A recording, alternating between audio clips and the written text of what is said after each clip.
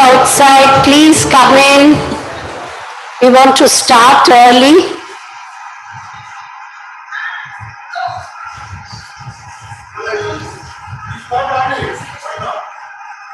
No, early means on time. Yesterday we started very late. Yeah, we must have discussion time.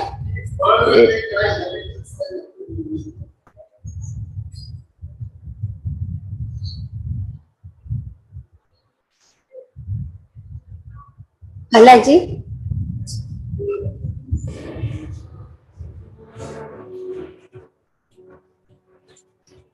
Balaji, see if there's anybody else outside. Ask them to come in.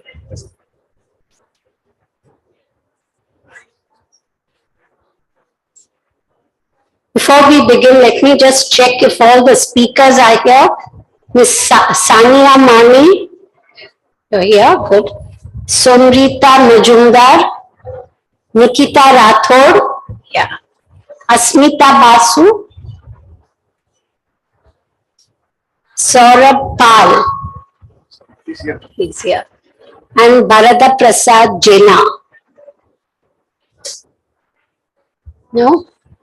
Okay, Asmita. Yeah. So also you know that those who are under 35 years. We have put it. See? Jabati, we have already taken. So whoever's. We are going to inform. So people will judge. Okay. Because in all the sessions there are a lot of people under 35.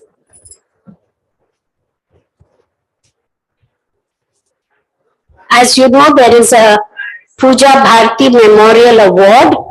From your applications, we have put down the Shudipa. There is a star against the names of those who are below 35. Please see, and in case there's no star against your name, please just inform the chairperson that you are under 35. Can I pass off for under 35? Okay. Two people will just wait for 2 minutes. Bharata is present, I have seen. Bharata is there. So we can start. Okay. Asmita Basu, Sania Mani. Sania Mani is there. Say Shloka first. You announce.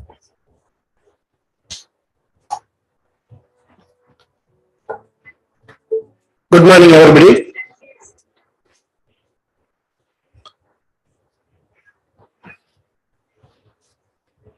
Just to like to start the proceedings of second day today with a small prayer. And yesterday we had a very great academic and cultural all the sessions with a grand inaugural function by His Excellency also. So we begin this day's proceedings with Agajanana Padmarkam, Gajanana Maharnisam, Anekadantam Bhaktanam, Ekadantam Upasmahe, Ajnanatinirandasya Jnananjana Salakaya, Chaksurunmilitam Yena Tasmai Sri Gurave Namaha. We begin the proceedings, as already mentioned, for the first session, Professor C.P.R. Bandavadya is the chief chairperson here, and she will be introducing the speakers. I think already when she had her presentation, and she is very famous among us. So we are not going very detail about her. We are very happy to have you as a chairperson for this session, madam. We welcome you, and we welcome you all here. And she will be introducing the speakers of this session. I think all these speakers are here in they are coming under the presenting the papers under the Puja Memorial Award. And I welcome you all for the second day's proceedings. Thank you.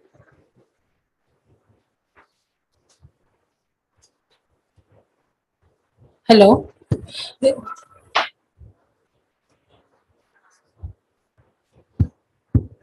Okay.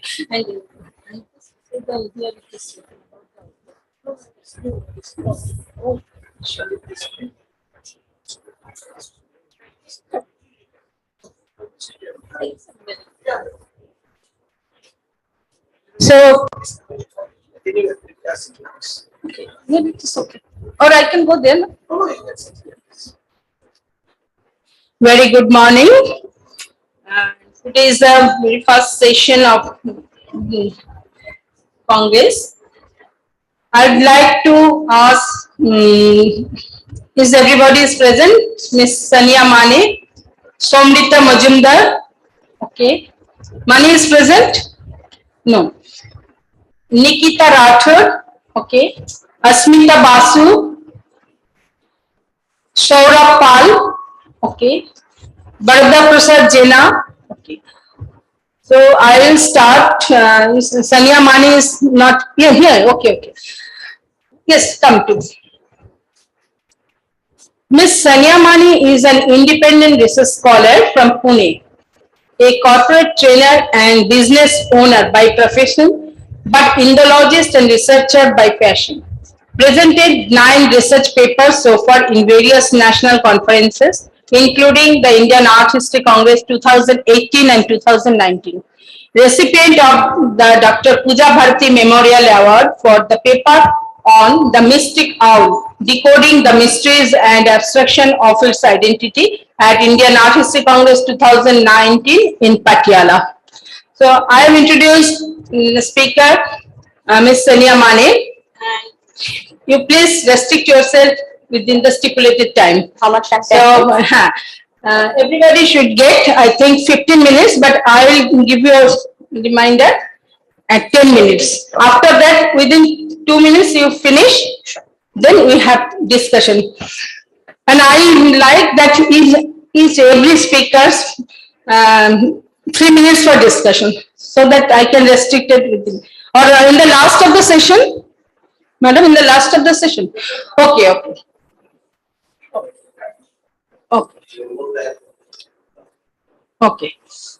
So Sonia Mani. All right, a very good morning to everyone present here, respected chair. Thank you so much. It's my privilege to present a paper under your presence. All right, so the topic for today is transcending nature of water in ancient India, with special emphasis on regional deities associated with water in Maharashtra. Now, all of us know that water is an element that is common to many accounts given the creation of the world and its inhabitants. Some people say that it contains some substance from which earth or life is created. Some people they say that it has some spontaneous life generating power of its own. So there are a number of variations that exist. However, I would like to say that all of us here will agree to this, that it has a fundamental place in almost all the religions, and it has been there in terms of religious waters, be it rain, be it holy rivers, be it tirthas. So water is primarily there, present in almost all religions in various forms, shapes and sizes.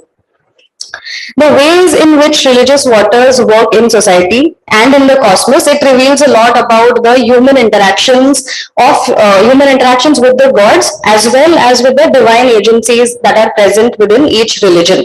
So let us look at it, how it is represented in various forms. So this is going to be the presentation flow. I'll quickly move on to the fundamentals. All of us here will definitely agree to this, that water is basic to physical and spiritual life. It symbolizes purification, rebirth, fertility, everything abundant. What happens is water generally manifests itself in different religions and different beliefs, and there are these two qualities of water that make it popular in every culture. That is, it is always being associated with everything good, abundant, prosperous in almost all religions possible. Now, water in Hinduism has a very special place because it is obviously known to have spiritually cleansing powers. To all the Hindus, water is sacred, especially all the rivers, the tirthas, like I mentioned before. Example, the Sapta Sindhu, we have these 7 very, very spiritual and pure rivers that we worship. So that is why I thought that instead of focusing the paper on one particular deity or one particular sculpture, let us talk about water as a concept here and see how it is represented in various forms and functions. Another thing, very interesting thing that I came across while studying about water is the concept of water cosmology, which is the basis of which water is depicted in Indian iconography. So what it says is that water is the source of everything that exists. Can you just pin the screen? Can you just pin the screen? The screen is gone. Okay. Okay, to all that, so water cosmology stands at the basis of all that exists. Now, much of the ornamental imagery that we see of water in sculptures is more or less related to this water cosmology. Like I mentioned earlier, Indian iconography associates everything that is good and abundant with water, and it is shown explicitly as well as implicitly using various motifs. It could be floral motifs, creatures, animals. It could be it could be just water leaves that are spouting out of a kamandalu or a kalasha. So there are number of ways in which water is depicted, and essentially water is nothing but a tangible manifestation of the divine, and it is shown iconically as well as aniconically. So let us quickly skim through this and then come to the major focus area, that is the deities in Maharashtra that we'll be talking about. So according to various literary sources, we have a number of deities that are associated with water. Obviously in the Rig Veda, Varuna is called as the regulator of waters. He makes the rivers flow. He is primarily associated with the atmospheric waters and so on and so forth. Ganga, Yamuna, Saraswati, all these rivers, we know they're obviously rivers, and they also have these aquatic motifs that are attached to them, be it their vahanas, be it the attributes that they are holding in their hands. And then of course there are deities like Mitra Varuna, which is the dual deity, which are known as the Lord of Rivers. Then there's Samudra. According to the Sutta Samhita, the 5 aspects of Shiva, which is known as the Pancha Brahmas, wherein one of the aspect, that is Vamadeva, is associated with water. And then there are again Jalashai Narayan, Sheshashai Vishnu, Samudra, an image of Vishnu known as Trailokya Mohana. They are somewhere or the other holding either a kamandalu or they are associated with water and so on and so forth. So much so that even in places like Ellora, they found the rivers to be so important that they have a dedicated hallway or a complete different section that is dedicated to rivers, which is known as Sarita Mandir, which shows these, which shows the anthropomorphic forms of these 3 rivers. Apart from the deities, let us quickly look at different objects that are associated with water in different sculptures. First is obviously the kamandalu, which is associated with Brahma. It is used in Hindu iconography in depiction of deities related to asceticism. Okay, deities related to asceticism or water. Water in the kamandalu essentially represents Amrit, which is also known as the elixir of life, thus the symbol of fertility and wealth. And then apart from that, there are many other deities which are seen in the kalasha or the kamandalu in their hand. And to add to this list, after listening to Honorable Chairman Madam's session yesterday, I would also like to add Agastya to this list of deities holding a kamandalu in their hand. Next is the Vaijayanti necklace, which is one of the ornaments of Vishnu. It is known to have consisting 5 elements. Hence, it's called the elemental necklace, wherein there are these 5 gems: pearl, ruby, emerald, blue stone, and the diamond. And according to the Vishnu Rahasya, it says that the pearl element is derived. It is a representation of water. Then, of course, the stupa in its vertical sense, one of the theories says that there are 5 principal levels which are integrated as the elemental ingredients of reality, wherein the dome or the under of the stupa, it symbolizes water. Then coming to the floral motifs that are associated with water, obviously lotus is the first thing that will come to all of our minds.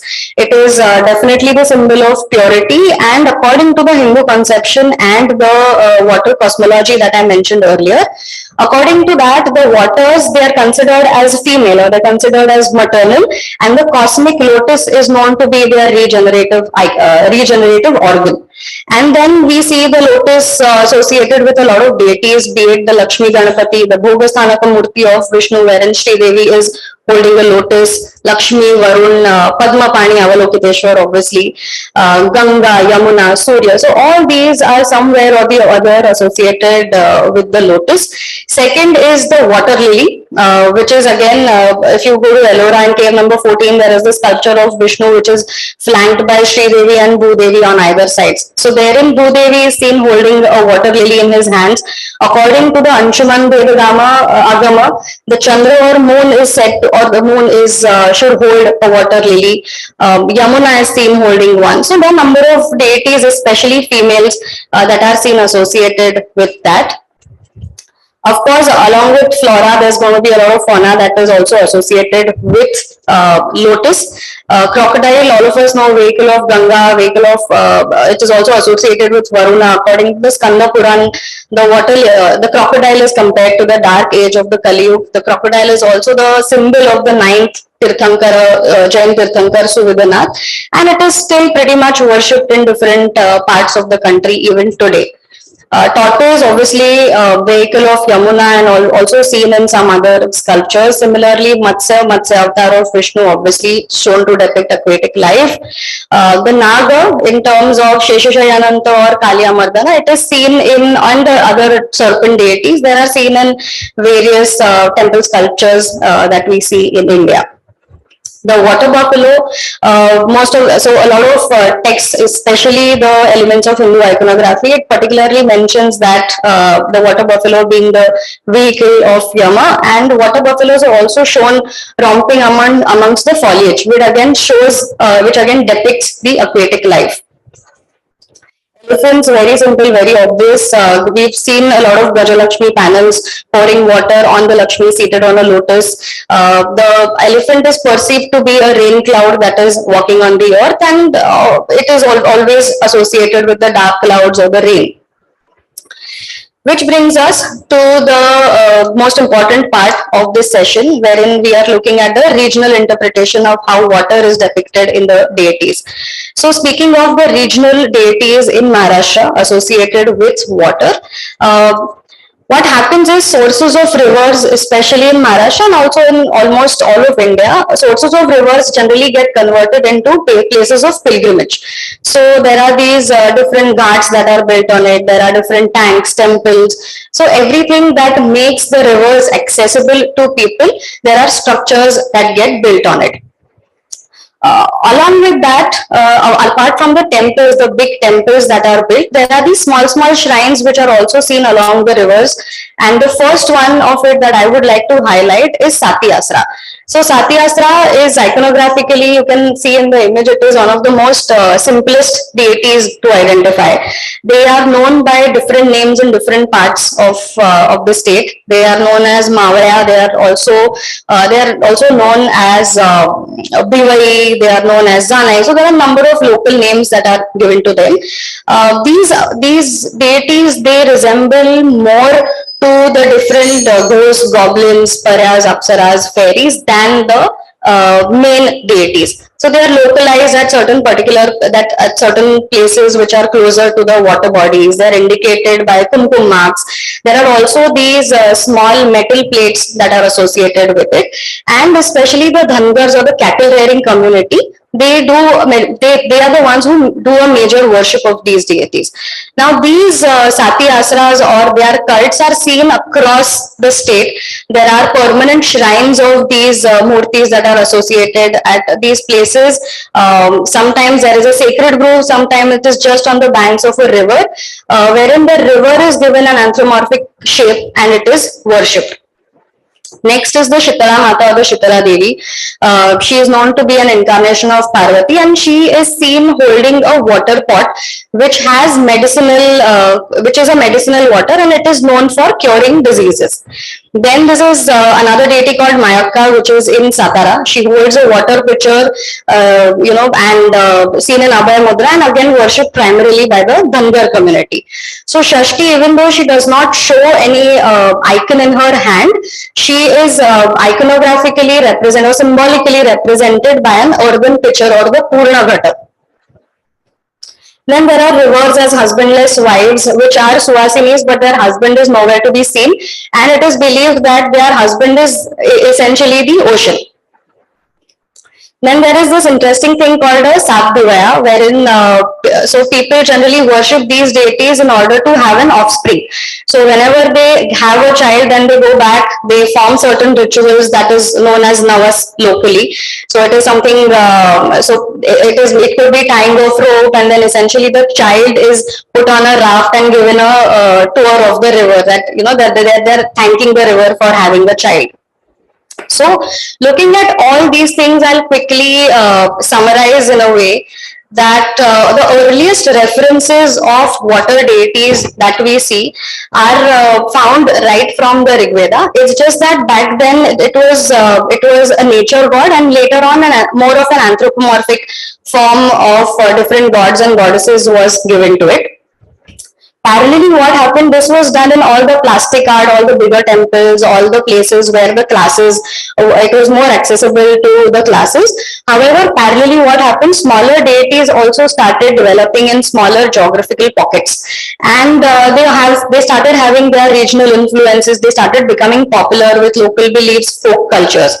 So from the above mentioned examples, we can definitely say that water was not only important for religious purposes, but it became more of a source of life, and it became a part of day-to-day religious practices, not just for the classes, but for the masses. Now, given the fact that the agrarian community and the cattle rearing community largely obviously depends on rainfall, the deities seem to exhibit symbols that are worshipped for prosperity. It could be for a better yield or a healthier cattle. So essentially all their deities also somewhere or the other started becoming associated with water, or having some attribute that will depict water. One more thing that I would like to highlight is that the femininity of the river. Now, this seems to have percolated so deep in the society that it essentially started becoming reflected in their day-to-day or the daily practices as well. So, for example, one of these folk tales in the town of Satara is what they say is that people are not allowed to cross the rivers during monsoon. Why? Because the water turns murky, and the water has a lot of flow in the monsoon season. So they say that the river is also believed to go through a menstrual cycle, and that is when her waters turn red during the monsoon. She is flowing, and that's why people are not supposed to cross it. I'll just sum up in a minute. So again, according to the Rigvedic deities, we see a lot of majorly male deities that are associated with water. However, when we come to the regional specificities, we see a lot of female deities that are being associated with water. So given all of this, the importance of water does not stay limited just to icons and temples, but it essentially becomes a part of popular culture and is still very much in practice. So it is not constant to one form or function, but it transcends its way through icons, practices, traditions, standing true to its initial nature of water, that it keeps flowing, it is fluid and it can take any form, function as absolutely as possible. So apart from this, so this is about this paper, and other aspects of water like rituals performed in it, various religious interpretations can be part of further study. That's about it. This is my bibliography, and thank you. Hello, thank you, Sania. You have finished your paper within time. Please be seated. And question answer will be discussed later on. Yeah. Next, I must call Dr. Somrita Majumdar. Dr. Somrita Majumdar completed PhD from the Department of Ancient Indian History, Culture and Archaeology, Vishwabharati, Shantiniketan in West Bengal in 2021. Her PhD research topic is the cultural landscape of the Buddhist monasteries of Western Bengal from 600 to 1200 CE. She completed MA in History and BA in History Honours from University of Delhi and Jadavpur University respectively. So, Samrita, you start. Thank you so much. Thank you so much for the kind introduction. Yes, ma'am. Complete your paper within time. Okay, ma'am. I will try. give you. Okay, you'll pass the bell. Okay. Thank you for the kind introduction. The title of my paper is Comparative Study of Iconography of Shaivacharyas of Varindra and Raha sub-region of West Bengal. The Shaivacharya, functioning within the institutional base of the mathas or as individual preceptor or guru, is not unknown in undivided Bengal. The repertoire of sculptural and epigraphical sources found from different parts of Varindra and Raha sub-regions of Bengal furnish the spread of the tradition running parallel to the all-Indian development of Acharya and Matha tradition of various orthodox and heterodox sects. The royal patronage to the Shaivite Mathas of Bengal can be traced back during the reign of Shashanka in the post-Gupta period. The Bangar stone inscription, which is also known as Murti Shiva's Bangar Prashasti, issued during the reign of Nepal in the 11th century CE, refers to Shaiva Acharya belonging to the Durvasas sect associated with the Siddhanta school of the Golaki Matha tradition. The Bangar inscription also refers to the 6 successive Shaivacharyas known as Vidya Shiva, Dharma Shiva, Indra Shiva, Sarva Shiva, Murti Shiva and Rupa Shiva. The reference of Dakshin Raha as the place of origin of Vishweshwara Shambhu, the founder of the Vishweshwara Golaki Matha, is found in the Markapuram inscription. The Siam stone inscription of the time of Naipala, found from Birbhum district of West Bengal, mentions a Matha for the Shaivite ascetics. So this is the map of the sub-regions of Bengal. It's taken from the book by authored by Shina Panja Arunnath. This is the area where currently the specimens are distributed. The first sub-region is Varindra. The Varindra sub-region between Kuch Bihar and the Terai on the north is bounded by the Ganges and Mahananda on the west, and the Koratoa on the east, and the Podda on the south.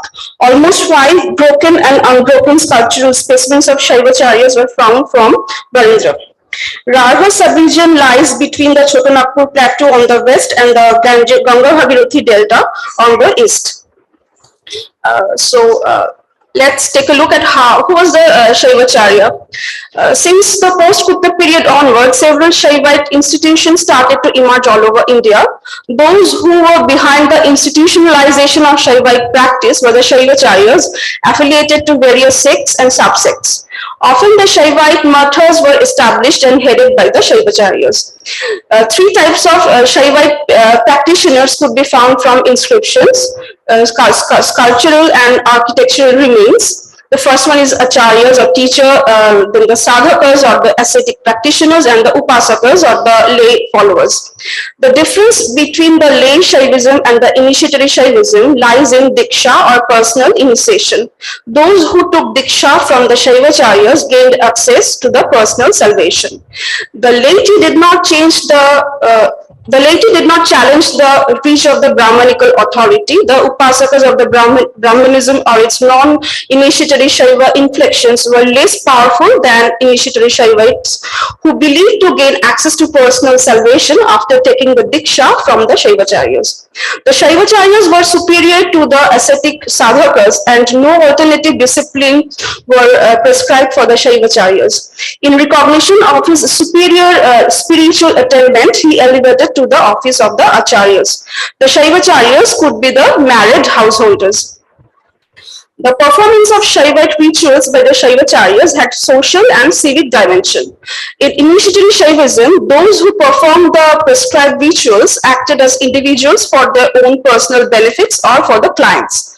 The Shaivacharyas were sustained by the predominantly royal patrons who looked to enhance their power through the legitimation and sacralization of royal authority by offering rituals of state protection, particularly in the time of danger.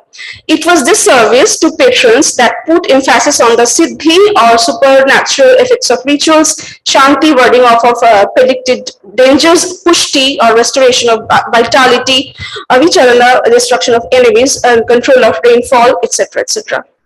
The performing patrons of the Shaivite rituals, who happened to be the kings most of the time, not only did it in his own right, but also as the representative of the community.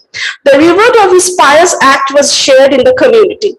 For example, the king's Rajyabhishaka or coronation combined both esoteric rituals and ceremonial public festivals. Therefore, the Shaivite rituals was not only a purely private and personal affair, but it had a strong social and civic dimension. So what are the roles of Shaivacharya? He is a teacher and preacher. He is an initiator or the Diksha Guru. He guides and instructs the sadhakas and help them attain the personal salvation. He serves the kind by performing rituals, and he also make attempt to establish the Shaiva mathas, and he may be a donor of the mathas, and he maintains the tradition.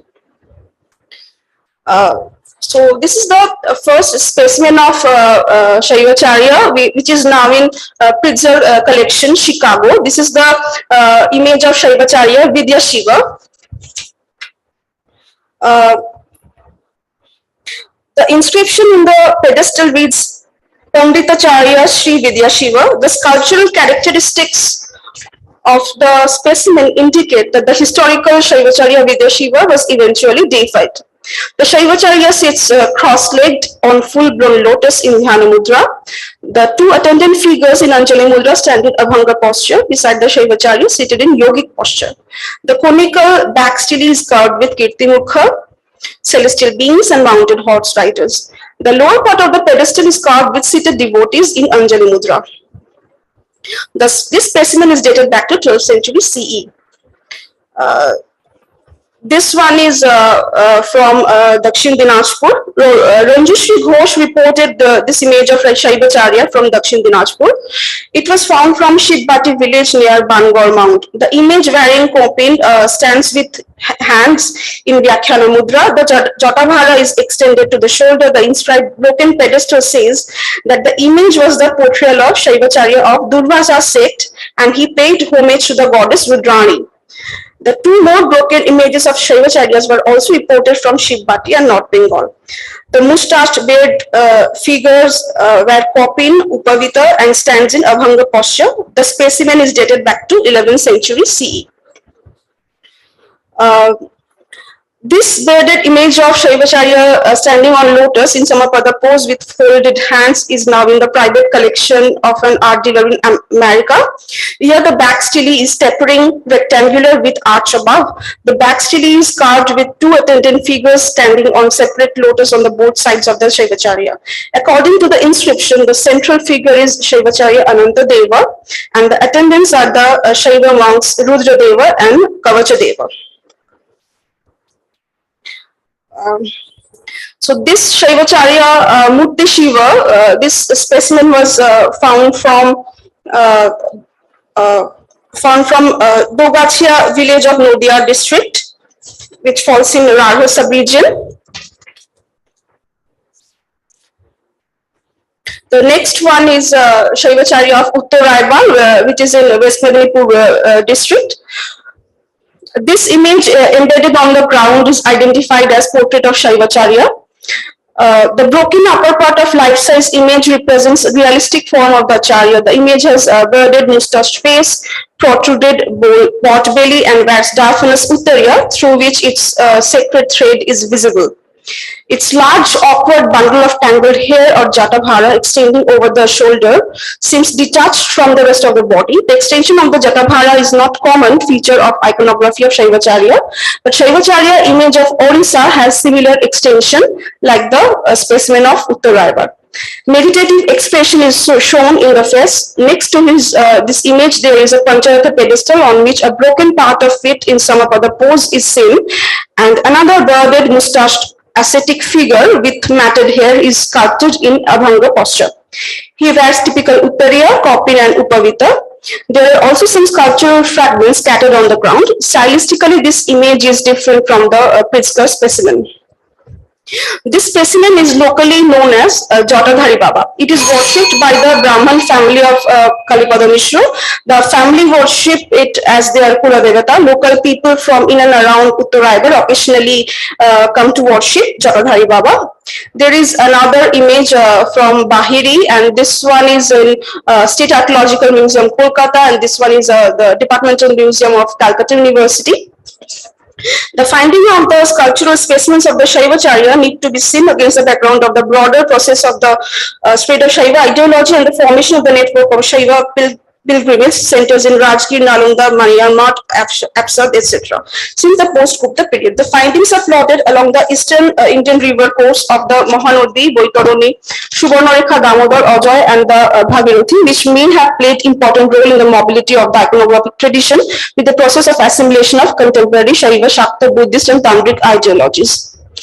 In Bengal region, most of the sculptural specimens are dated back to the 10th to 12th century CE, whereas the inscription or reference of the royal patronage to Shaiva Mata is dated back to 7th century CE. R.K. Chattopadhyay, Shati Roy, and Shubha Majumdar observed two different routes in the process of the diffusion of the Shaivacharyas in Bengal. One is through the Trans-Vindhyan Kaimur through South Bihar plateau, entering the Middle Ganga Valley, South Bihar plain to Varendra, and the second route is from central India to the Mahanadi, Boitaroni, Subarnarekha, Damodar, Raja to the lower Ganga plain of Rava sub-region. They argued that the kingdom of Shaivacharya was parallel development to the royal kingdom of early medieval period. Odivashin, Varendra, and Datun, Mogulmari in Dakshinara seem to be two strongholds of Shaivacharya tradition in Bengal.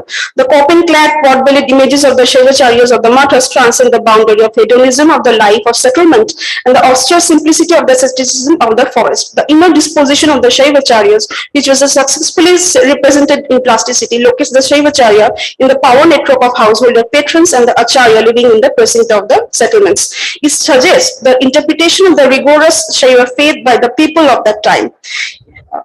The ideology was consolidated in the society through the process of state formation and legitimation of political power. The Acharya or Gurukula tradition placed the Shaivacharya as the ally of the political power of the time. The semi-divine inscribed or uninscribed portraitures of the Shaivacharya served the mnemonic, aesthetic, and the visualistic purposes. Thank you. Thank you, Shamrita. You are finished within your time. So, we will discuss about your paper later. Now I'll call Miss Nikita Rathore. Nikita Rathore graduated in History Honours from Lady Sri Ram College, Delhi University. She completed her post-graduation in History from Delhi University and her second postgraduate degree in History of Art from National Museum Institute. She has worked as research assistant at National Museum Institute. She has received Sahapedia UNESCO Fellowship in 2018. She has been awarded the Junior Research Fellowship from the UGC. Currently, she is Doctoral Research Scholar in the Department of History of Art, National Museum Institute. So, Nikita, you start. Thank you, ma'am. Am I audible? Okay, the title of my paper is The Lost Glory of Jhar, the Hidden Jewel of the Parmar Temple Art. So, Jhar is a small village which is situated 26 kilometers away from the Ratlam district of Madhya Pradesh. The village is an important archaeological site due to the presence of remains of an old temple. Locally, this temple is known as Bhairav Temple and it dates back to the 11th century CE. The temple has collapsed completely, leaving the architectural remains scattered on the site. At present, some of the sculptures, like 5 or 4 sculptures, important sculptures, are taken to the old collectorate building of Ratlam, and the rest are scattered everywhere on the site. Uh, the detailed study of the architectural members and the sculptures of the temple shows that this ancient temple was built in the Parmar style. It reflects all the features of Bhumij mode of temple architecture, which is credited to be established by the Parmar dynasty in Malwa. The study shows the similarity between this temple and the famous Udeshwar temple, which was built by the Parmar king Udayaditya in Vidisha in the second half of the 11th century CE. So I have already mentioned that the original temple was collapsed, but the locals of the village has created a cemented platform, and an image of Shiva is placed at the center to worship. The remains of the temple shows the broken base moldings. You can see here the remains of the temple shows the broken base moldings, heavy pillars, capitals, sculptures of gods, goddesses, minor deities. Balustrade carved with the beautiful celestial maidens, fragments of door frames, and even the lotus ceilings. Uh, as I have mentioned that the temple is located in the village, and it is located at the lower level than the rest of the village. So in the rainy season, rainwater from the village flows through streamlets and gets stored in the temple complex. And you can see here, the streamlet, and the water is getting stored here. As a result, the remains of the temples get submerged in water, which badly affects their condition. Being covered in water, algae, moss for a long period, these architectural members are deteriorating faster and faster. Such an important archaeological site, which throws light on the regional style which developed in Malwa by the Parmars, is on the verge of extinction, and that is the reason why I have chosen this temple, because it needs audience. It at least if the temple is not documented, and it needs the audience to at least see, because maybe after some time it will be deteriorated. So this paper aims to bring to light the concealed splendor of the Bhairav temple of the Jhar. In this paper, I will be discussing the iconography of the sculptures, both sacred and the secular, with their symbolism and significance. An attempt has been made to understand the profound meaning of the individual sculpture as a whole and as a part of the temple. Uh, from the remains of the temple, a shivling and a broken sculpture of Nandi are found, which confirms that the temple was dedicated to Shaivism. A sculpture of Ganesh. This is to show you the similarity between the this temple and Udeshwar temple. You can see that the similar motifs have been used, like the Purnaghat Kalash, but the sequence is different. So that is the only difference. So the sculpture of Ganesh is found, and we all know that Ganesh is also known as the god of as the remover of obstacle, and his presence is very important in a temple. He is also part of the Shiv family. So the sculpture of Ganesh is significant. And the sculpture shows him holding the bowl of modak, broken tusk, Parshu, and one of his hand is held in Abhaya Hasta. The another sculpture which we found is of Shiva. He has 4 arms and holding a Trishul, Kamandalu, Damru, and Sarp. Nandi is carved at the bottom. And as the temple is dedicated to Shaivism, there are numerous images of Shiva which are in different state of preservation now, and some are submerged, some are buried under the ground. So you can see here, but the iconography is similar. All of them are shown with 4 hands. They are holding Trishul, Sarp. One of their hand is held in Varadahasta, and they are holding the Kamandalu and Akshamala. You can see here. And even in the second image, you can see because the sculpture was merged in water for a long time, you can see the difference of the color. And here, this is the sculpture which was merged in water. So a dilapidated sculpture of Nataraj Shiv is also found from the site. Nataraj is shown dancing on the beats of the drums played by a drummer. The sculpture had 6 hands, but now only a few is still visible, and you can see here the stretched hand shows that it might have been placed in the Danda Hasta gesture. And you can see at the bottom only one leg is visible, one foot is visible, and the other is not depicted. So it might be possible that Shiva was shown in the Urdhva Janu posture while dancing. And at the bottom, you can see a headless drummer shown seated playing 2 drums. In the Shiv temples of the Parmar period, Nataraj was an important figure. The sculptures of Andhakasur Vadmurti, Nataraj and Chamunda are carved on the central offsets, the Bhadras of the Garbhagriha, and they are also part of the Shiv family.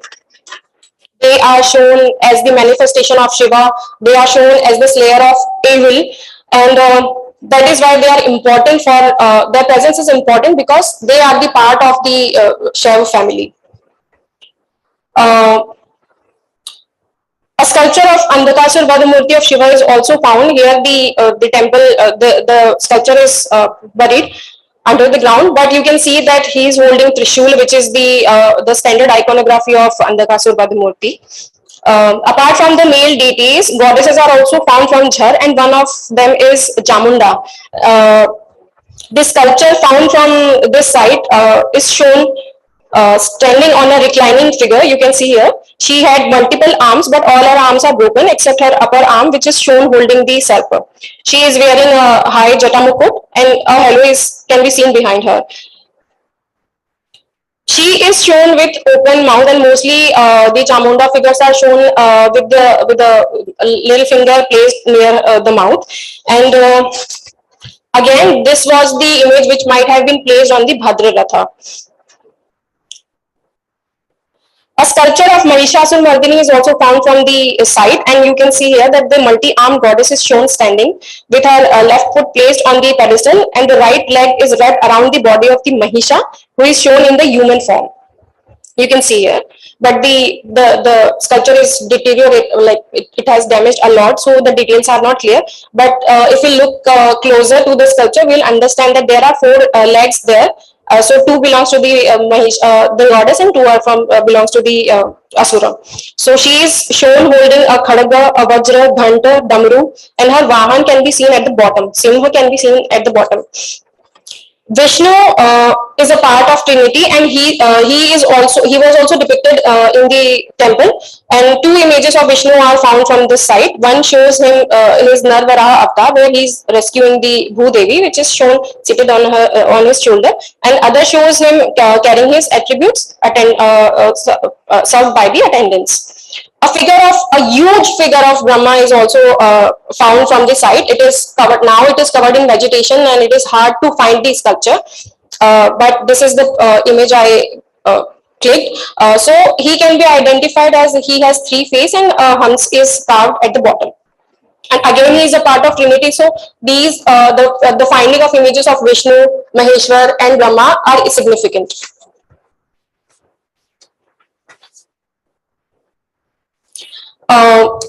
Sculptures of Dikpals, who are the guardians of directions, are also found, and you can see that there are the guardians of the direction, and they can be identified by their attributes and the vahan, which are carved at the bottom. So Indra is shown.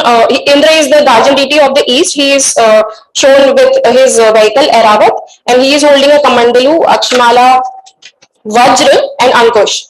Agni is the lord of southeast direction. He is holding Akshmala, Kamandalu, Shrut, and Padma. But the Vahan cannot be seen as the image is buried under the ground. But in the absence of the Vahan, we can see that fire flames are depicted in the second image, you can see that behind his head, fire flames are shown. So it signifies that it confirms that he is the figure of Agni. The third image is of Varuna, who is the guardian deity of the west. He is also four-armed and he is shown holding Pash, spiral lotus, Varada Hasta, Akshimala, and Kamandalu. His Vahan Makar can be seen at the bottom here. Vayu is also shown in the temples of Jhar holding a Kamandalu, Varadaksh, a Dand, and Dhwaj, and a deer is depicted here. Apart from the major deities, Saptagraha panel is also depicted, and mostly the Saptagraha panels are carved above the Lalat Bim, and according to Shilp Prakash, the placement above the entrance of the temple propitiate them, their evil influence get removed and their auspicious influence get invoked. Apart from that, the images of Sursundaris are also depicted. So again, in Shilpa Prakash, it is stated that female figures should be portrayed in the temples, as these figures not only serve as the alankar or the decorative motif, which enhances the beauty of the temple, but they symbolizes the power and efficacy. The female figures radiate the power in the form of earthly grace and they are the symbol of fertility. The female figures are the different images of Shakti, the primordial power and the subsistence of the world. So their presence, and that too in large number, also is significant. One of the Apsara is shown, like there are so many Apsaras which are shown in different angles, engaged in different activities, but it is also significant that they are shown next to the Purna Ghata Kalasha, which is also which also symbolizes growth, fertility, and abundance. So they are placed next to each other, and again they have a deeper meaning which reflect the deeper meaning of fertility, abundance, health, wealth, and their depiction, it is believed that their depiction will bring the same to the temple. So you can see that even in the Udeshwar temple, similar motifs and the Apsaras are depicted in a similar manner. Again, we can see the similarity in these two temples. So some are shown feeding the baby, some are shown with a bow and arrow, some are shown touching their ears, some are shown holding the lotus stalk, some are shown writing a letter, and you can see the Lakshmi in her hand, and the other is shown plucking the petals of the flower. So these, some are shown yawning, some are shown playing flute, holding garlands. So their presence is actually significant to bring the prosperity and wealth to the temple. One of the interesting figure, and I think sir has mentioned that, you know, female figures and especially the goddesses are shown with the fruit of mango, and even shown with the ripe fruits. So here you can see that the female figure is shown, the first figure, the female figure is shown holding a branch of the tree, and behind her fruits are depicted, which again represents the concept of fertility. Apart from them, Gandharvas are shown playing musical instrument, holding garlands, veena, and Gandharvas represent the heavenly realm. So they are their depiction represents the heavenly realm in the temple. The Bharvahaks and Bhar Rakshasas are considered as the protectors, and they are placed on the pillar bracket which faces all four directions. So they are protecting all the four directions. And you can see, this is very interesting, that, and even I found the first picture, I found the similar kind of depiction of a demon on the pot belly of the Bharvahak. I found this similar depiction in the Chennai museum as well. So here the Bhar Rakshas is actually depicted having a Rakshasa, and this is a very interesting imagery where he is blowing the conch shell. On the Kumbh moldings, we see the secular and sacred images. You can see here Ganesh, and the second image shows Ram, Lakshman, and Sita. We see Balram with Revati. And again, the female figures holding the pot, which symbolizes fertility. We see the figures of Mithuna, ascetics discussing, and even the Maithuna images are shown, which have the magical, protective, defensive role to play. So to sum up,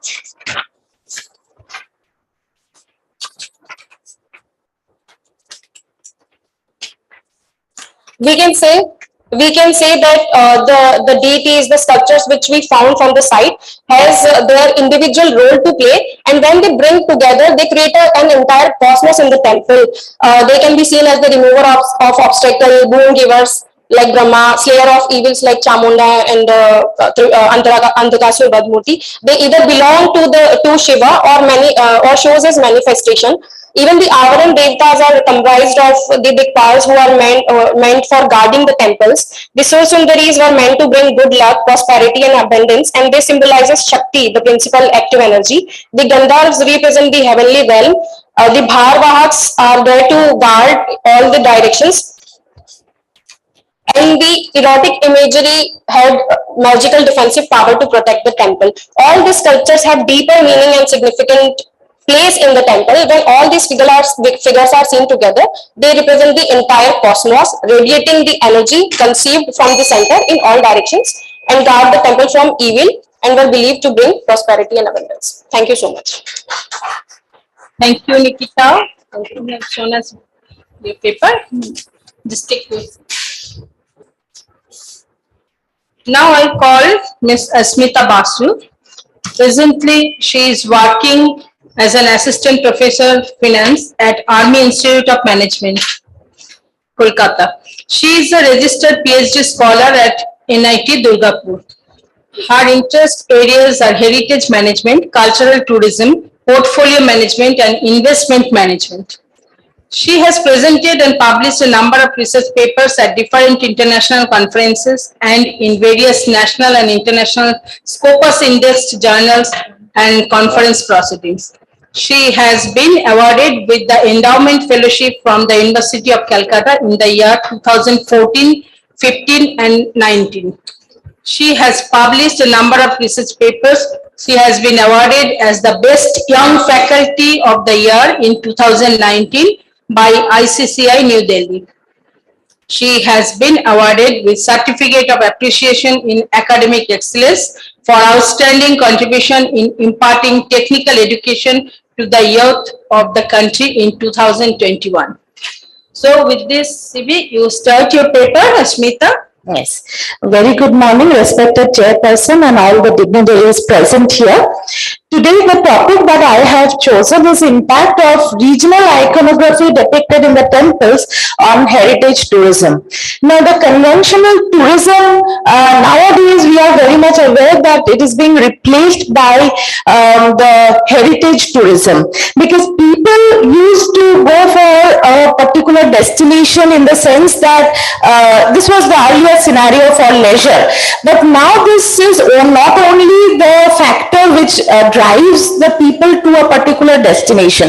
So people are more keen to know about the culture, the traditions of a particular region, and it is very much a regional aspect which is a driving force for the tourist, as we have seen that heritage has become a buzzword since 1990, and in fact built heritages need to be managed and restored in a proper manner so that for future generations we can have a lot of audience. And definitely with time, what we have seen is this aspect of heritage tourism has built in a particular interest in the tourists to know more about the depictions that are seen on these walls of the heritage sites. Particularly, I'm talking about the terracotta temples of West Bengal, which I'll show you.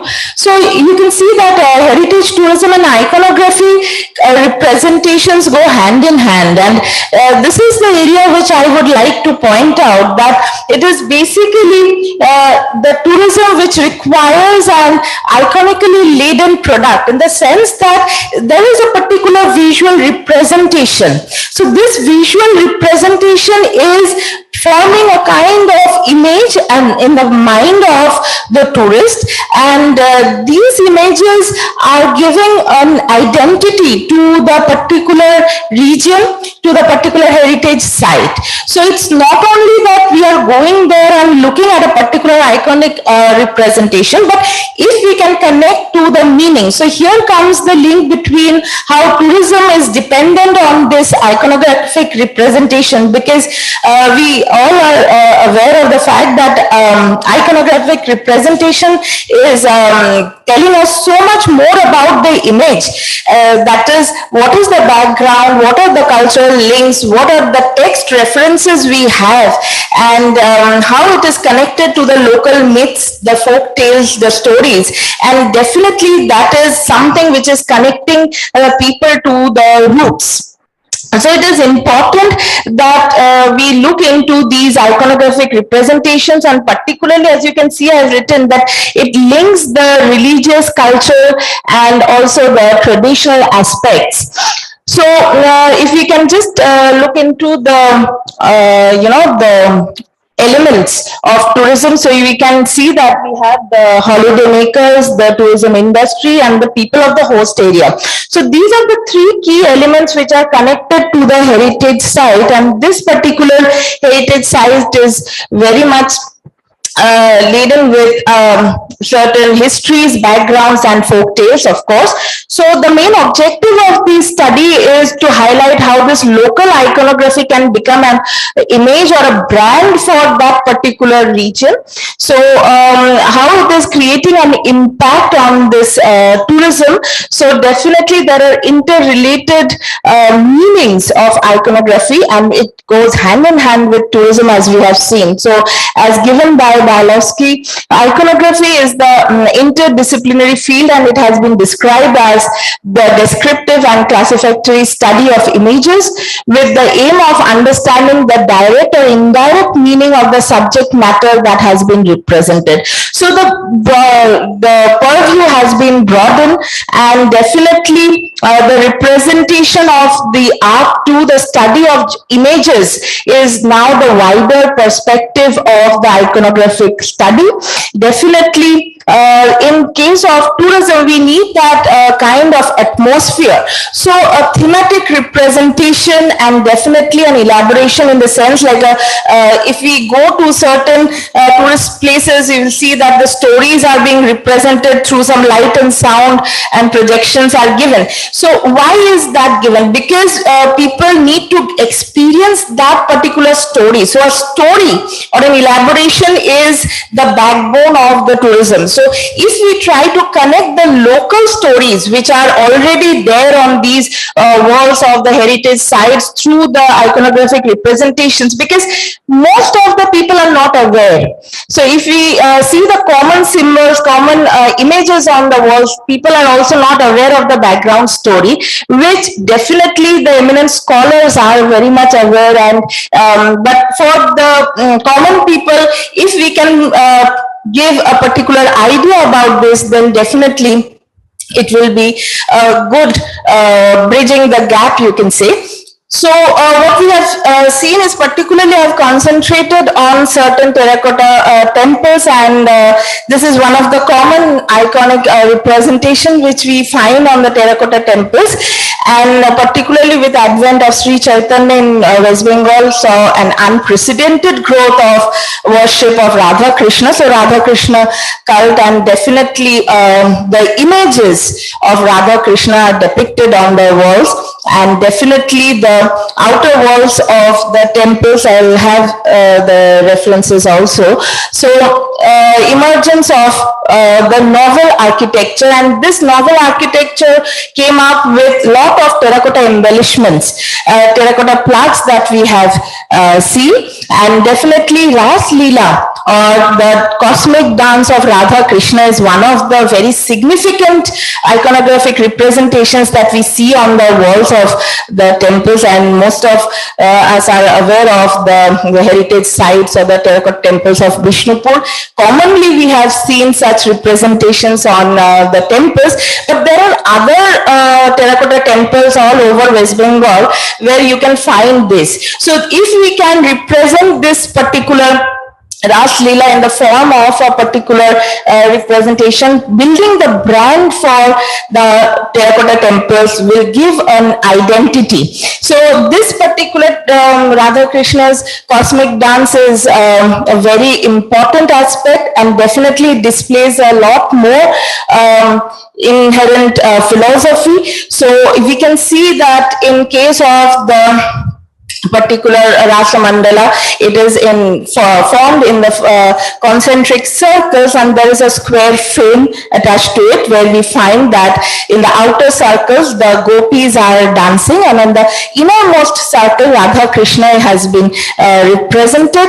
And definitely what this particular theme is attached to the Gaudiya Vaishnavism, and these gopis are dancing, encircling the Radha Krishna, and ultimately they depart from the circle, leaving the two in the innermost circle with the philosophy of dualism, and which this dualism unites in the supreme union, which gives the eternal joy. So this Gaudiya Vaishnavites, they believe that the unity in dualism can lead to the eternal joy, and definitely the outer square of the mandala is which is having the concentric circles, giving us the representations of the mundane world. The different aspects of the nature are being represented, like birds and other aspects, and the inner frame of Rasa Mandala is viewed as the spiritual plane, and definitely it symbolizes that this is the plane of eternal bliss, and definitely surrounded by the flowers, animals, and mundane life on the outer circles. So this is the iconographic representation we have commonly seen in the this is another temple called the Ramachandran temple in Guptipara in Hooghly district, where we have such beautiful Rasa Mandala. Here we can see Radha and Krishna and the gopis are surrounding. So a square frame is visible with the concentric circles. And definitely this is on the other side, on the same temple, we have the another image, which is the Rasa Mandala. Yes, sir.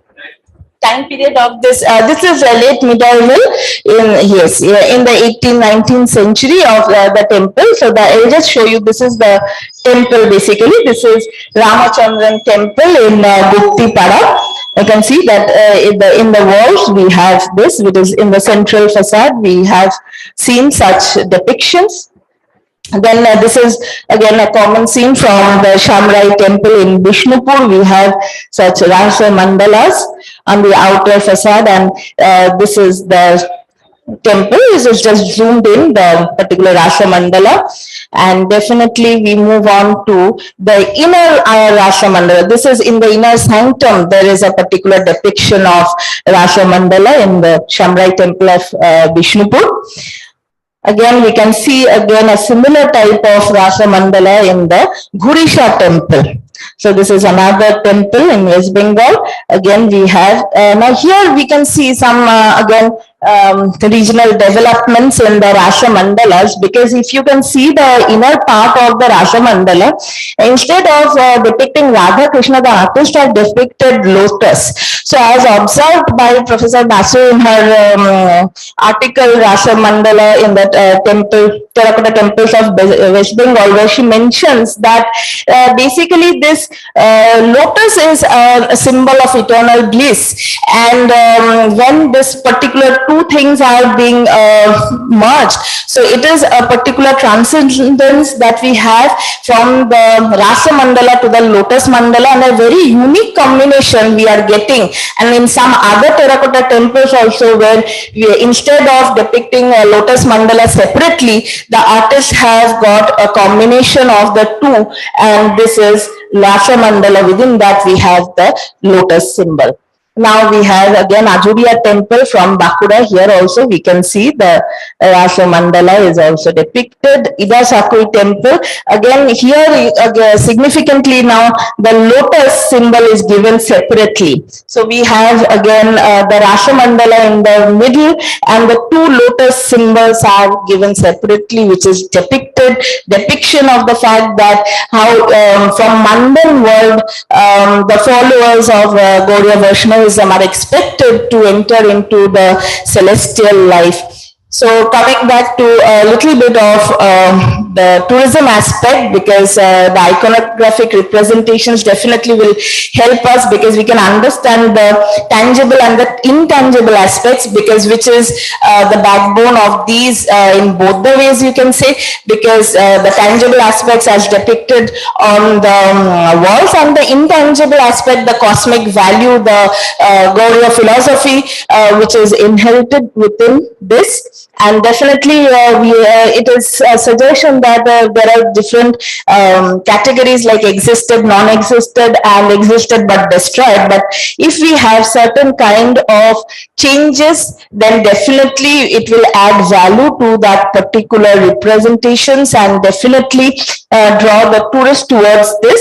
So image building of tourist destination is basically creation of the brand identity. And in previous cases also, when we are talking about taglines of Incredible India, or even if we think about the tourism which we have seen in Southeast Asia, if we think about Cambodia, we can think about Siam Reap and the images of the temples. So that is a particular identity we need to create. Definitely this Rasa Mandala being a common depiction in many of the terracotta temples of West Bengal can be used for this, and the cosmic ideology behind it, the traditional aspect of this particular mandala will be something which needs to be portrayed to the world and develop this particular image. So I would like to conclude with the fact that we need to consider these local tales, local traditions, and craftsmanship. Definitely this will be the backbone for tourist attraction, and also enhance the knowledge of the tourist as well as the local people. And definitely these representations will create the identity not only of the heritage site but also the entire region. Thank you. Thank you, Smita. You have completed your paper within time. Please wait there. We'll discuss later on.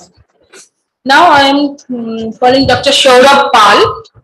Dr. Saurabh Pal is an artist, art historian, and a curator. He is specialized in painting and has doctorate in history of art. His art historical research is mainly inclined towards Shiva philosophy and iconography. However, he kept the boundaries open for other pantheons also. Sure. He is more interested in Indian art and aesthetics, and perceives things and interprets accordingly. Specifically, he has researched on the dancing forms of Shiva, Mewar miniature paintings, and sculptural art in Central India. He is active in art, culture, and museum fields, and has curated many art exhibitions and spaces. And at present, he is working as a curator at H.H. Maharaja Sir Jiaji Rao Scindia Museum, Jaivilas, Gwalior.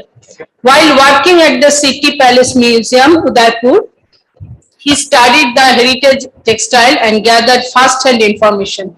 At Gwalior, he curated spaces which give the glimpses of the period rooms and contemporary galleries. Recently, he was awarded the Hyundai Grant and published his book titled Sculptural Art of Kalachuris under the Art for Hope program.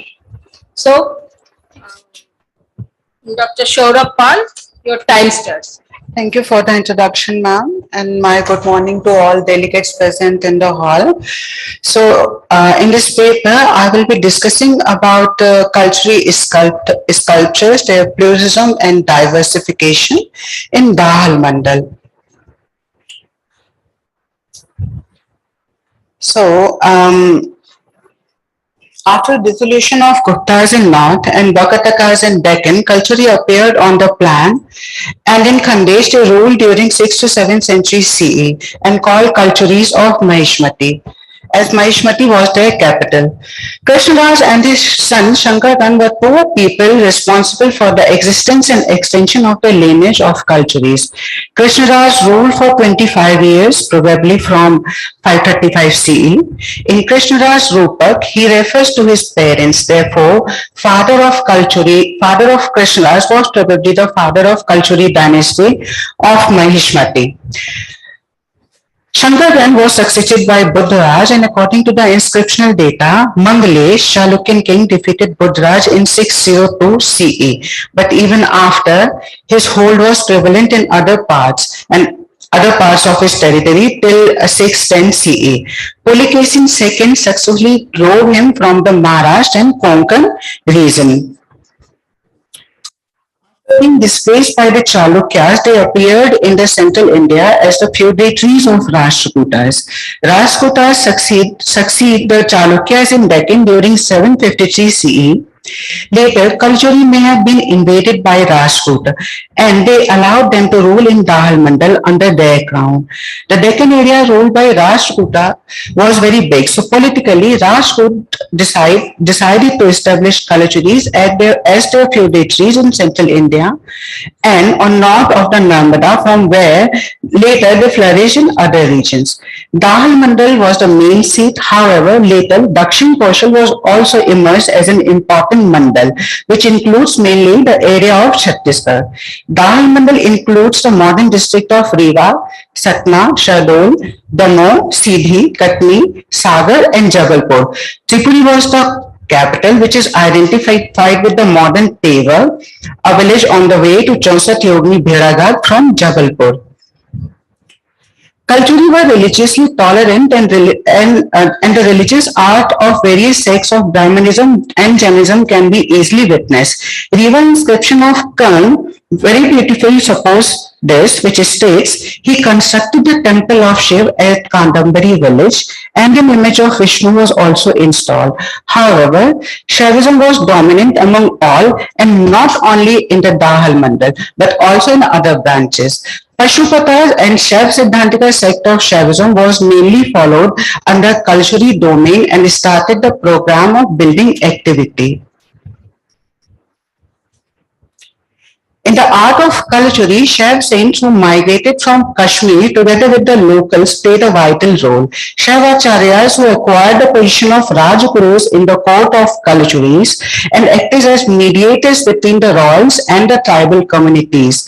Their lineage starts from Katwaha around 675 CE, where the Kadamba Guhavasi line starts from Rudrashiv. Ascetics from this lineage choose to move from one place to another for a spiritual pursuit. Later, after a gap, Purandar during 825 CE came in light when he was called by Avanti Varman Chaluk and settled there in Mattamayur at Kadwaha. From here, name Mattamayur came in light. Purandar built monasteries and temples there, and this was the first step towards gaining political power by Siddhantikas. After Purandar, this has been continued by other munis and disciples. They were in practice of occupying and securing new locations distant from settlement and on peripheral regions as their sacred places, calling them Tapovan. This reorganization of settlement and monastic development in the area made their existence very important and influential. Not only in the realm of Kalchuris, they were popular among other dynasties as well. But Kalchuri's inscriptions give details about these Shaiv saints, their lineage, power and practice. In the whole central India, they were scattered and started from Kadwaha. Other monastic settlements like Kadwaha, Survaya, Terambi, Amardak, Anadripad, Madhumati are the proofs about their monastic history. Regarding Kalchuri's name of Purandar was prevalent. He was probably the disciple of Pavan Shiva of Madhumati, and that is how he was from the Madhumati line. At Kadwaha, Purandar was followed by Darshan Shambhu, then Sadashiv. At Ranon, he was followed by Kavat Shiv, then Sadashiv, then Hriday Shiv and Vyom Shiv. Then Madhumati line continued till Pavan Shiv, Shabd Shiv, Ishwar Shiv, Shikh Shiv, Chura Shiv, Hriday Shiv and Aghor Shiv. From Chura Shiv, two lines emerged. One was Prabhav Shiv, Prashant Shiv, Ishwar Shiv and Prabhodh Shiv, and other Hriday Shiv and Aghor Shiv. The hinterland where Acharyas used to settle is referred as Atavi and tribals as Atvikas. Atvikas were somehow influenced or impressed by the Siddhantikas and that added in the power of these acharyas. Acharyas also must have involved movements for the art creations, which includes mainly architecture and sculptures. Except for religious practices, acharyas were involved in the military on a vast canvas. That was to assist a state kingdom, and that is how they created a bridge between the state administration and nomads. In return, kings and queens gave high valued endowments for their expansions. It has been found that those small tribal groups worked basically as the artists or artisans to create sculptures on the temple walls. Different groups had different styles, and in direction which Siddhantika art came into light. There was no official atelier, as to say, but groups of people with artistic abilities. That was more like a contractual and tender setting. Hence, every center has a different art style. At the same time, the question arises, temples which were directly patronized by royalty should have some similarity. In answer, such patronages were also followed by Siddhantikas, and they were the people who deployed manpower to create temples, and whatever group gets the opportunity would be responsible for the style projected in the art, particularly sculpture. However, in the region near the capital Tripuri, under the direct control of royalty, the art produced was more balanced, matured, and developed in terms of style. Sorry, Mashora, if you want to show slides, photographs show. As a result, their art is full of pluralism and diversity, yet few recognizable features unite them. They have few standard features which are present throughout their art, but the degree of execution and skill varies. Massive cheeks, big mouth, distinctive ornamented hairstyle, and short-featured body that swells into heavy rounded mass are few standard features which can be seen in the art of Dahal during Kalachuris.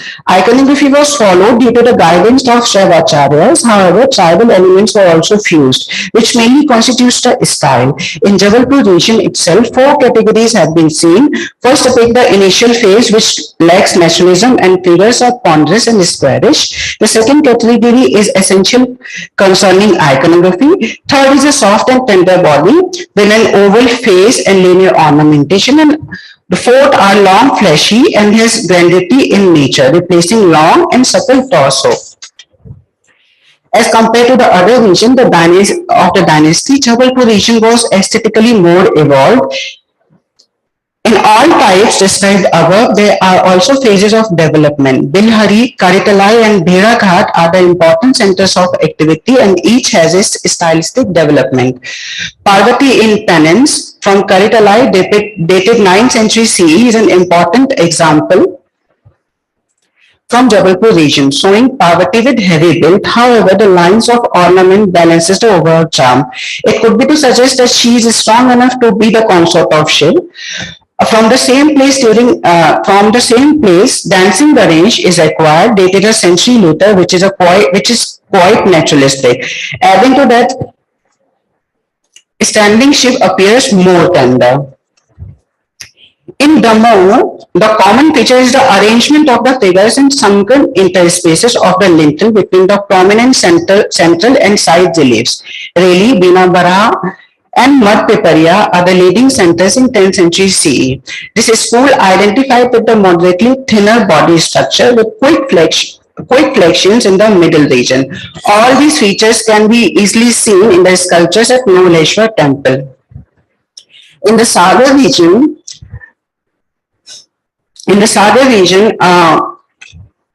except few artists have tried to present the motifs with minimum side hindrances, with clarity, and this continued till the last phase of the art activity. Over the time, moderately thinner body changed to the voluminous composition that resulted in the distortion of proportion. Sculptures acquired from Satna region are very simple, and in most of the sculptures acquired, particularly from Jasso, have plain parikar. There are very few sculptures which have retinues in parikar or ornamentation, except two colossal sculptures at Kovarmat. One is Dancing Shiv, while other is Gajaso Vadmurti, as you can see in the slide. Shiv is standing in Ali pose with his right leg firmly planted on the ground, while the left leg is shifted and the foot is placed on the elephant's face. He is depicted in his Bhairav aspect with all his attributes, has 20 arms, and most of these are broken. His one right and left hand are carrying Trishul, on the tip of which Gajasur is also hanging. Try to finish. Riva is marked with the bold and ponderous style. Gajantak Vadmurti from Riva, dated 11th century CE. You can see in the middle. Is preserved in Maharaja Chhattisal Museum, Dubela. Here Shiva is standing in the same pose, but his left leg is placed on the back of a his left bent leg is placed on the back of a beam over with a lotus is placed. The right leg is as usual firmly planted on the ground. He is shown in his Bhairav aspect. On contrary, CD shadow region has more fluidity. Figures are elongated and proportioned with beautiful flexions. Best examples are preserved in the collection of Thakur Yashwardhan Singh. Bhairav is a life-size sculpture dated 10th century CE. Sthanak Pratima in Abhang Mudra, keeping body weight on his right leg. He is standing on a double pattern plate. He is forearmed, of which right rear arm is broken, and holding a vessel in his front right hand. In his rear left hand, he is holding Ghanta, while Khatpang in his front hand. To sum up all, iconography at most of the centers are as per the norms, however exceptions are available. Coming to the stylistic analysis, ornamentation is very simple and minimal at most of the centers in Bahal Mandal. Later, the introduction of Champakali Har or lotus bud necklace, Ratna Yagno Pradeep, different hairdo, etc. are the elements which were introduced by the local artists in cultural art. Such names of the necklaces are also used in imperial art. However, their design varies from lotus bud to barley. So the necklace made of barley is more tribal. At the same time, the influence of contemporary dynasties is also evident. Thank you. Thank you, Shaura. Okay, next I'll call the last speaker of this session, Mr. Baroda Prasad Jaina. He is pursuing his research in the Department of Ancient Indian History, Culture and Archaeology in Vishwabharati Central University, Shantiniketan in West Bengal. He has published his papers, Nature, People and Knowledge in the Art of Odisha, a case study of Konark, and Gifts and Endowments, Temple Patronage in Early Medieval Odisha, gleaned through epigraphs in the Proceedings of Indian Art History Congress and the Journal of Emerging Technologies and Innovative Research, respectively. So, Mr. Jaina, yes.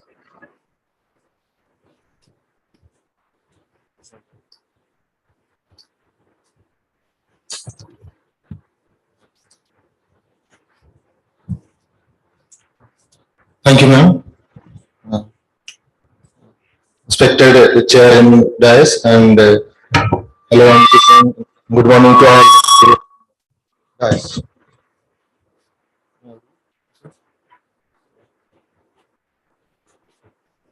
Am I audible? Yeah, thank you. So my paper is on the Alasakanyas in the temple art of early medieval Odisha, a study of the text and sculptures. As you all know that the Alasakanyas, or else known as also graceful maidens, they are in other parts of India, they are known as Apsaras and Surasundaris and so on. But Alasakanyas are the typical regional development of the medieval Odisha region. So the Silpa text, Silpa Prakasa, that describes about the Alasakanyas. There are 16 types, 16 Alasakanyas in that iconographic text that is described. It is said that a temple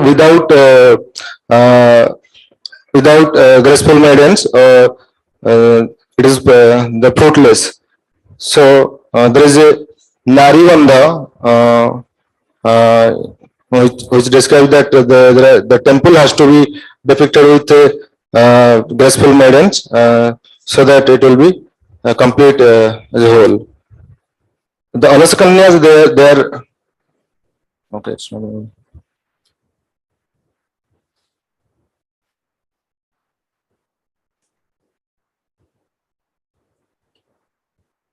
Thank you. Yeah. And the Alaskana is mainly the depicted on the Gavakshas and Sikaras of the temples.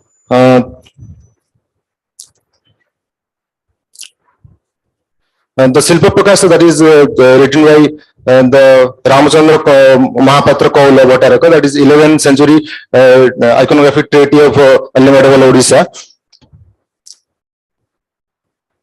So there are 16 types of Alasa Kanyas. We will find that there are Alasa, Chamara, Dalmalika, and so on. Here we see that the Alasa with the literal meaning graceful maiden or celestial maiden. Their depiction is described in different in Silva Picasso, iconometric, and the iconographical description is long. I'm not going in detail. So the two types of unique movements we can find in this Alasa sculptural depiction, that is Chandita and Spandita. And that Chandita means the palms turns upwards, and the Spandita means the palms turns downwards. So next there is Chamara. She is the celestial maiden who holds a fly whisk and sometimes described as she is an attendant of deities.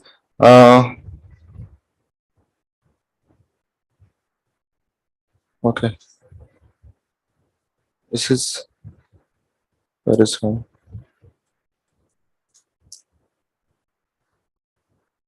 Sorry.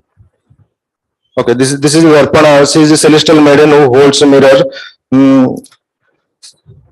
Holding a mirror, she is beautiful and gives pleasure to the temple. And there is a Nartaki. She is a celestial dancer, and there is Nupurapadika also. Okay, I'm not. Okay, this is Torana. This is very literal meaning forming an arch.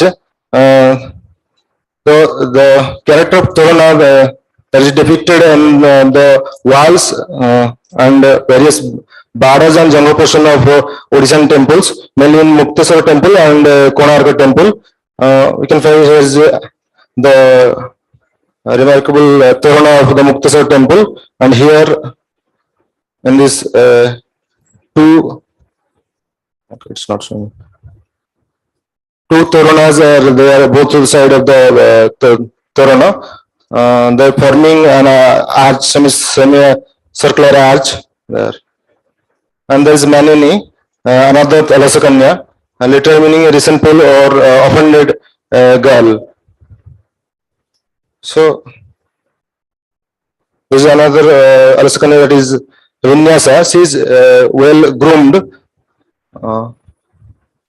Yeah, this is another Alasakanya. She is beautiful mother image, that is Matrumurti.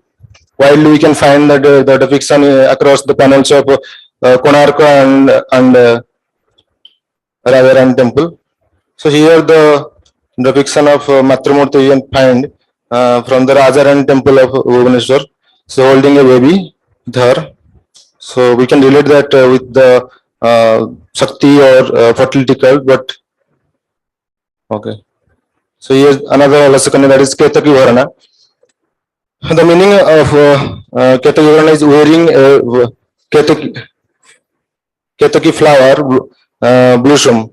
Her hand holds Ketaki petals. She is auspicious Ketaki Varana. Okay. There's another Alasakanya, that name is Guntana. She is a woman. She is a woman concealing with a veil, always showing her back, reaching up to the third horizontal line, joined with the heads. So we find Guntana portrayal from the Rajayan temple of Bhubaneswar. So likewise, another Alasakanya, her name is Mardala. She is a celestial female drummer.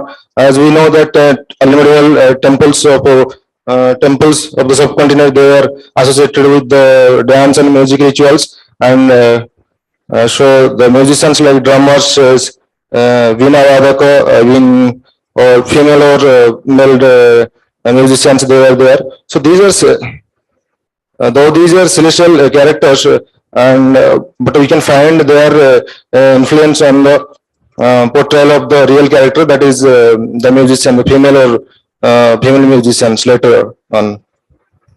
So this is Sukha Sarika. She is holding a sukha or pigeon or parrot. So we can here we see she is associated with this with nature, or like birds or flowers. Another Alasakanya we have found that is Mugdha. That's determining simple or innocent girl. Yeah.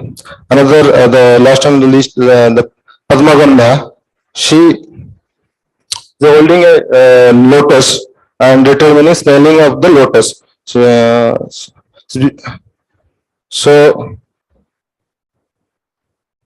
okay, I'll come to the significance of the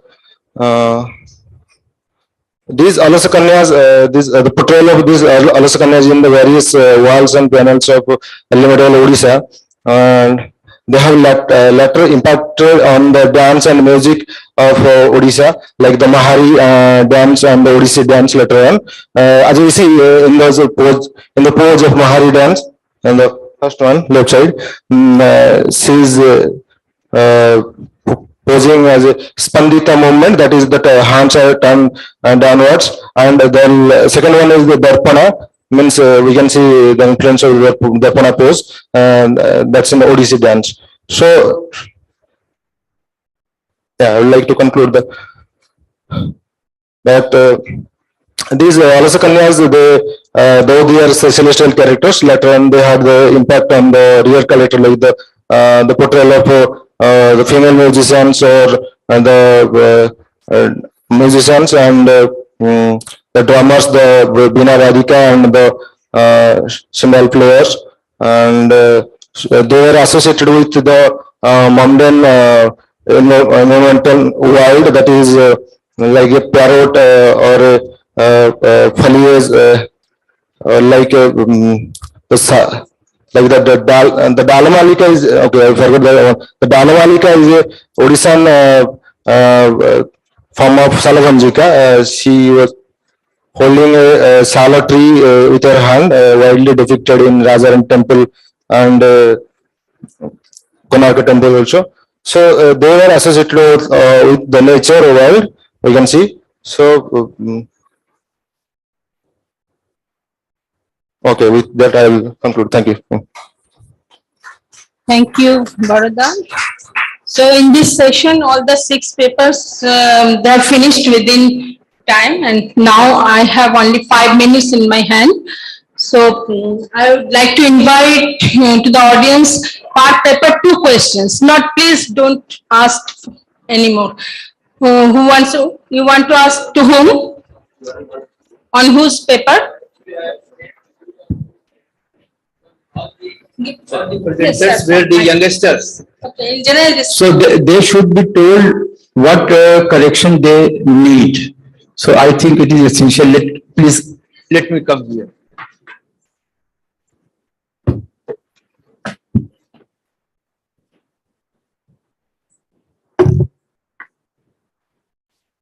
I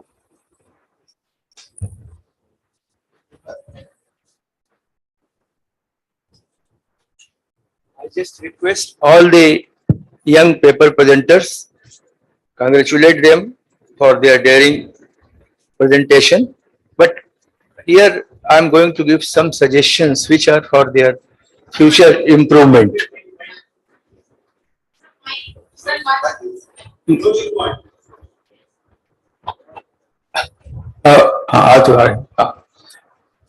First paper, which was on Shaivacharya.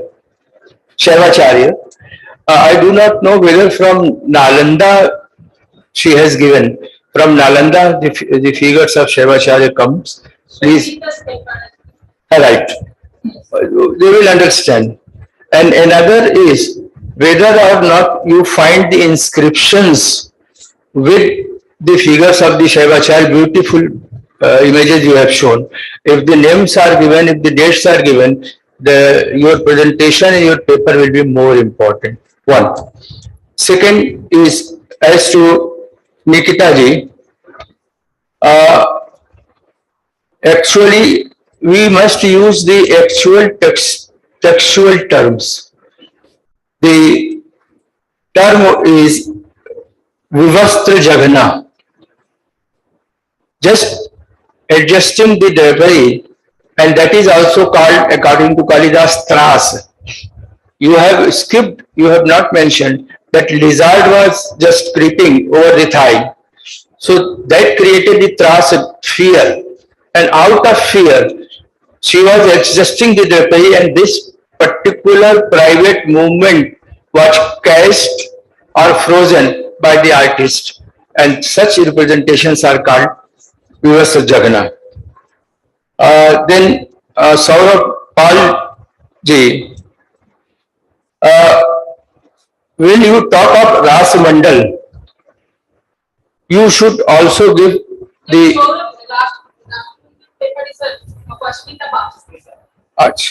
yes. So then you should just explain what Ras Mandal means to common man. This explanation was also important, and how to give the explanation, that is also important. But you have really presented very good terracotta figures pertaining to that, and there was problem as to the identification also. Then the next paper is Saurapal. One image you have said Gajantak. I did not stop at that moment, but actually in North India, entire North India, actually Andakari and Gajantak, both are combined in one sculpture.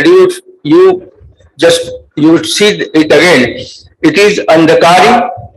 She is piercing with his trishul, the Andak, which is the top of the trishul, as well as bearing the skin of the elephant. So Andakari Gajantak combined form, which was very popular, particularly it is not found in South India, in North India. And last paper is you are perhaps not very clear as to the Alaskanya. Alaskanya is a type of the Apsara figure. You have referred to 16 types. Several texts do mention about it. Alaskanya is just one of them when she is shown yawning, Analayeti, Alaskanya. The very first figure you have shown is Shalvanjika. So you should know what is Alaskanya. So all the figures you have shown were not Alaskanya. You may call them Madanika, Susana, Naika, Apsara. So the term is necessary, and in different activities, कंदुक क्रीड़ा करते हुए हो सकती हैं, वो पुत्र वल्लभा holding ए baby हो सकती हैं, वो पत्र लिखना हो सकती हैं, दर्पणा हाथ में दर्पण लेकर के मुंह निहारती हुई हो सकती हैं. तो all of them are not Alaskanya. Alaskanya is a type of one of the 16 Apsara figures which are mentioned in the text as you have referred. Thank you. I think he has mentioned all the relevant points related to all the 6 papers. So no need to ask further any questions. I would like to add 2 or 3 points to each paper. I have a query on the Baroda genus paper. Did you find this line drawing from the text, or it is of your own? That is in the text. But you have to be careful about your paper while you submit the paper. Sure. You have to rewrite something. Yeah, sure. And I must congratulate the Asmita's paper. Only thing I want to know from my point, that's what is the difference between the 2 circles and the 3 circles in the Rashamandalas? You can define in your paper, not now. Okay. And another is regarding Shaivacharyas. Shomrita, do you find any connections with the Karnataka Shaivacharya images or with Bengal? Any connections with this? Because some Saivacharyas, some Shiva is related to the Karnataka images also. Try to find it out, yes, and point it in your paper. This is a mere suggestion, don't take it otherwise. I don't know whether it is a generic name or a generic suffix or I'm not sure about it. Please go through the related papers. There are lots of information is there. Okay. Thank you, ma'am. And about Nikita Rathod, this is a fieldwork based paper. Where is Nikita? Yeah. In one figure, you have shown it as a Kuber. So, in which feature you have identified that Kuber? Mongoose. Okay, that is not seen from here. And the Balaram is and Revati. You have identified? Okay. So, okay. And next. And one thing, all these sculptures are coming from one architectural phase, or it is the scatteredly we have seen? Collapsed. Yes, that you have shown us. Now I would like to discuss this Sania Mane's paper. Sania Mane is presented well, but one thing, do you relate attributes and vehicles with water? In that case, in most of the iconographic features, we have find many attributes or vehicles related to the water. So try to be careful about giving any conclusion regarding that. That all the Kamandulu features is not related to the water. It is definitely carrying water, but try to rewrite. Okay, this is a mere suggestion. I think there should not be any questions because I have to finish the paper. Thank you, Balaji. Thank you, Dr. Nandita Krishna and organizers. Okay. Our appreciation to all the paper presenters, and I also extend my sincere thanks to C.P.R madam for conducting this session very well and giving a lot of inputs. And I also thank M.P. Tiwari sir for giving his inputs. And now I invite M.P. Tiwari sir to honor the chairperson.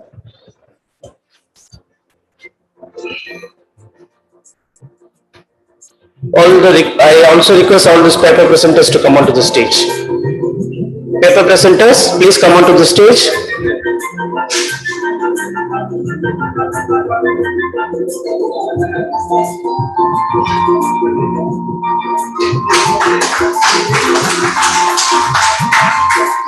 Sania Mane.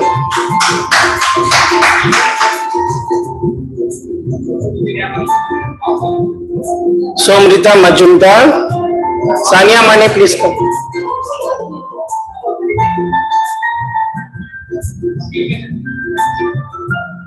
You come and stand this side.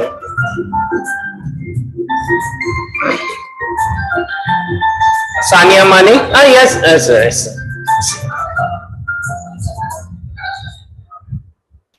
Somrita Majumdar. Nikita Rathod.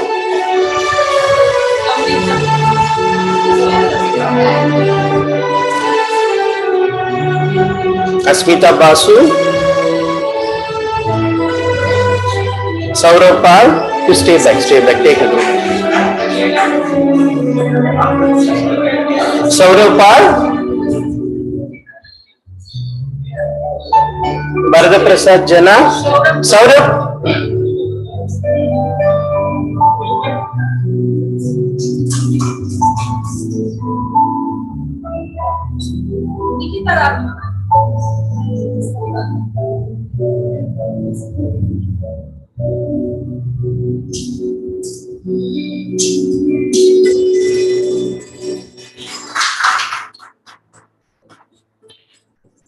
Thank you, everyone. Now we conclude this session here and we break for tea. I request everyone to come back by 11:15, please. Thank you.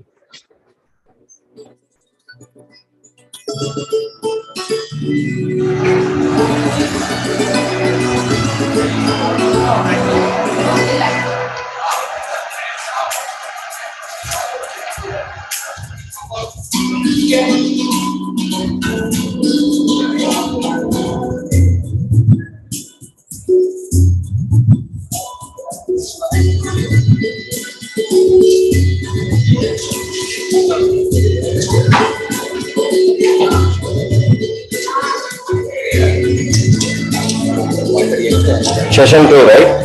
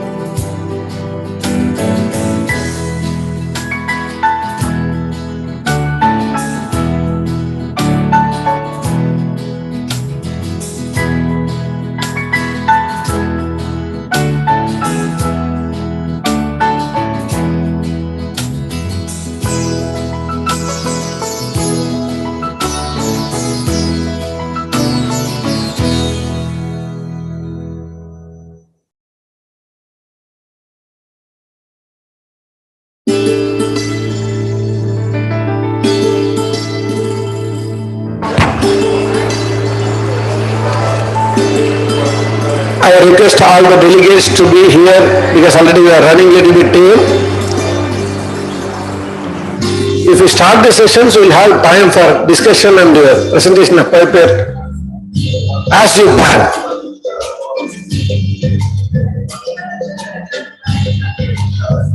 Our chairperson is ready already actually. Miss Mamta Jaladri is here. Is she? Okay, please.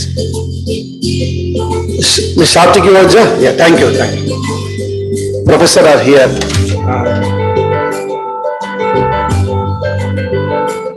Do you have Mr. Sanjeev Kumar Singh? Yeah. And Professor Jha, Vidyanath Jha.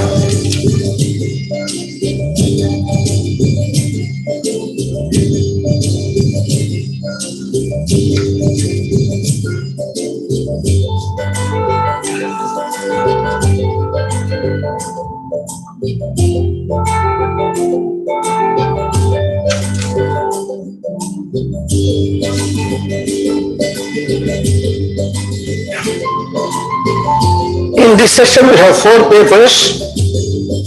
In the chair, Dr. Santi Swarup Sinha will be there. Dr. Santi Swarup Sinha is the Assistant Professor in History of Visual Arts and Design, Faculty of Visual Arts, BHU.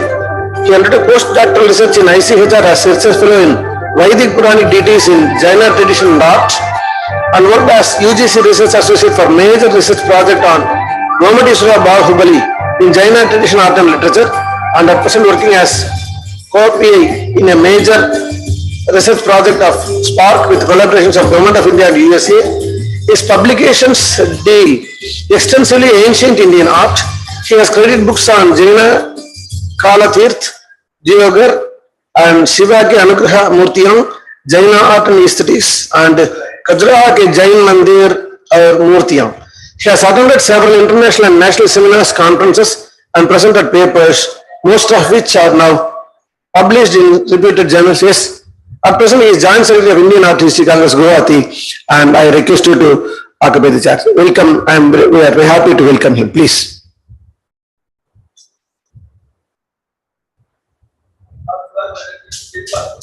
No, I am introducing the chairpersons. Because if they come on time, we can have a detailed discussion, everything, so that we can save some time. 11 o'clock, 11:15 we should have started, that is the reason, thank you. At least they can have some time, extra time, the paper presenters have their free time, allotted time. Please, sir.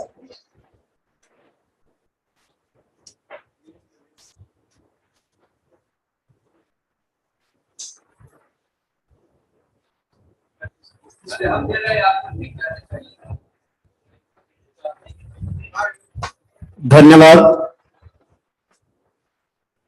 मेरे लिए धर्म संकट है। धर्म ये कि इस कार्य का निर्वहन करना है, और धर्म संकट ये कि जिन्हें बुलाना है वो हमारे ही सीनियर हैं, और उन पे टिप्पणी करना, खुद को आईना दिखाना। इसलिए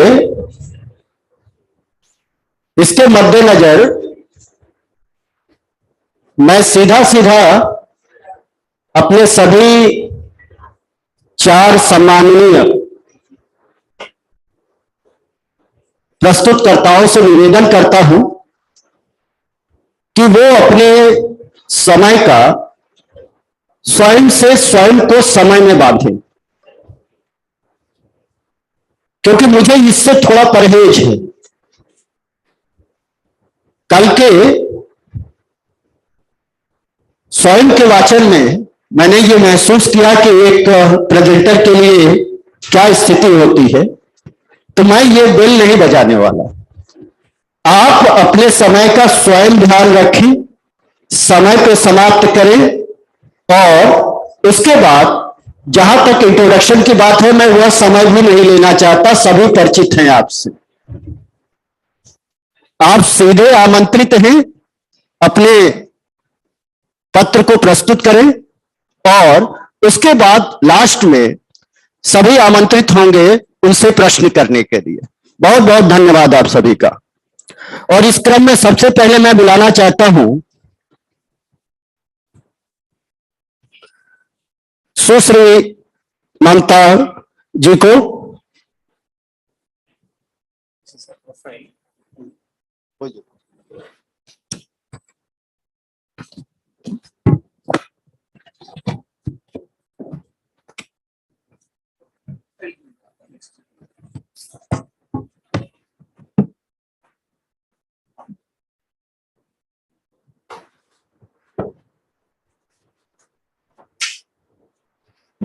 मेरे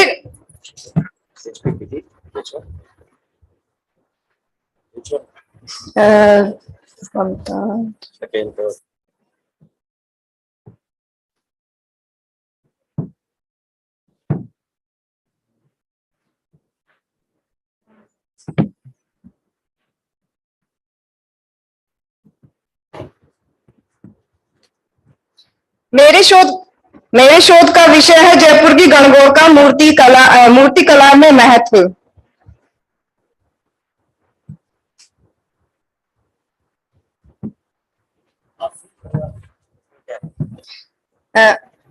प्राचीन काल से ही ऐसी परंपरा हमारे देश में चली आ रही है जिसमें लोक संस्कृति की छटा देखते ही बनते उनमें से एक लोक पर्व मनाया जाता है जिसका नाम है गणगौर।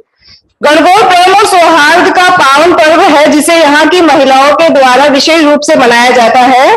और गण शब्द का अर्थ होता है, गण दो शब्दों से मिलकर बना होता है, गण और गौर। गण का अर्थ होता है शिव से और गौर का है माता पार्वती से है।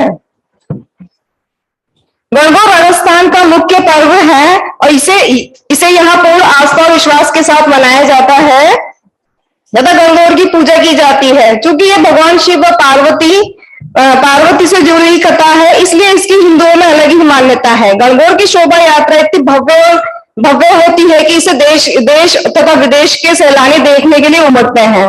ये झांकी राजमहलों से निकाली जाती है जिसमें राजस्थान की संस्कृति, जिसमें लोक संगीत, नृत्य, पहनावा आदि को जानने का अवसर प्राप्त होता है।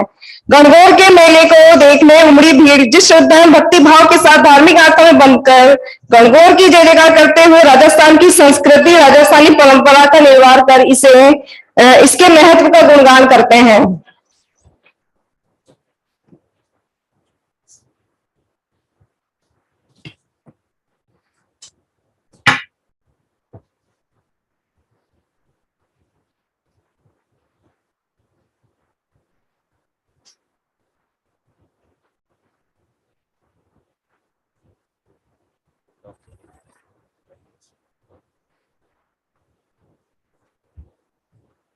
ये गणगौर मूर्ति शिल्प है।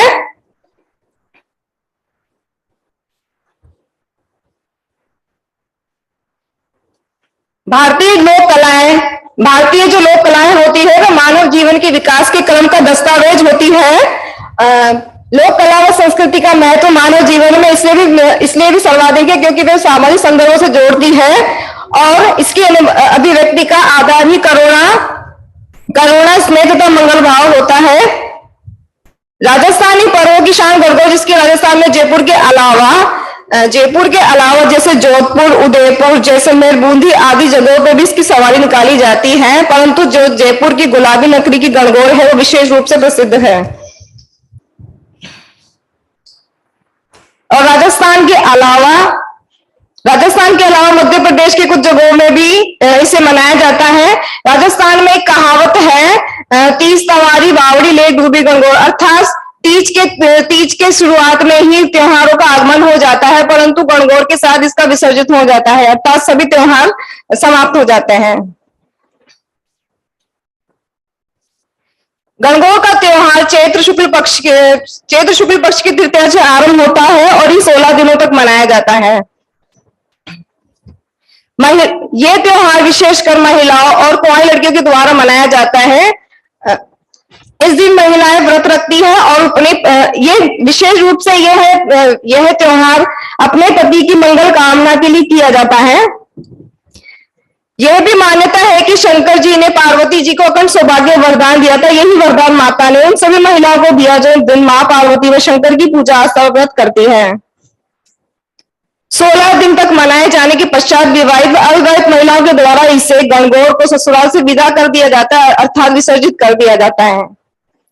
बूंदी के राजकुमार ईश्वर सिंह का रिश्ता, इसमें एक मान्यता है, स्टोरी है कि बूंदी के जो राजकुमार थे ईश्वर सिंह का रिश्ता उदयपुर के बीरनदास की पुत्री गौरी से हुआ था। तो गौरी बहुत सुंदर थी, तो इस वजह से जो दूसरे राज्य के राजा थे उनकी नजर उनकी दृष्टि उन पर थी। तो ये खबर जब उनको ईश्वर सिंह को लगी थी तो वो उनको मतलब उनको ले गए थे। तो रास्ते में चंबल नदी के जो उफान था तो उनमें वो दोनों डूब के मर गए थे।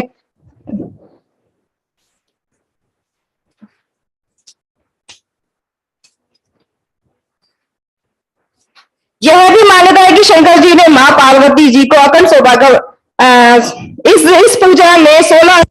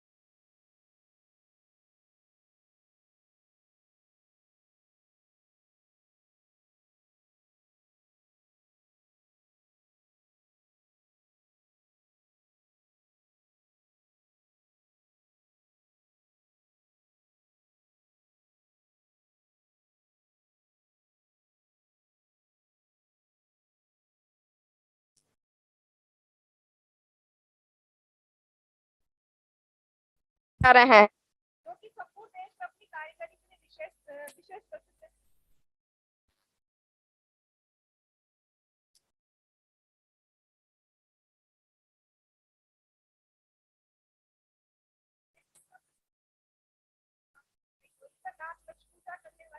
परिवार की महिलाओं के परिवार की महिलाओं के जैसा होता है, जिस कारण दर्शक भी मंत्रमुग्ध होकर उसे निहारते रहते हैं।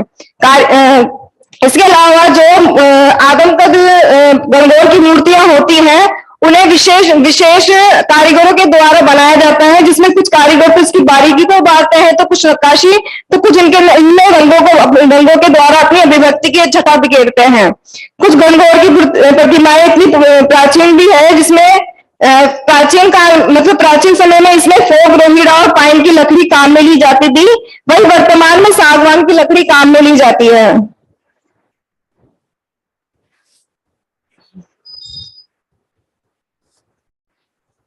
इस प्रकार मिट्टी से बनी हुई मूर्तियों को चिकनी मिट्टी से बनाया जाता है तथा इसे पकाया नहीं जाता है, ये इसकी विशेषता है। कुम्हार जाति के द्वारा ये विशेष रूप से बनाई जाती तथा इसमें किसी भी प्रकार की रासायनिक रंगों का उपयोग नहीं होता है, क्योंकि ये पूर्ण रूप से पर्यावरण के अनुरूप होती है। और जो पूजा के लिए जो शाही सवारी निकाली जाती है वह काष्ठ की बनी होती है, परंतु जो घर में पूजा होती है गणगौर की, वो मिट्टी की बनी हुई होती है। इसके अलावा जयपुर की शाही पुराने समय में गणगौर की राजपूत राजघरानों रावणों में सवारी निकाली जाती थी। समय के साथ स्थिति में बदलाव होना स्वाभाविक है, यही कारण है कि आज समाज के हर वर्ग इसे उतनी ही श्रद्धा से पूछता है। इसकी सवारी जयपुर के त्रिपोलिया गेट से निकाली जाती है, और जो काष्ठ निर्मित शाही सवारी है विशेष रूप से विशेष परिधानों से सुसज्जित होती है और गाजे बाजे के साथ निकालते हैं, जिसको देखने के लिए काफी लोग उमड़ते हैं।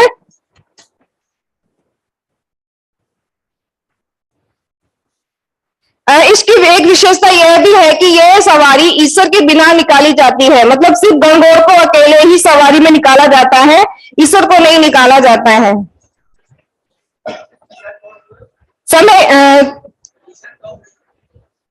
ईसर गणगौर के जो मतलब शिव के रूप में मानते हैं गणगौर को, जिसमें गण शिव, हाँ अकेले निकाल। समय के साथ इस त्योहार में मूर्ति में काफी बदलाव देखने को मिला है। मतलब पहले जो हाथ से बनाई जाती थी मूर्तियां, अब उसको सांचे में भी ढाल के बनाया जाता है, परंतु फिर भी आज मतलब कितना भी बदलाव हो जाए, लेकिन जो मिट्टी की बनी हुई हाथ से मूर्तियां होती है उनका विशेष महत्व होता है, जो कि एक टेराकोटा माध्यम है।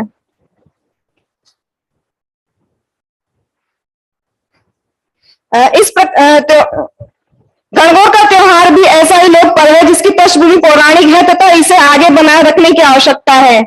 हमारा यह दायित्व है कि लोक संस्कृति, परंपरा और लोकोत्सव को सिर्फ पर्यटन की दृष्टि से न देखकर भारत के सांस्कृतिक विकास की दृष्टि से भी गौरवान्वित करने की आवश्यकता है। ये गणगौर की झांकी है जिसे वहां के जो लोकल लोग, क्षेत्रीय लोग हैं, वो इस तरीके से उसकी सवारी निकालते हैं। ये गणगौर की मूर्ति है जिसमें गण और गौर, जो गणगौर है ईश्वर है और ये गणगौर माता है।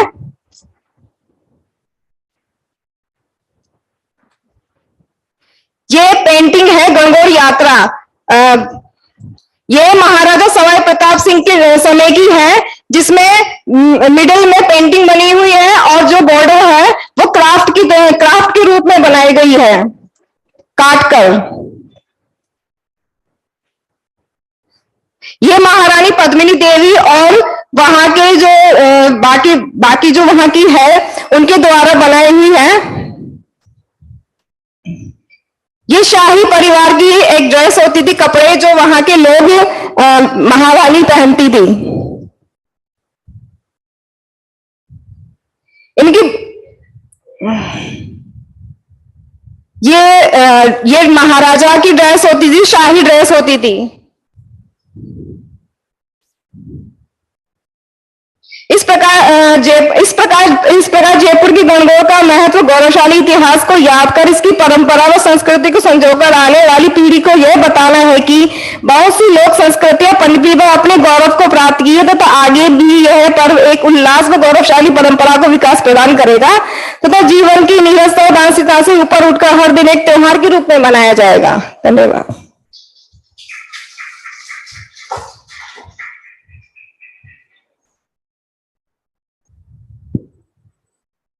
नेक्स्ट स्वास्थ्य ओझा।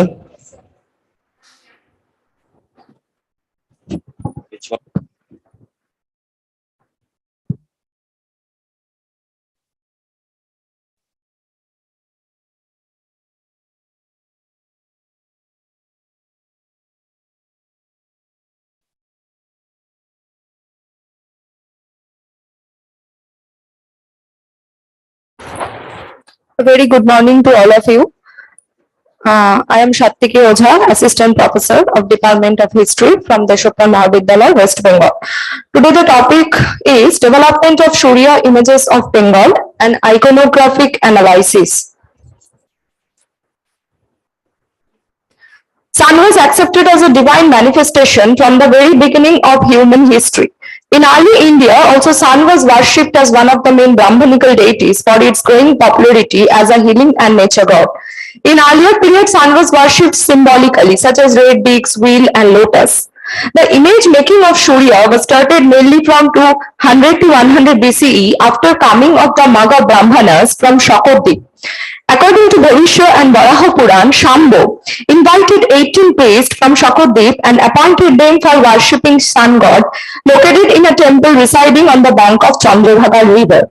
Bengal is a land of cultural synthesis where the mention of sun worship is first found from Arshu Upanishad, which tells that the tribes of Pundas and Shunghas first worshipped sun as a Brahmanical deity.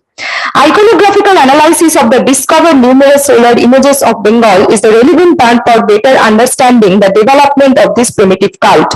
In this presentation, I want to highlight the iconographic development of solar images of early Bengal, where from simple symbolic representation to the iconic form of sun deity became popular.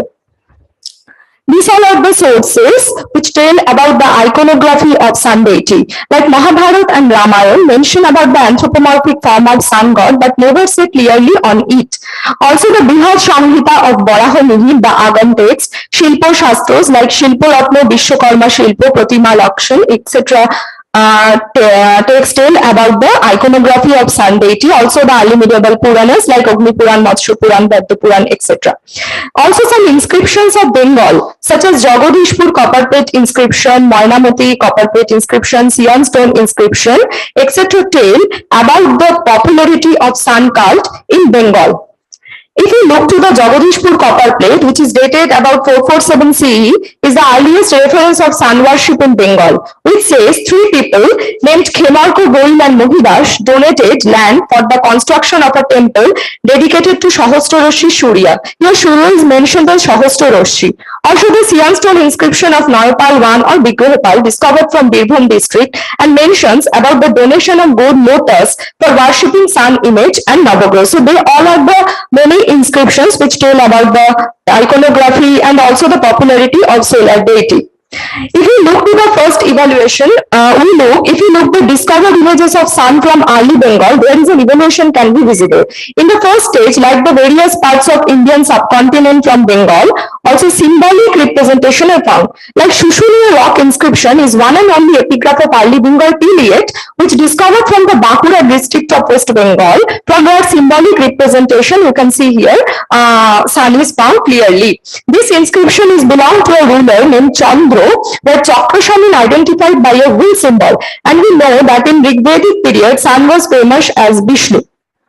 If we look to the second evaluation of iconography, the earliest human representation of sun god of Bengal is found from Chandraketugarh of West Bengal. A terracotta scene is discovered from here, belong to 200 BCE, where a two-handed seated winged image of Surya is seen, and the figure is highly ornamented, bears two full-blown lotuses in both hands.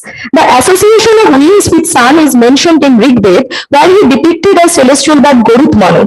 The full-blown lotus also connects with sun because it blooms only when sun rises. If we look to the third evaluation, the third iconographic development of sun images of Bengal was found as a seated sun deity. The winged concept was started to abolished. Seated figure of sun god was started to erected. This is the image of seated sun god located at Parishnath Hill, Bankura, West Bengal. This is the seated sun image, belong to circa 100 to 200 CE. This is also a seated Surya image in a decorative panel found from North Bengal, and it is now located at Akshar Kumar Moitra Museum at North Bengal. This is the seated Surya image in this panel. If we look to the fourth evaluation, which took that the fourth iconographic evaluation was started in sun images of Bengal in Gupta and mainly post-Gupta period, continued till the beginning of Persian era. Maximum sun images of this period are mainly two-handed and which carry full-blown lotuses or stalk standing in the Shamapada Sthanako or Otibhango postures.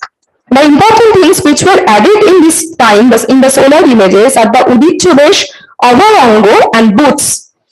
This is the image of standing sun located at Borendra Research Museum, Rajshahi, Bangladesh, dated circa 1100 CE. This is the full-blown lotuses. This is two-handed standing sun image. They are all the concepts of sun god Surya Dev. So this is the standing sun image. And especially if we look to the concept of Udit and Avarango, Udit indicates the coming of Iranian features in ancient Bongo on sun images. This Udit is also found from the coins and terracotta of northwest India. So Brihad Samhita and Vishnu Dharmottara Puran also tell about this particular attire of sun, but it is difficult to say that it Indian or non-Indian in origin. But Mahabharata, Matsya Puran and other texts say that Suryadev always used to wear kavach and kundal. In the initial stage of image making of sun god, simply carved with a kavach or armor. Maybe, but due to more time passing, garments were started to depict on the images of which famous as Udit. Also, some scholars identify This other Rango, which we call the West Garden, with Persian contemporary Aryan Gham. Instead of foreign influence, it is also important to remember that West Garden has Indian origin. In South Indian sun images, West Ghats are not seen because this region was free from Iranian influence. Many Hindu and Buddhist deities such as Vishnu, Bodhisattvas, etc. are West Garden, which is a Hindu concept. If we look to the fifth evaluation, the sun images belong to Persian period of Bengal, become started to more ornamented. An important iconographic feature of that time was the prominent presence of his attendants and consorts. Dondil and Dandonayak is mainly a pot-bellied and bodied person, usually holding ink pot and a pen in both hands. Youthful Bengal is represented having two arms bearing Khargo, Ketok, Shakti and Okhomala in right hand, and his left hand is placed on his thigh. The Abhay Mudra, Dakkani Mudra and Barodi Mudra are depicted on the sculptures of Bengal. This is the image found from Purulia district of West Bengal, dated circa 1200 CE. Generally, the two ladies are seen beside the sun images bearing chamor, who are famous as Chamor Dharini, and they used to stand between Dondi and Pingal. The goddess Mahashweta is naturally standing in the front of Surya wearing Jata Mukut and has a water pot in right hand and the Nakhomala in left hand. Two female archers named Usha and Pratyusha are also depicted on the solar images. They are usually shown in a half-kneeling position on the upper surface of a pedestal of a sun image. Also, the sun images mainly used to stand on a Ekoratho, Triratho, Pancharatho, Saptaratho, Navaratho, etc. pedestals. This is the image of Bankura district, West Bengal, dated circa 1200 CE. Also, an important iconographic feature we find in the solar images is the charioteer Orun. Presence of his charioteer Orun is in the sun images is an important iconographic evaluation. He is actually identified with the brother of Gorud. Horses are also depicted in the pedestal of sun images who draw the chariot, generally equipped with a pin and saddle of a elaborate design. This is the image preserved in Kashipur Museum, Jayanabad, dated circa 1100 CE. And this is the half image of a sun deity, and you can see the Usha. Here is the Usha, here is the Pratyusha, and Dondi, here is the Dondi, here is the Bengal. Also Chamor Dharini and Mahashwetas, all are the consorts of sun deity we find from the solar images from Bengal. But from 1200 or 1300 CE, with the strong wave of Vaishnavism and Shaivism, the sun cult of Bengal got assimilated with them, and the syncretic images of Surya were started to make, like Surya Brahma image, Martanda Bhairav image, Surya Vishnu image, Surya Lokeshwar image, etc. From West Dinajpur, especially Kushmandi region, we find Surya Brahma images are found having 6 arms. Martanda Bhairav image is discovered from Rajshahi district of Bangladesh. Sun images were synthetic with Vishnu as Surya Vishnu icon. He has 4 arms and seated cross-legged in Padmasana. Besides the Puranic traditions, the sun cult also entered into the fourfold of Buddhism. Lokeshwar Surya icons are the proof of this kind of assimilation with rival sects also. The images are tail-armed, holding lotuses, Okhomala, etc.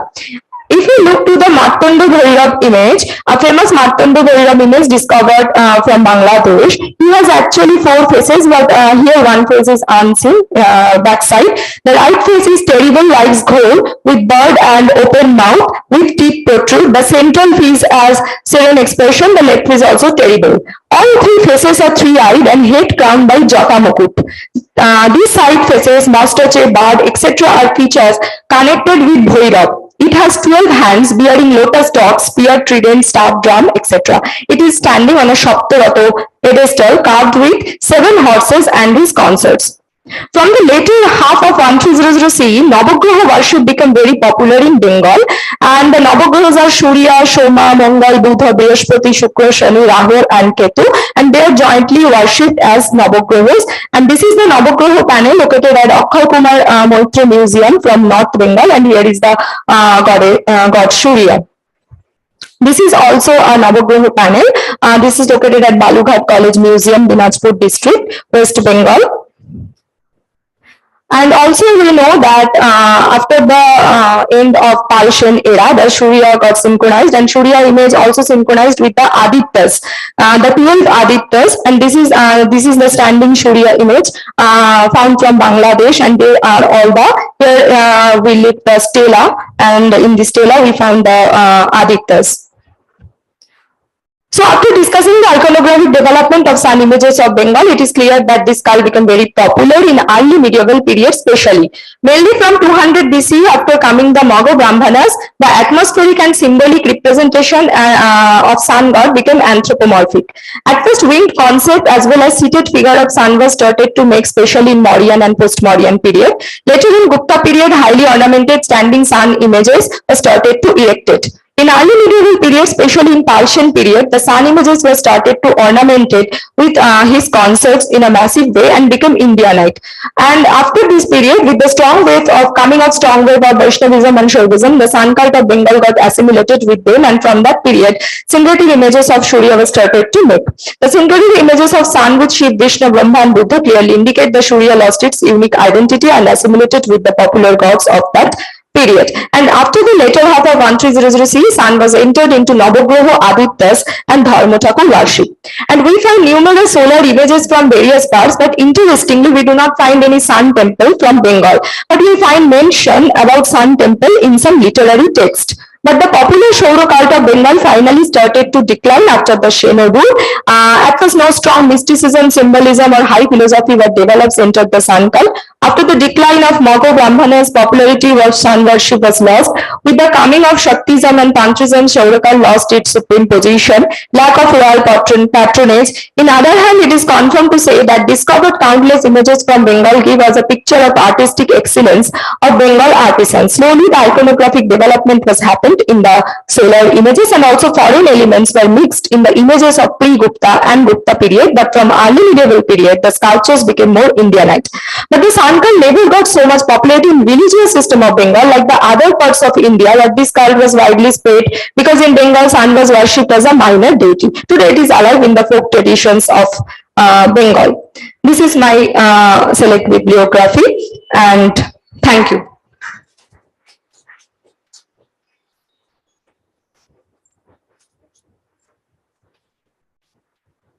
Next speaker, Professor Sir Banglaji.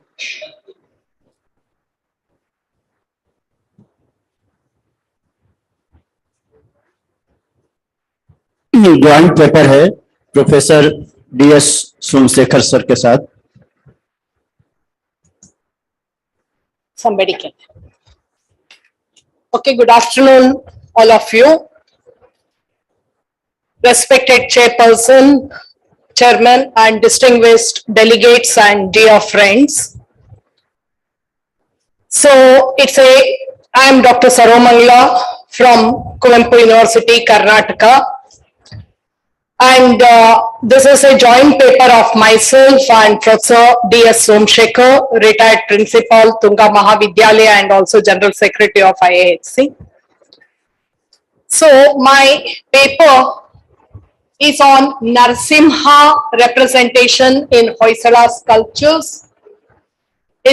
I'm just trying to speak about what kind of regional styles can be identified over this one right now. Yeah. So in the introduction, I just tried, because all of you are very familiar with Hoysalas. And even when I looked into the program list, there were many papers where I saw many of them are presenting a paper on Hoysala. So very brief, I try to give the brief introduction to Hoysalas, which you are all familiar with. So they were started from Chikmagalur and Hassan district to start with a small principality, but later on they tried to occupy the area ruled by Kalyana Chalukyas, who were the overlords of their overlords. So later on they extended their power from Tungabhadra up to the Chola land and ruled between 10th to 14th century. So when it comes to the Hoysala, we all know that they are overwhelmed with a lot of temple activity, And also the temples were filled with a lot of sculptures almost everywhere. They have not left any place untouched when it comes to the Hoysala sculpture. So, first of all, why I have selected Lord Narsimha avatar is because if you go to any of the Hoysala monuments, wherever you put your hand, you will see a Narsimha. So this was so much a popular cult during that period, and next to Bhagavata, it's only Narsimha cult had so much of importance or so much of preference had got by the Hoysala artists. That is the reason I have selected. So to begin with, I try to say about this Narsimha Avatara. Then we are going to speak about that. It is in the earliest reference to Narsimha Avatara comes in the Rigvedic itself, because it started with zoomorphic, then it became zoanthropomorphic. So in the earliest reference in the Rigveda, it contains a hymn which depicts Vishnu was a wild monster, horrendous, mountain roaming. That is in the Rigveda, Mandala 1, hymn 54. So the next reference to Narsimha comes in Traitraya Aranyaka. So again, there is an invocation of Narsimha which has explained as having a sharp nails and cunning teeth as a fierce form.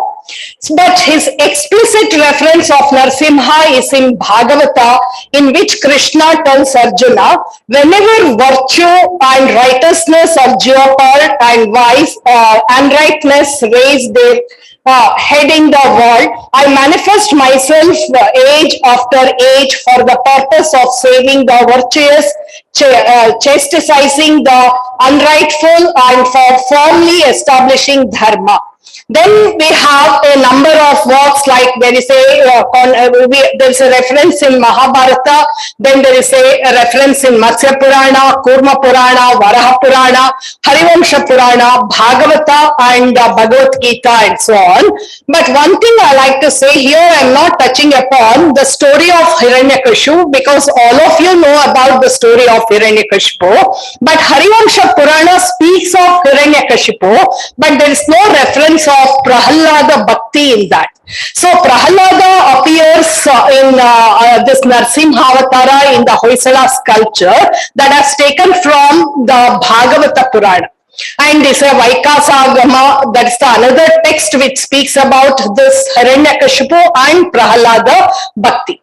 But here I have decided, so before I go directly into the Hoysala sculptures, I like to speak about some early Hoysala, some early Narsimha sculpture that we come across in Karnataka, so that we understand how the Narsimha sculpture in the Hoysala period was beautifully depicted and all. So there is a different variety of Narsimha, and actually the famous art historian T.A. Gopinath Rao has talked about two varieties in his element of Hindu iconography, that he speaks about Stavana Narsimha and Girija Narsimha, but later on the other scholars have talked about other varieties of Narsimha when he has, along with the consort Lakshmi, it's called as Lakshmi Narsimha, he is called as a Kevala Narsimha, and he is also called as Garuda Narsimha. In case he is riding a Garuda, it is also referred as Yanaka Narsimha. So there is a different variety of it. So here I am just in the beginning, I am just trying to show you the very important aspect about how in the very beginning they have shown the Narsimha, particularly in our Shumaga area, where we have, it's called as a Mallad area, it's thickly, it's a thick forest are found over there and all. So here we have come across the early representation of Narsimha, which was totally in the zoomorphic form. So it's a zoomorphic form. So the early Narsimha sculpture over here are found in 4 places within Shumaga district itself. One is called Kudlu Forest, that is in Tirthali Taluk. Then we have one Narsimha, is totally in zoomorphic form, that has come from Marvalli in Shikaripur Taluk. Then we have one Narsimha has come from what is called as Kalmani, that is usually called as Megarvalli, very close to Megarvalli and Agumbe Road, Kalmani. So there is one such thing.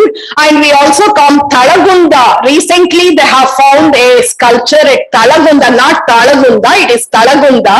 It's in Sorab Taluk, where it is referred as Bettada Narasimha, this Bettada Huli temple it is called as. So, because one point I had to make it very clear over here, in Malnad area, people have never seen a lion.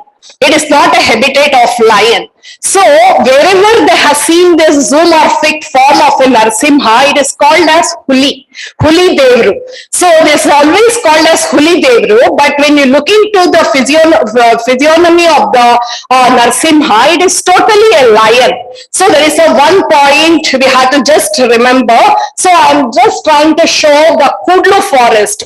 So, how do you have to say it's a Narasimha? Because there are a temple remains and it has been studied by my guru, Professor A. Sundara and even Padigar sir, and they have identified there are remains of a temple. It has fallen down and they have removed it and they try to keep it in the forest. And this is the earliest representation where you can see the Narasimha totally. We cannot even say it's a Narasimha, but it's a zoomorphic Narasimha, because I'll be showing another 2 or 3 examples, so it becomes very clear. It is the earliest form of a Narasimha, which can be dated around circa 450 CE.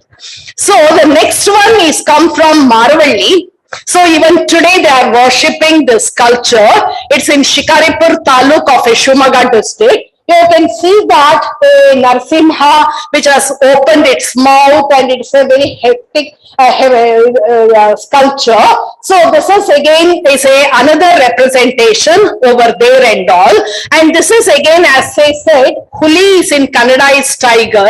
So here they are worshipping. These are the temples of a later period, but the sculpture is of a original one. And this is in the Kalmane. This is called as earlier Vyagra Narasimha, but locally people called it as Huli Devru in Kalmane. So you can see that again the same what you had earlier seen in the Shikaripur, a similar representation of a Narasimha in the Vyagra form seen over here, which was placed on a pedestal and has been worshipped even till today. Then we have, this is the one which was recently we have come across, that is in a place called Talagunda in the Sorab district. This is called in a Bettada Huli Siddeshwara temple. It's on the top of a hill. So Bettada Huli Siddhe, Betta is a hill in Kannada. Betta means a hill in a hill. So Huli Siddeshwara temple, Talagunda, this is a Sorab. So you can see the typical lion form over here also. So these are the earliest representation of Narasimha in its zoomorphic form. So from the zoomorphic form, I am going to the zoanthropomorphic form of early sculptures of the Narasimha, that is usually belongs to the Karnataka, this Kadamba period and all. So usually in this form, he is always represented only as a Kevala Narasimha. So this is the way he is not having all the attributes of Vishnu. And he is not even having a Gnopavita, but he is just shown with the 2 arms to begin with, and later on it's a 4 arms. So there are 2 things I have tried to represent, one from the Kuptur and another from Kuppagade. Both are from both are in Shumaga district itself, and you can see that how both the sculpture are more or less are similar, except that one has a lotus flower on the head which looks like a crown, which speaks about supreme knowledge. And the other one is almost, you can see that the wide face and the mane itself look like a necklace of the of Narasimha, and he is devoid of many ornaments, very few ornaments, Angada, Keyura, there are only few ornaments can be seen over here, and always he is represented only with 2 hands. So it is followed by Talagunda, very famous Pranaveshwara temple is there. It's unfortunately broken, it was lying on the bank of a tank over there. So you have just put the front and the back view of the Narasimha Narasimha sculpture where he has got 4 hands. Earlier it was only 2 hands. Now it has got a 4 hands, and with a few ornaments one could see, and the mains are very beautifully represented over here and all. So it is followed by, there is a one Halsi, again we have Kadamba period, a similar sculpture of a Narasimha seated, and this is from Kudli, is another place where there is a Hoysala temple in Shumaga district itself, and there we have a Chintamani Narasimha seated in the Ardha Sukhasana posture with only 2 hands. One hand is resting on his knee and all. And this is a Kudli, another Narasimha sculpture which has been kept in the Karnataka University Museum now. And one could see the similar way of representing the Kadamba period, the Kevala Narasimha form without any attributes of the Vishnu over here. So this is an excavated sculpture from Banavasi, the Narasimha sculpture from Banavasi. And now I am coming just directly to the Narasimha sculpture of the Hoysala period. As I already said in the very beginning, wherever you go, wherever you see, you will come across Narasimha sculpture. So here I am just selected a very few variety, particularly Stona Narasimha on the coming out of the pillar, very popular theme in the Hoysala period, followed by one piece of a Lakshmi Narasimha, Kevala Narasimha, Yoga Narasimha, and Sthanaka Narasimha. There are few varieties. I just try to show to you all and just try to explain how they have been depicted over here and all. So the first one what I am going to speak is of Channakeshwar temple of Belur, Hassan district, one of the most beautiful Sthauna Narasimha, having 16 arms, and he is killing the Hiranyakashipu, and actually I have selected 3 sculptures to show in the same temple of Belur how they have selected different places to depict the Narasimha. So the very first one is on the wall sculpture where he is where his 2 hands are ripping open the belly of a Hiranyakashipu. 2 are holding the demon who was lying on his lap tightly so that he will not escape, and 2 hands are removed the entrail and holding it like a garland, and the remaining hands are holding the attributes of a Vishnu. So this is one of the most beautiful 16-handed. Till the Kadamba period we stop at the 4 hands. When we enter into the Hoysala period, the number of hands increased depending on where he is represented. So this is the one sculpture, and the second one is the most interesting one. You can see that this is the Navaranga ceiling of the Channakeshwar temple, and it is in the small round form that you see over here, and in this form I am trying to talk about. This is the sculpture is depicted. So you can imagine how the artist have taken so much of interest of depicting Narasimha killing Hiranyakashipu on the small flower, you call it a pollen of that which has fallen. In that round form he has done the Hiranyakashipu. You can see the entrail. It looks like a garland that he is holding up, and the remaining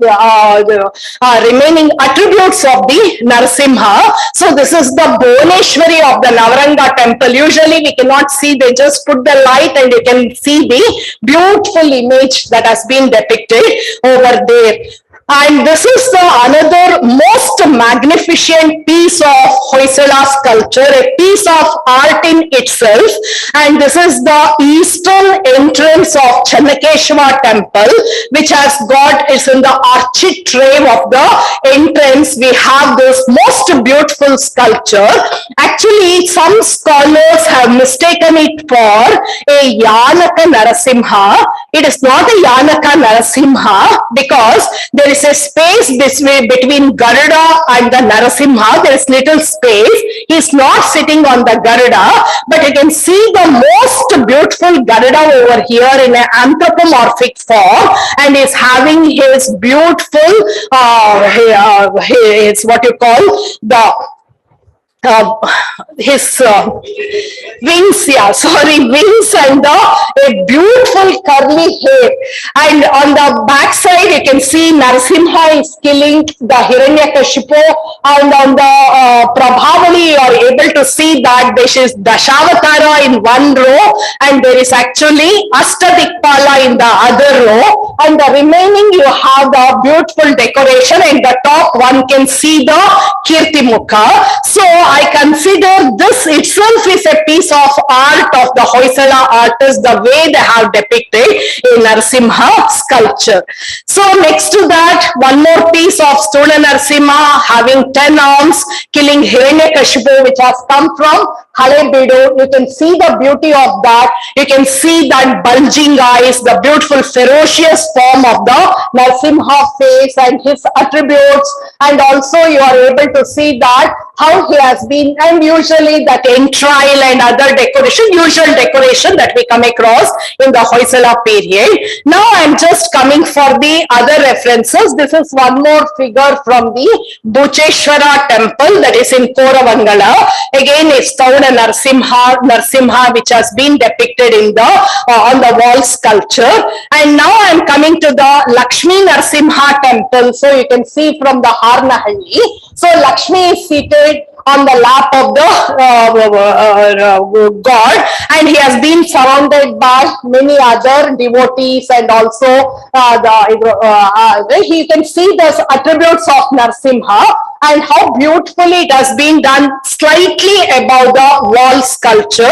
So this is the Lakshmi Narasimha temple of Harnahalli. In the same Keshava temple at Somnathpur on the wall sculpture, once again we see the Lakshmi Narasimha form, and below the Lakshmi Pita, you can see that there is a Kalasha and an elephant, and you can see a lotus in her hand, and the remaining attributes of, usually in this form, you will be having only 4 hands. And this is the Nugehalli where we are talking about Yoga Narasimha, another form of a Narasimha, where he is having 4 hands. Yoga Patta is very clearly seen. He is holding a Shankha and Chakra. So this is another form of a Narasimha that usually we come across in this sculpture. And this is Bucheshwara temple. On the Prastara, you have this Yoga Narasimha. So once again, it is beautifully surrounded by a Makara Torana, and he has shown in the Yoga Narasimha form with the Yoga Patta. So then comes, there are just 2 more. I have taken an example of what is called Sthanaka Narasimha forms, where he will be having only 4 hands. There are multiple such sculptures that we come across, but I have selected only 2 for the time constraint, because they said it's only 15 minutes. So I decided just I'll represent few sculptures. And now coming to the final part, when it comes to the discussion part, I just want to say very few words in the discussion part. So ultimately what happens, or when you look into the sculptures of Narasimha, it's very clearly, it becomes very clear to us that Vaishnavism entered Hoysala land along with the coming up of Ramanujacharya. So this is the Vaishnavism become very, very popular because when the king himself got converted into Vaishnavism. So when we look into the early form of Narasimha sculpture, it looks like the text were not finalized at that time. Maybe though as a reference, we don't have any, maybe we are not very sure whether there were many iconographic texts. So like in the beginning, we don't have many attributes of Vishnu are seen in the early sculptures and all. So they restrict themselves to the some of the attributes of the Vishnu icon in the beginning. But when it comes to the Hoysala period, maybe the text got crystallized, and as we look into it, this Bhagavata Purana has almost influenced the artisan of that period. So because of that, there was more and more representation of the killing of Hiranyakashipu over there and all. So, and though out of the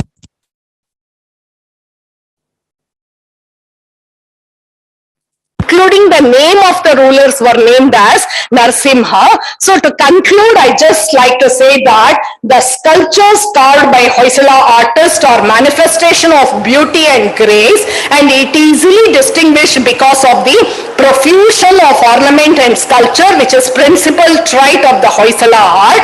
All the Hoysala sculptures more or less follow the same typology and features. The Narasimha sculpture represent more refined features compared to earlier representation.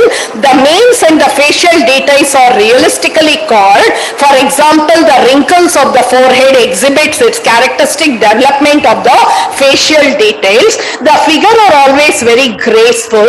The icons and sculptures have been individuality of their own.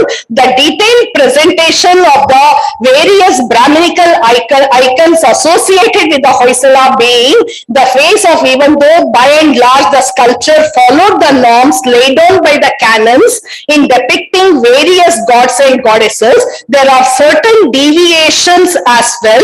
This may be due to the change in certain icons in the contemporary times when they have received sanction by them, or due to these changes are not major magnitude as in several cases. They restrict themselves to the order of attribute held in the hands by an icon it was presenting. Thus, to conclude, the diversity of Karnataka in terms of art, culture and regional beliefs is interestingly reflected in the Narasimhavatara iconography of the period. The concept of Vishnu Avatara enhanced the narrative sculpture at the Hoysala period. Thank you. One and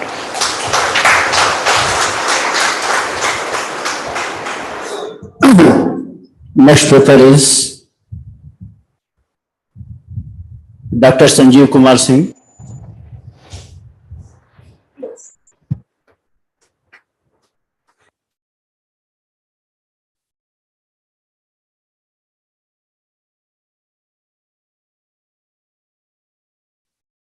change करो भाई।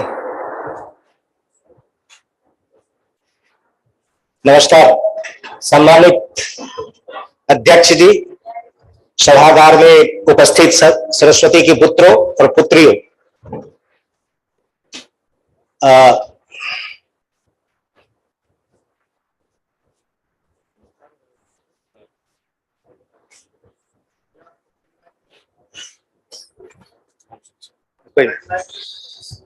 नहीं बस एक second.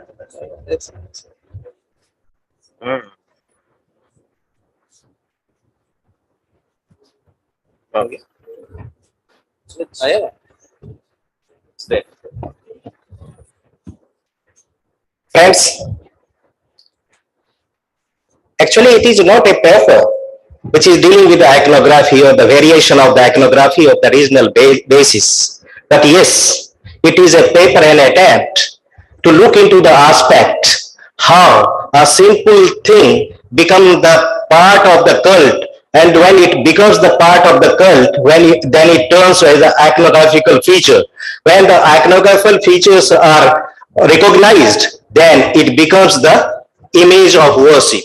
So simple, with this simple background, we try to peep into our aspect that how a grass can be the iconographical feature. एक घास किस तरह से पूजा का सामग्री बन सकता है या प्रतिमा बन सकता है, इसके विषय में एक चर्चा की विषय है। और मैं आकर्षित करना, I will like to invite all this the galaxy of scholars to please look into this aspect too. I was reading a paper in Victoria and Albert Museum, London, that is about the how flora and fauna is making as a catalytic agent in love making. Flora and fauna used as a catalytic agent in love making, depicted in Geet Govinda of the Kangra style. Then I read a paper in Korea and also in Patna that how the creepers and the plants are integrated part of the art. So these things ignited me to look into the local aspects. With this background, I tried to look into this mantra.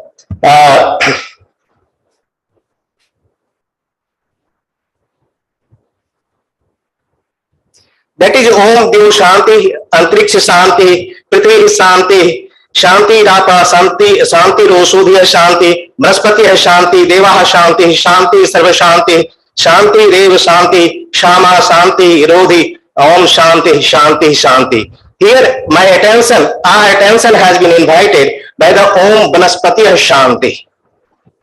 Why? Why Banaspati Shanti? Why we want to worship the Banaspati? Because it gives us the thrill or give us the soul to look into the aspect where we live as Prakriti and Purush. So with that, and that is why we have a Siddhanta, Charanvati Madhu Vidanti Charanta Swadu Madhumbaram, Shuryasya Pasasya Manam Yona Tandra Yeti Charana. So we have Charavati, this is the famous saying. And this saying, if we enter subject, this is my theme. Nobody can believe that it could be the part of your subject, which is you have for this annual session. How it could be turned into the worship as an image or worship subject of worship, but it is. I will show you something. So this is a grass known as vetiver. We call it sikki, we call it khas, and how it is, and it is a worship, is in Banaspati form, means plant, and it is a basic of land conservation too. And I will show you few photographs. Behind the cradle of culture and center of experimental art, when the idioms and grammars were not there for the iconographical feature or imaginary or iconometry, the Bihar has presented images which are known as the base, and we call it the idioms and grammars of the art, that is the Dirarganji actually.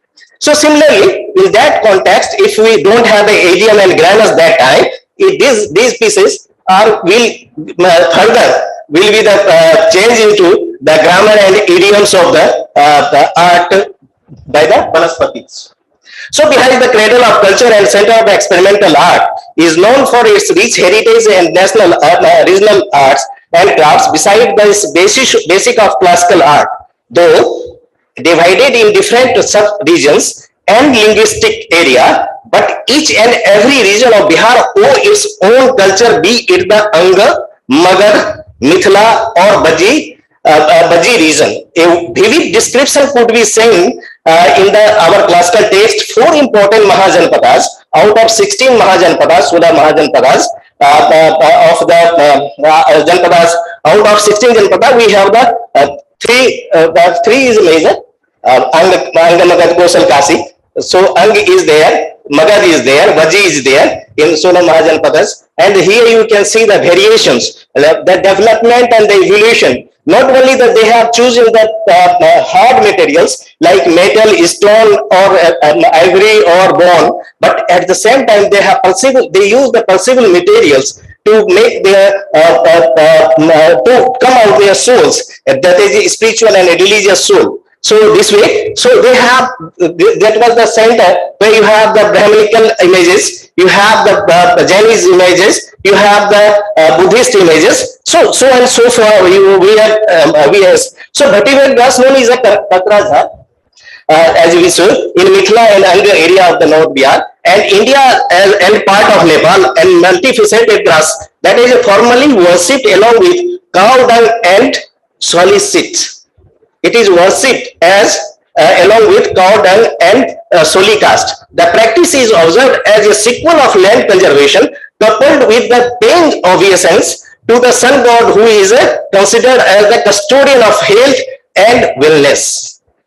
So this is a practice, and this is a practice not noticed in the classical text, you know. That is the misery of our cultural studies. We do pay our respect, we do peep into the classical text, we don't need to go for what is happening in our surroundings.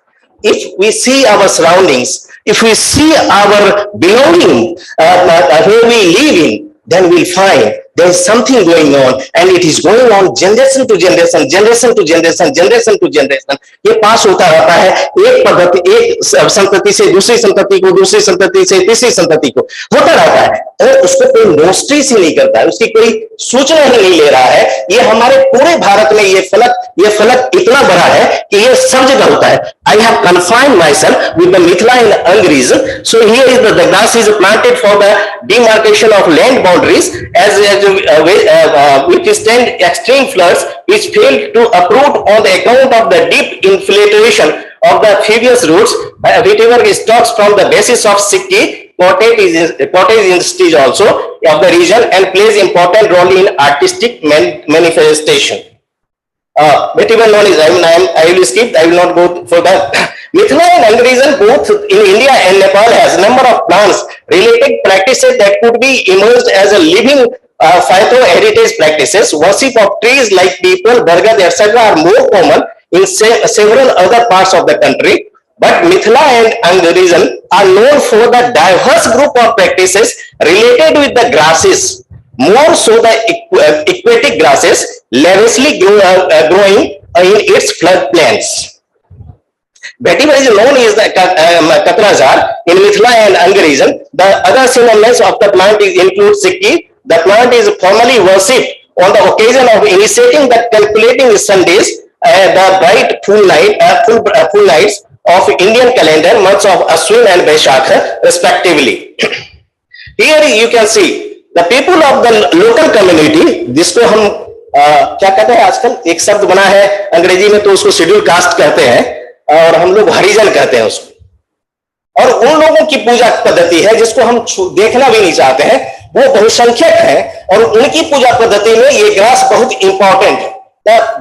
These castes have been worshipping these plants, these herbs, these vetiver grass from generation to generation. And you can see here that every month of the Vaisakha and Chaitra they are doing so. Here you can see that the women folks are coming and worshipping this. Here you can say that you have offering the different kind of offers like fruits and whatever is available over there. Again, you can see here the same how they are worshipping this and how they are feeling the importance of this grass. Here they have cut the grass and they are making it to use as feature, ultimately turn into iconographical features. Here it is a khas. Every house now you have the fan. Otherwise, in yesterday's in every house you have the khas tattis. Here is the custardis and it is made out of this vetiver glass. So here you can see the craftsmanship. Here is one lady is knitting the tokri, the container. भारतीय संस्कृति की विशेषता है कि हम सभी चीजों को भूल जाते हैं what is in our around, हम उसको नोटिस ही नहीं करते हैं ना। प्रचुरता में निर्धनता की बात होती है। We have plenty but we don't care because we have plenty. If they don't have the plenty they do care. So we have not carrying these things, and that is why I have tried. I will not read out this because time constraint is there. So yes, here is that. Here is the out of this grass they have made the first. प्रथम पूजा किसकी होती है? गणेश की। First we worship the Ganesh Vandana, and they have made it is a container. It is not a icon. It is a container, and every marriage, the family of the Kanya, they gives as part of दहेज to the लड़के वाले को, बर पक्ष को ये देते ही देते हैं। और ये जो टोकरी आप देख रहे हैं यहाँ, ये इसमें धान ही रखा रहता है, जिसको हमारे यहाँ खोइछा बोलते हैं। They give the धान, जौ, jai, that is a barley, paddy, or what do you call it? One thing, jai, jaw, or barley, and sometimes you have the mangarela. There's a masalas you use. So this is these things are given to them, and but it is a what? This is the figure of the Ganesha. It is a, though it is classified earlier as a craft, but I will say you, it is turned to not a, it is not turned to iconographical features of that area, and there it is every hole, every house you will find this kind of craftsmanship or the images of the Ganesh. Here they are making some kind of the, this is the crafts, so differences are there. You have, so you are making your house decorated. So you have the different, you can see the different photographs are on the wall. So they are decorating their walls. They don't have the pakka makans. They have the jugis and the attacks there. So they are using this one. They put in their houses, and that is the sign that how we respect our classical concept as a god. But though initially by the scholar like you has made it as a craft, whereas I say that it is being practiced by the mass, so it cannot be the craft, it is an imagination and it is an image, so it is worshipped over there. So here the fine specimen of Ganesha's, when you have the development, you have also developed the technology. So here the technology, you can see the Ganesh, and you have the muskas, all are made of that grass, that the vetiver grass. So here you can say the fantastic piece of it is being exported. It is exported like anything. The Buddha image, you can keep it in the palm, and it is in palm shape. वो पान के तरह ही है, पान के shape में बुद्ध की अनुकृति बनाई गई है वहां. Then you can see the Surya Puja is famous in the all of the world. Then in Bihar we have just 1/7 we have the Khasti and Saptami. Chhath पूजा है. छठ पूजा में सूर्य की पूजा होती ही है, और केला का बहुत महत्व है, और इस तरह से आप देखते हैं सूर्य की मूर्ति बनाई गई है. And you can see this the use of the this one Hanuman ji. So what note they have made? What note they have made? Out of this vetiver grass, that you have the Hanuman ji, and all the attributes which is referred in the classical text. If it is referred in the classical text, if the attributes are not there, then you can question. But if it is there, you have to classify as a important equipments or important part of your classical art. So don't forget the localized this craftsmanship as a image or iconography. Here you have the Buddha. Here you have the Buddha. Can you challenge it? Is it lesser than your sculpture of the bronze or stone? It is made out of the grass. That is a vetiver grass. I will just show. I'll just face it within 2 or 3 seconds. Here is a Radha Krishna's out of the vetiver grass, and here is the love. Emotions are also being depicted in this through this vetiver glass, and that is why this is for them that is the part of worship. For you it is a craft. For them it is a part of their classical things. For you it is a part of just development of art. Whereas they believe it, that is their soul. You feel that whether we include in the classical text or not.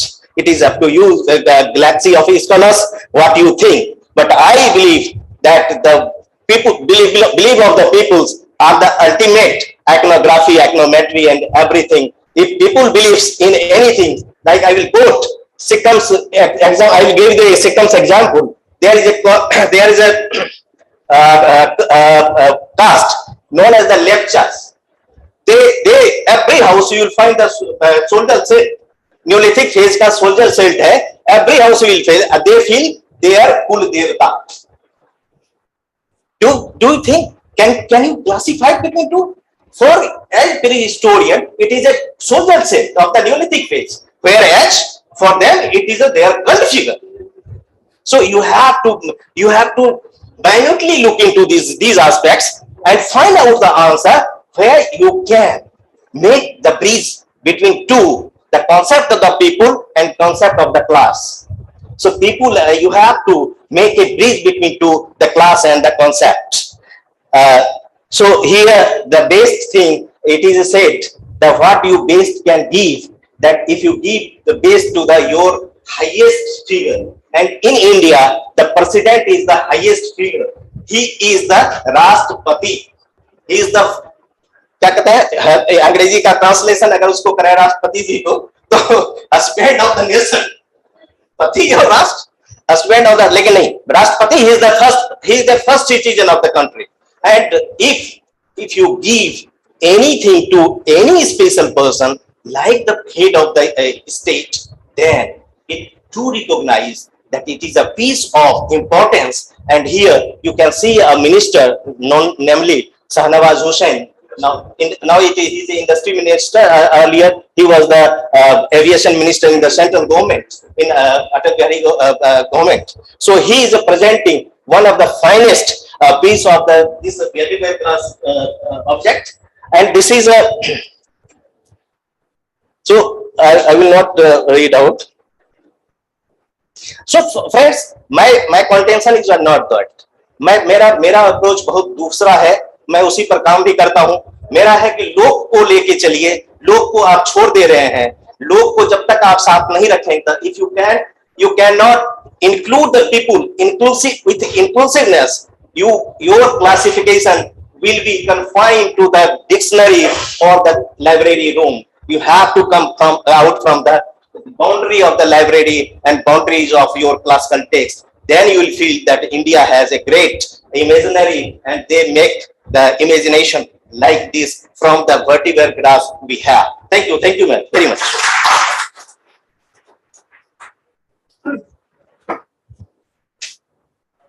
धन्यवाद sir. हमें पता है कि बहुत सारे मन में आप सभी के प्रश्न कौध रहे होंगे, लेकिन समय की अनुमति नहीं है. समय ने समय को थोड़ा ज्यादा ही ले लिया. शायद मेरी प्रार्थना स्वीकार नहीं हुई उस तक. कोई बात नहीं.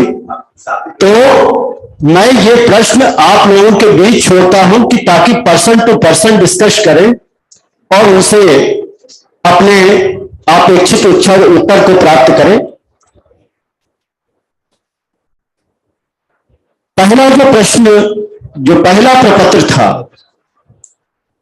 उस प्रपत्र पे थोड़ी सी बात मुझे करनी है. बाकी तीन प्रपत्र अपने पूर्णता को पहुंचे.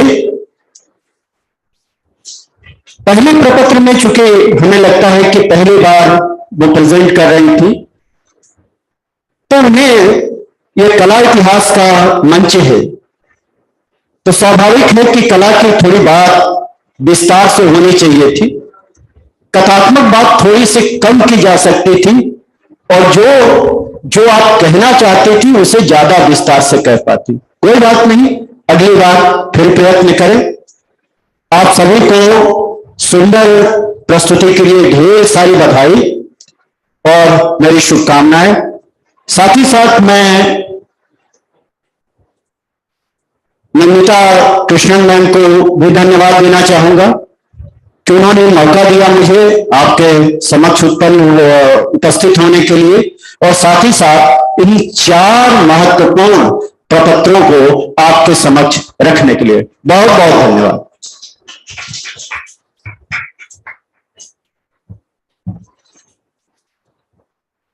I request Dr. Santhi Swarup Sinha to honor the present mementos to the speakers.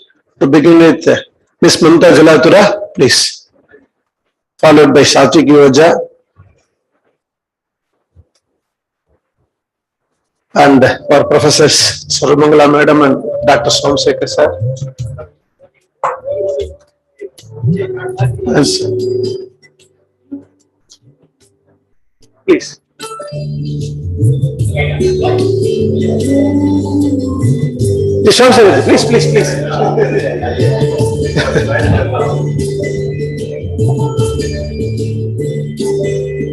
Yeah.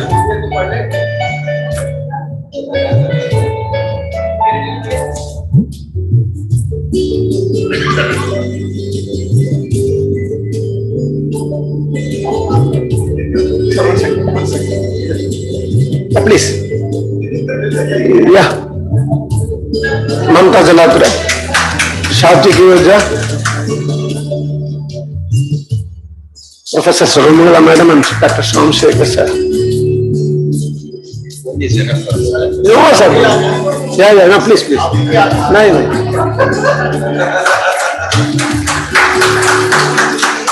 Professor Sanjeev Kumar Singh ji, I request our IAS Secretary Dr. Professor Somsekhar Singh ji to honor our chairperson Santi Swarup Sinha ji.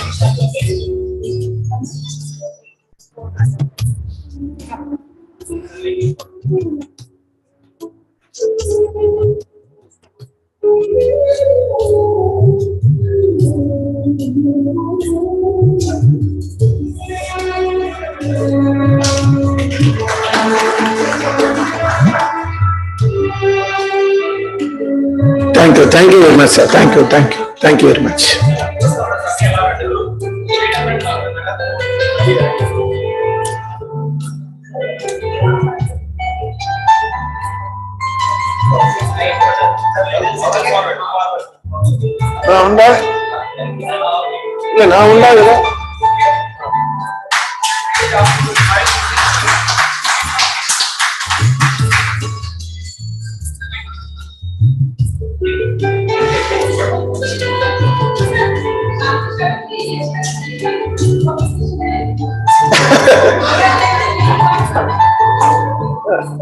Respected and dear friends, I deem it a great honor to invite two of the senior most archaeologists in our midst today for the special lecture of today. And I invite Dr. Professor T. Satyamurthy on the stage to chair the lecture, and I invite, it is really a great honor, I invite Professor Dr. Arvind Jamkedkar sir here on the stage, please. It is a lecture on Illora from a settlement of Pasupata to a holy place, and Professor Jamkedkar sir will be, former chairman ICHR, will be delivering the special lecture. Of course, both of them, even though they do not need any introduction, still it is our custom. But Dr. Satyamurthy ji, of course, yesterday he has presented his paper. In the field of archaeology and museology, both of them had very rich, experienced personalities in itself. Field archaeology, both of them, and art and architecture, and both of them connected with the head of the, Satyamurthy sir was the head of the Chennai circle of ASA for some time, and here he was the director of excavations at archaeological sites like Mangadi, Adichanallu, Mamallapuram, and offshore explorations at Kodunkalur and Mamallapuram, and we are very happy to be here. We invite you here for this, to chair this session, sir. Thank you. And Professor Arvind Jamkedkar, also here. It is a very honor for us, sir. He is an archaeologist again and a historian, and was the chairman of the ICHR, New Delhi. He is the chancellor of Deccan College, Pune. He received his doctorate for his work, because Aris used to say, on the study of Jain Prakriti text, Vasudeva Nidhi, titled Cultural History from Vasudeva Nidhi. He was the vice president of the Asiatic Society of Mumbai from 2017 to 2013. He was the editor of Journal of Asiatic Society of Mumbai. He was selected as national lecturer in archaeology by the UGC in 1984, and sir has published 30 monographs and 70 research articles. As an archaeologist, he has conducted 19 excavations at different sites in Maharashtra, and we are really honored and privileged to have you here today for us, sir. And now over to Dr. Satyamurthy sir, please.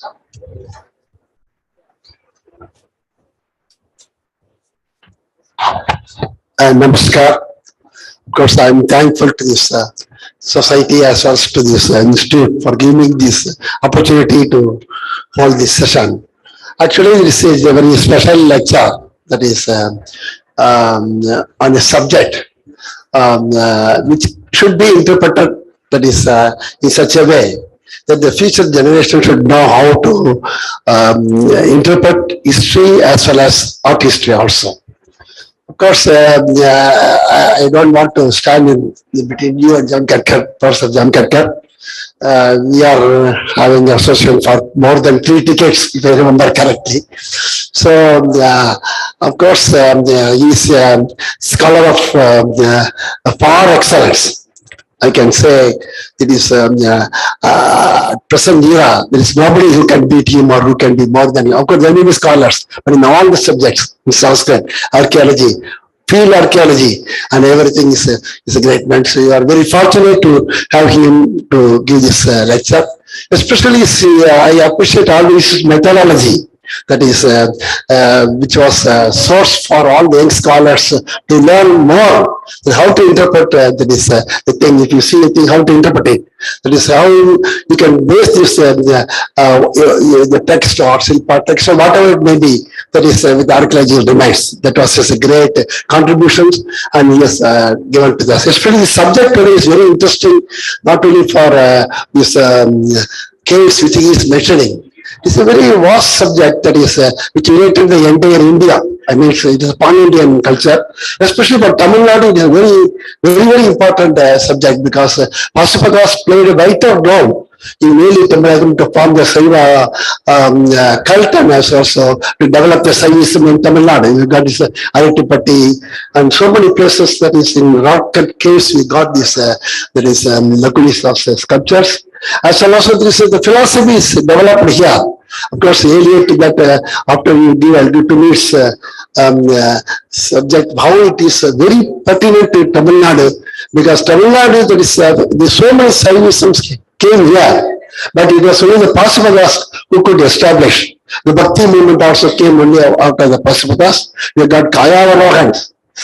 This influences Karanam. That is because so many places in Tamil Nadu, Karanam, that is where the Saivas sang and sang. Naga Karanam, Kodambe Karanam. So all the places were there. So it is going to be very interesting subject for all of us. And also the young scholars should grasp how this very senior person who can know, can learn how to interpret these archaeological materials with that of the other textual materials and also the cults. So thank you all. I invite him to give this great lecture. Thank you.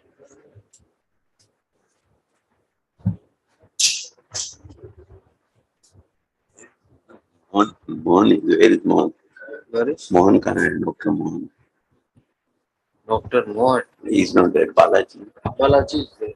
Huh? Yeah. Huh. Anyway.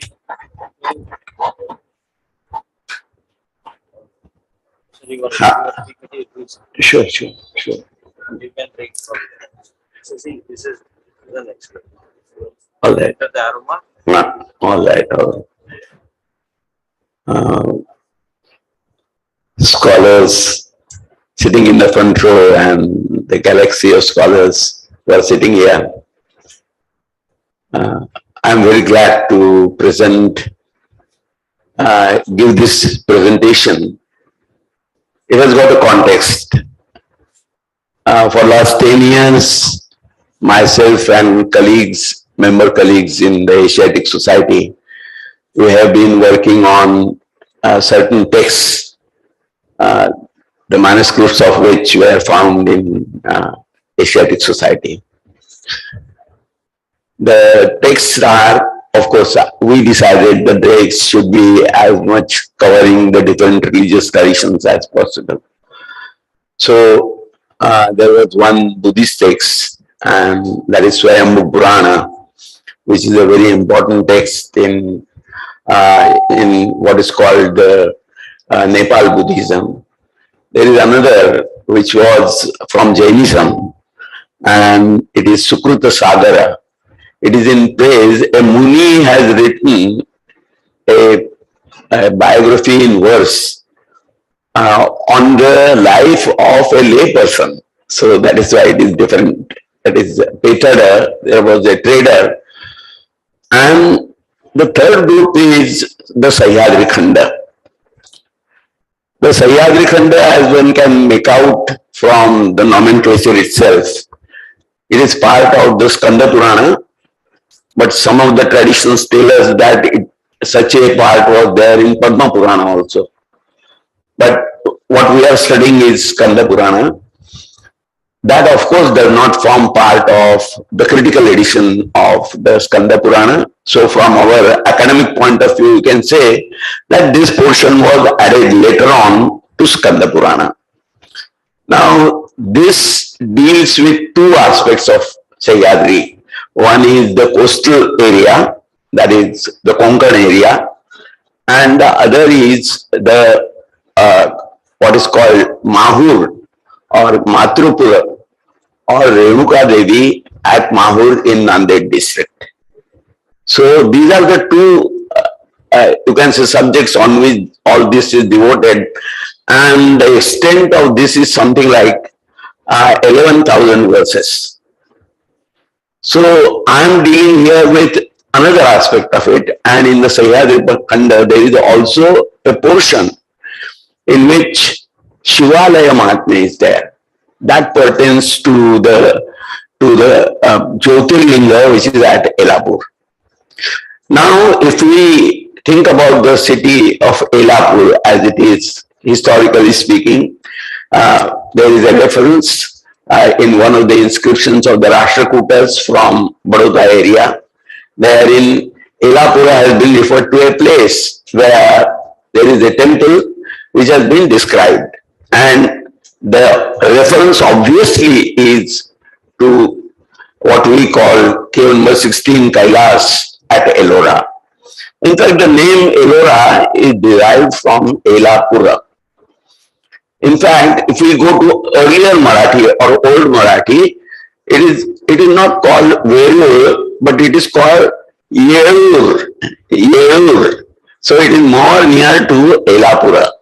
I won't go into the details of the etymology and other things, but it very clearly shows that Velur, Ellora or Elapura had a very significant role to play in the religious tradition of the Deccan. Now this Mahatmya, which first of all appears in Shiva Purana, in the Kotiludra Samhita of Shiva Purana, there are two adhyayas each probably for all the 12 Jyotirlingas, wherein the Jyotirlingas have been enumerated, and each Jyotirlinga has a story to tell about it. What I want to emphasize in this particular thing, in this my lecture, is that Ellora, as it is famous as a World Heritage Site, there are monuments which are affiliated to, first of all, the Buddhist monuments are there, then what we call the Shaiva Pashupata, but my contention is that probably all the agamic traditions except Ganapati, they are represented there. There is a cave which is dedicated to Surya also. There is a cave which is dedicated to Devi also. So they represent all these what are called usually referred to as Brahmanical caves. These are connected with the Agamas. So there is something like a tradition, Agama tradition. There is Pravritti tradition as it is called, that is the Veda tradition. The Nivritti tradition which is connected with Vedanta or the Upanishad, and the Agama tradition is there. And besides that, there is fourth, you can say, Hindu tradition, which we call the Dharma Sutra tradition or the Manusmriti, that is the Smarta tradition. So these are the four aspects of Hinduism which we have referred to, and while studying these texts, I realized that we have to now really very clearly try to understand what exactly is Hinduism.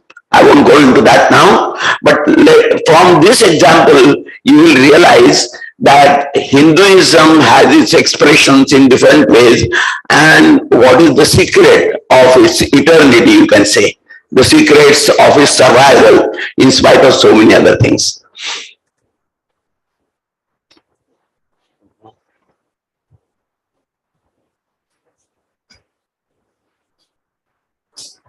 Here I have given in short, I will, because there are so many slides and I think I will have to finish my lecture. I was just asking, earlier something like 45 minutes were there, but I could start only at about 10 to 1, and so I will try to finish it within something like half an hour if you don't mind.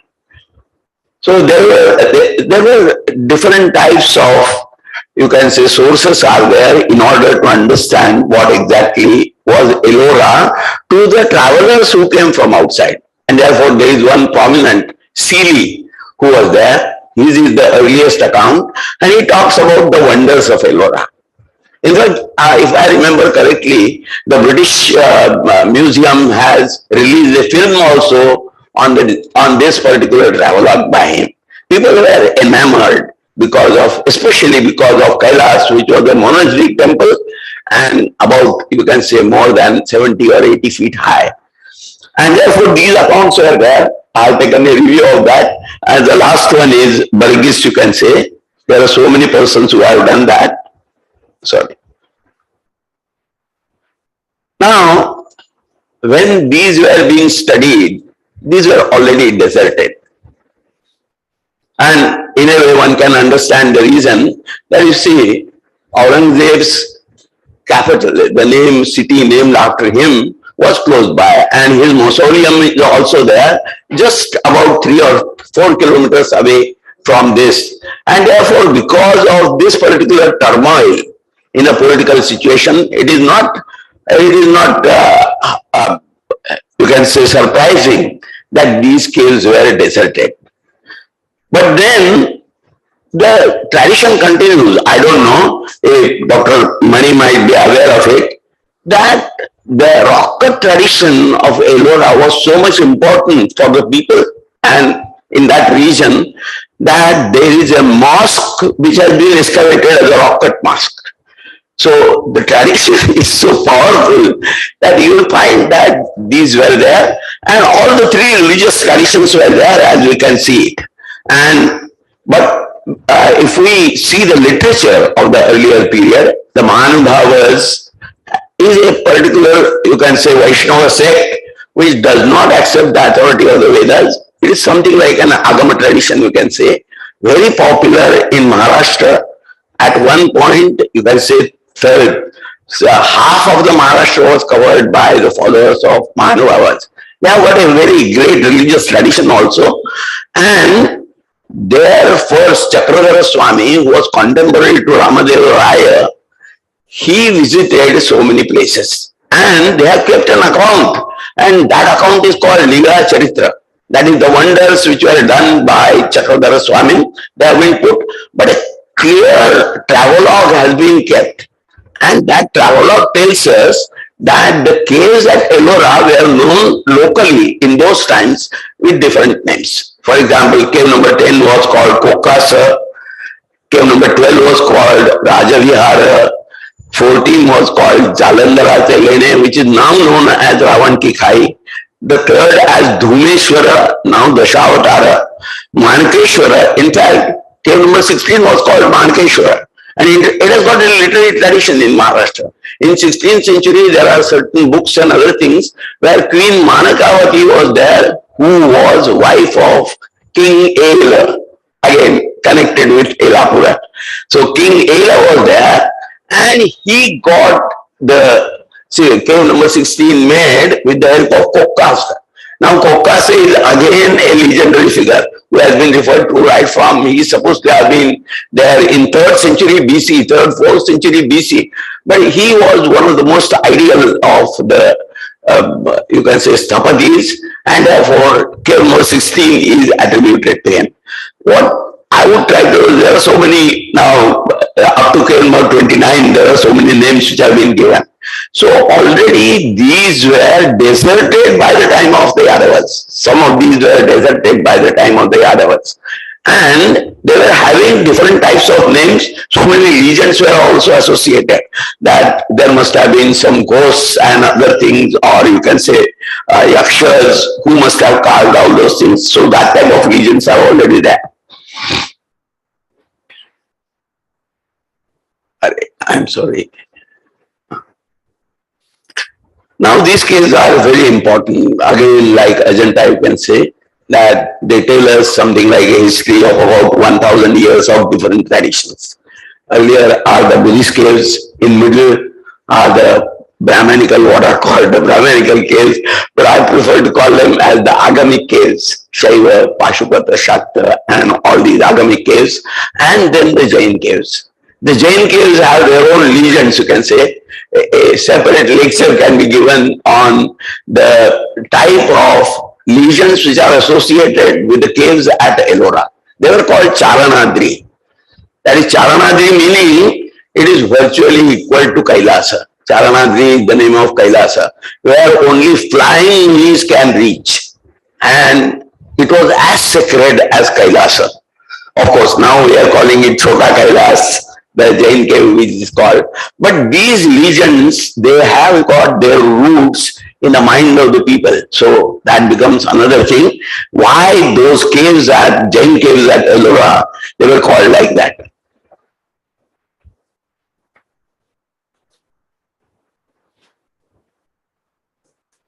Now, I will skip this particular part of my lecture. This lecture was given earlier as a memorial lecture, but as Madam showed interest and she said that the topic on which you have been working for so many years, please give us a lecture. That is why I chose this particular thing.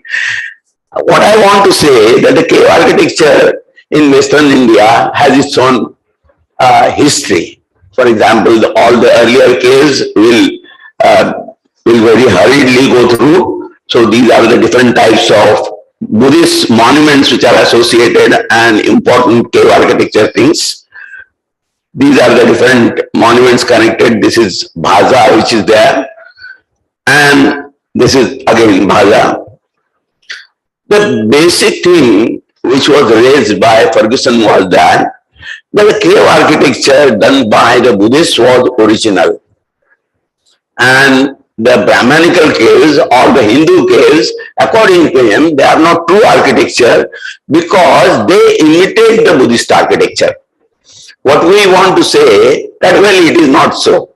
Meaning, if we see the evidence probably through whether it is Elephanta or you can say Jogeshwari, Mandapeshwar, these are the earlier Brahmanical caves which are known, and they are what he has said, actually, meaning Kailasa is referred to by Ferguson, as a disaster in aesthetics. Because according to him, it is a temple in a ditch. So it is not aesthetically appealing. But of course, all these things, they go away. But one of the most positive points which has to be taken, and he says that this cave architecture, the Brahmanical cave architecture, is in a way very important because it is a step forward from Ajanta. Whereas in Ajanta, the paintings are very important. There are so many paintings, as Dr. Mani also will tell us, that when we go to the upper level caves, Ganesh Lena and upper level caves, there are so many paintings which are there. There are good paintings in the Jain caves also. But what Burgess says that, well, the sculpture has taken the place of the paintings. And if you see Kailas itself, you will find whether it is Jatayu or you can say Gangavatarana and other things which are shown earlier in our lectures, we will find that it develops its own things. And one of the most important things, that in spite of these monuments, and unfortunately, many of these monuments, most of the monuments don't have any epigraphic evidence left. So there are scholars who discuss about as to what exactly is the affiliation of these. Soundararajan wrote a complete volume on the Brahmanical caves of the Deccan, and in that naturally the caves at Ellora are very important. He has brought out certain features which are there for the Pashupatas. For example, the wedding of Shiva preceded by Parvati's Tapasharya, that is very important. There is another element which is there, and that is the 7 matrikas which are there.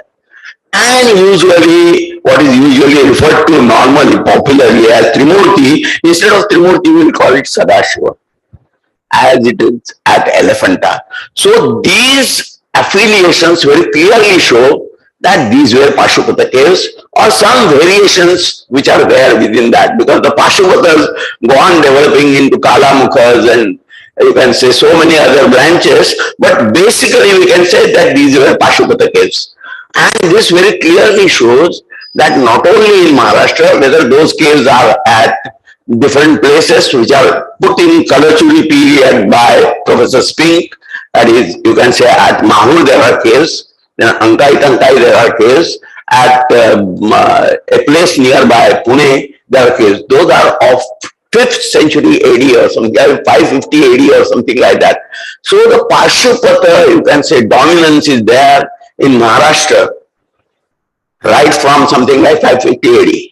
And it goes on continuing. It goes on continuing, and my studies show me, now these are some of the things I will be hurriedly showing. Say, for example, when Ferguson says that, well, it is imitation, on one side is Mandapeshwara, the other side is, you can say, cave number 6 at Ajanta. So similarities are there, but as I told you, these are some of the important features which are there, and in that, as Yelak Ramesh has shown to us, that well, at 3 levels, the god is depicted. The Parashiva in the form of a Shivalinga, then Sadashiva in the form of the Trimurti as we call it, and the different scenes which are there, that is Maheshwara, you can say the popular Shiva god. So the Pashupata philosophy is this way, completely depicted in these caves, but we are not going into those details. What I wanted to emphasize that a mature Pashupata philosophy and Pashupata, you can say, followers of Pashupata religion, they must have been there in a large number. My own, sorry. Now this is another beautiful depiction according to me of Parashiva, then Sadashiva and Maheshwara. If you see it carefully, you will find there are 7 images. The basic below, that is Parashiva, then the 5 which are emanating, that is Sadashiva, and the top one is Maheshwara. Again, imitation is not the correct explanation. You can see that spatially the cave was designed to project these particular different aspects of Shiva. Now, as we understand, Pashupatas have a typical way of life. For example, for the first stage, he lives at the residence after Diksha, he lives at the residence of his teacher, who also can be married. This was emphasized in another connection also, when there was a lecture on Pashupati and Shiva images in Assam and other things, or Chhattisgarh. Then he lives in a temple, Devayatana. Then he lives in a cave. And at the end, when he is spiritually progressing, the different 4 mantras which are associated, 5 mantras which are associated with Sadashiva, those are to be recited by him. And in the last stage, he lives in Smashana. So in a way, the cave was very much inevitable, and that is why, according to me, the Pashupatas must have done this type of architecture, which is a great, you can say, heritage for us. As I am going to show, these are the different examples which we are seeing. For example, is on the right, you can see that Sadashiva image all the time there. I won't go into the details, but these are very small caves. And at this stage, the 3rd stage, he must be living in a cave. So only one person can live in those type of caves. There are so many caves which are there upstream. And this clearly shows the evidence how the Pashupatas must have spent their life. Now, I am again showing the occurrence of Sadashiva image. So there are various instances which are there in cave number 22, Galesh, Lena. So clear understanding of the Pashupata iconography, as also the way they must have lived in these caves. I will skip over all. The Saptamatrika is another type of thing.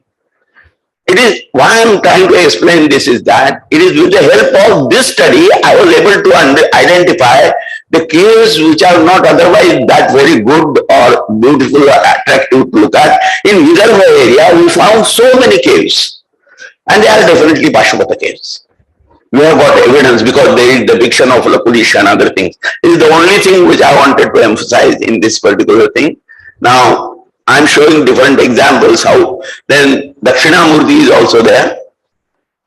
Now these are the caves of Vidarbha area. you will find that there is a Shankalipi inscription in that cave, and there is a small figure. There are cells which are there for the sadhakas to live, and one cell with a Shiva Linga. This is another Patur cave which is very important, wherein this Tapasyarata Parvati, she is shown. So on the basis of that, one can very well make out.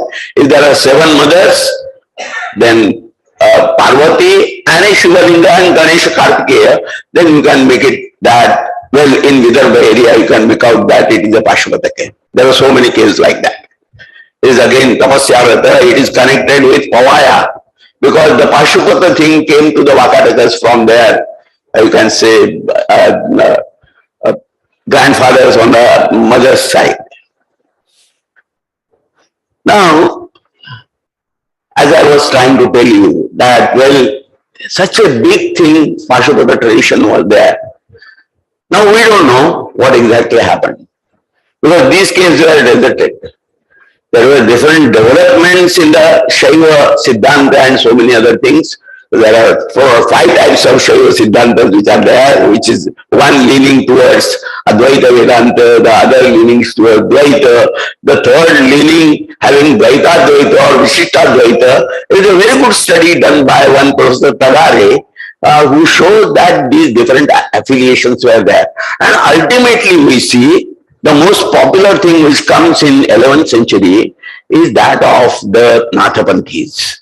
It is a great revolution which is taking place. This might be one of the reasons I can say that the Pashupatas, their caves have been left. The tradition does not continue. So because they were probably replaced by the Nathapanthis. And this is a great movement right from Dadikan all the south. There was a mention by Professor Satyamurthy. It is an enigma as to how to understand how suddenly, all of a sudden, in something like 5th, 6th century, there is a spurt of Alvars and Nayanas. It is to be understood in different ways. We can explain it, but there are different aspects of it. One of the things which I have come to conclusion is that it was probably the Vakatakas. Vakatakas brought both the Vaishnava Agama tradition as also the Pashupata Agama tradition. Because basically they were Maheshwaras. And I showed you the cave which is there at Patur, which is very much near Vashim, which was the capital of the Vatsagulma of the other branch. So it was very much entrenched there. And then one of the queens of the Vishnu Kundin family is referred to as a princess of Vakataka. Madhava says that his grandmother was a Vakataka princess.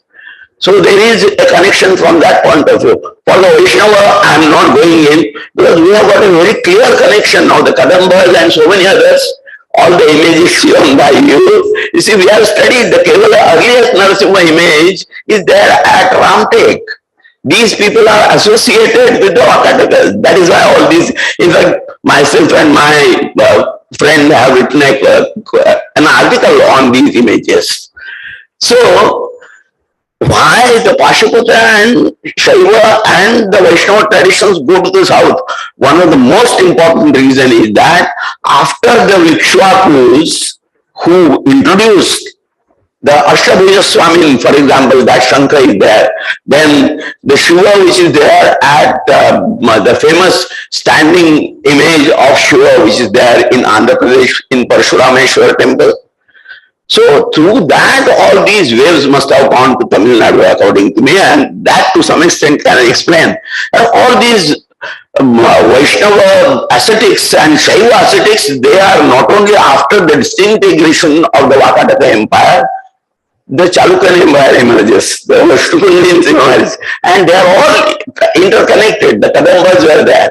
So this way the whole thing must have gone. There must have been an original spurt, or it is never the influence of others that brings in things. The thing was ripe for Shaivism and Vaishnavism. Buddhism was disintegrating from that area already by 6th century AD, and that must have created this whole atmosphere. What I wanted to emphasize that by 13th century already the Pashupatas were not there. Probably Natha Sampradaya was coming in, but there was another great thing which is happening, And that is, you see, when we go to Ellora, we hardly as archaeologists visit the Jyotirlinga temple there. It is just possible that the Jyotirlinga temple, its history is also wonderful. The Jyotirlinga temple was repaired by Ahilyabai Holkar. That means in 18th century, you can say. She must have repaired it. But there is evidence to show that Shivaji's ancestors, Maloji, were stationed there as assistants of Mughals. They had first of all done that temple. It was devastated afterwards, and that is why Ahilyabai. What I mean to say is that it must have been there earlier also. Because this is the Agama tradition, a refined, you can say, ascetic tradition of the elite people. But there are worshippers of Shiva already there. They must have been there for a long time. They must have been there at the time of the Pashupata caves also, what I mean to say. And therefore, in Shiva Purana, there is a reference. I will take only 10 minutes now, not more than that. In Shiva Purana, this particular couplet occurs. Saurashtre Somanathancha Shri Shaive Mallikarjunam Ujjainyam Mahakalam Omkaram Amaleshwaram Paralyam Vaijanathancha Dakinyam Bhimashankaram Setubandhetu Ramesham Nagesham Darukavane Varanasyantu Vishwesham Trambakam Gautami Dade Himalayetu Kedaram Gusumesham Shivalaye or Krishnesham Shivalaye Ekani Jyotirlingani Sayam Pratah Patennara. Now, this is part of the Shiva Purana, which scholars will say was at the most redacted, at the most, it is not after that, 6th or 7th century AD. So, this Gusmesha Shivalaya must have been there in 6th, 7th century AD. I am quite sure about it. I won't go into the details of the story. This Shivalaya was very peculiar. It was in a pool of water which was created. If you have seen the caves at Ellora, there is a big, you can say, on the precipice there is a fall which is coming up, and then the pool is formed. So in that pool probably originally it was there. So it must have been there, but it must have been destroyed. There are legends to explain why it was destroyed. It is supposed to have been destroyed by Yama. Very funny thing. Because everybody who came to Shivalaya got moksha, no? Or he went to Shivaloka. So Yama said that I don't have any job left. You see, I cannot punish anybody for his bad deeds, and therefore out of frustration, he pulls down that bund so that people don't visit it and there is no tirtha. This is the way it has been explained. But what I want to emphasize that it must have been there in 6th, 7th century also. What is happening now, that is very important for me, is that now when I started studying this particular region, now the legend is in Shiva Purana 7th century. The present temple is of 18th century. So nobody takes much of interest. No, there is not much archaeological thing in it. But when I tried to understand the textual tradition, I realized that there are at least 6 to 7 versions of the Shivalaya Mahatmya, which originally happens to be in the Shiva Purana. There are only 2 adhyayas, hardly 153 stanzas. But there is a version as late as 1922, which is in 4,000 to 5,000 verses. The poet is a modern person, so he describes all those things. What has happened that it does not remain the simple story of that Krishneshwara.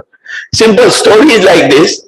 There is a Brahmin, he is married, somehow they don't have the issue, and therefore the wife insists that I should be a mother, and even if a co-wife is there, I don't mind. So she brings her own sister or a niece as the wife, but then it so happens her jealousy goes on growing. And whereas it is because of Shiva's worship that the younger, you can say, wife, she gets a son, she becomes jealous and ultimately kills him when he is married, because her anger goes to the extent. And in spite of that, this worshipper of Shiva keeps her cool. Every day she makes, you can say, lingas made of clay, and this way Koti Linga Archana is done by her. So that aspect of the worship of Shiva has been emphasized there. And every day she goes and immerses those things in that water pool. When the dead body is thrown eventually by the stepmother, there only. But when she goes to immerse those things, the boy gets up and calls her, "Mother, I am here. Don't go anywhere." And Shiva also emerges there, and he is now ready to punish that co-wife. She says that what a treacherous person. She is killing her own son, stepson, even though it is. Then Gusma, that is the name of that lady, she says that no, spare her. Even by your side, anybody, any party goes to moksha. So she is also like that. She has seen you. Why are you punishing her? And that is why Shiva becomes very much pleased with her and asks her, "What can I do for you?" He says that the Shiva Linga which will be worshipped here should be named after me. And therefore it is called Gusmesha, because her name is Gusma. So now this popular story is there. There are so many stories which are added. What happens that there are, as I was telling you, there is a version in 1922, there is a version in 1857, there is a version in 18th century, there is a version in Padma Purana, there is a version in Skanda Purana. So there are 6 or 7 versions. I have come across one more version now. In Saraswati Mahal Library, there is a Shivalaya Mahatmya in Marathi. Can you imagine? So there is a rich literature and tradition which is there. So what I want to emphasize actually, that elitistic tradition, it was very important. It gave spiritual direction to all the people. But the simple followers of Shiva, who worship Shivalinga as a Jyotirlinga, their yatras go on, you see. And as we will see it, now here is the person, he is the latest person who became a Shaiva ascetic, you see. And he wrote this version of Shivalaya Mahatmya in 1922. It has been published. Then this is the temple which is built now by Ahilyabai. A beautiful piece of architecture, I can tell you. Wonderful piece. Artists must have come from Malwa, but the creation is that of Bhumija type of architecture of the contemporary period. A beautiful expression of that. Then there are so many legends which grow now.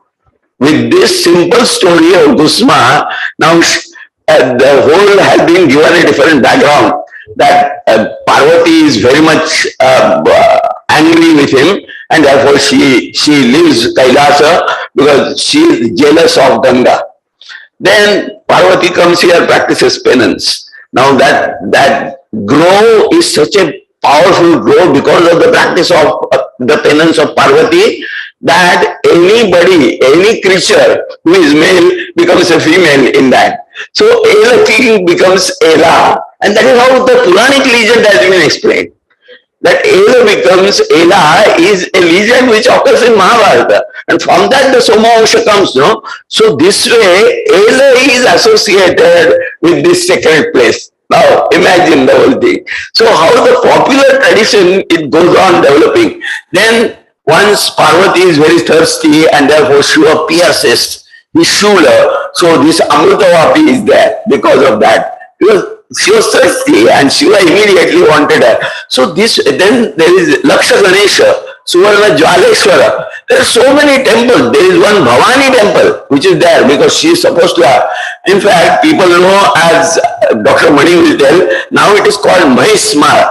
That is a plateau where the buffaloes, it is not Mahismara, it is Maheshamara. It is actually Shiva comes and practices penance there.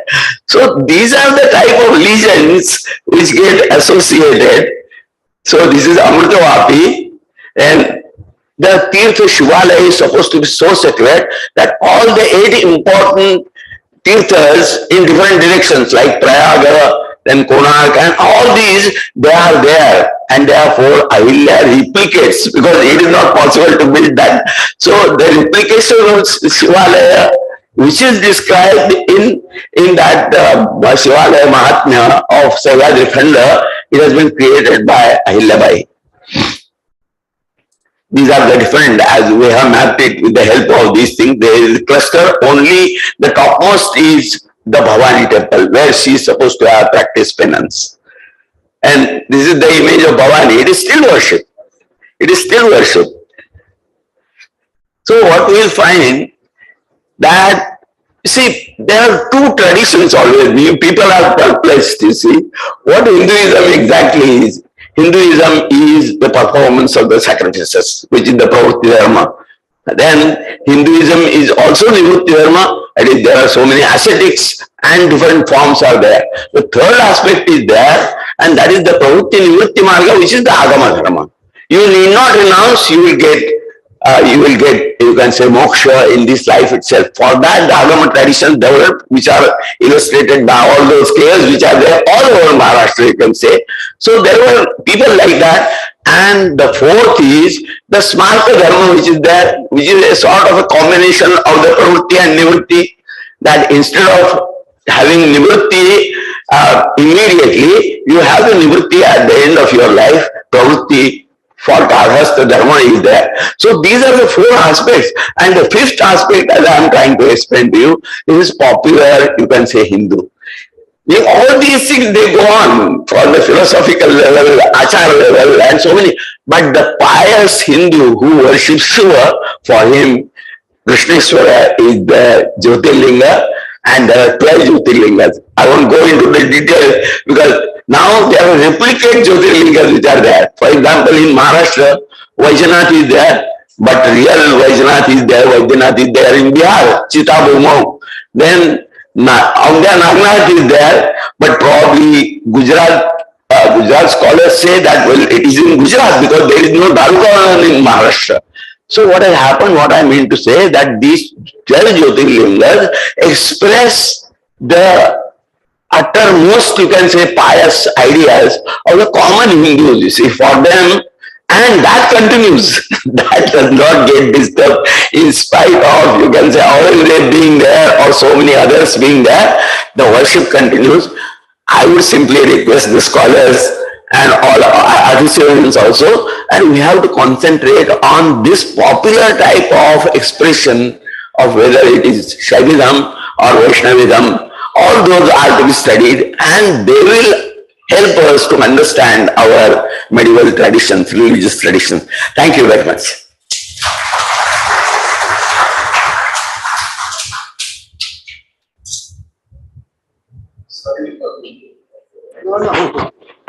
It's a very fascinating and very thought-provoking lecture we have seen, you have heard.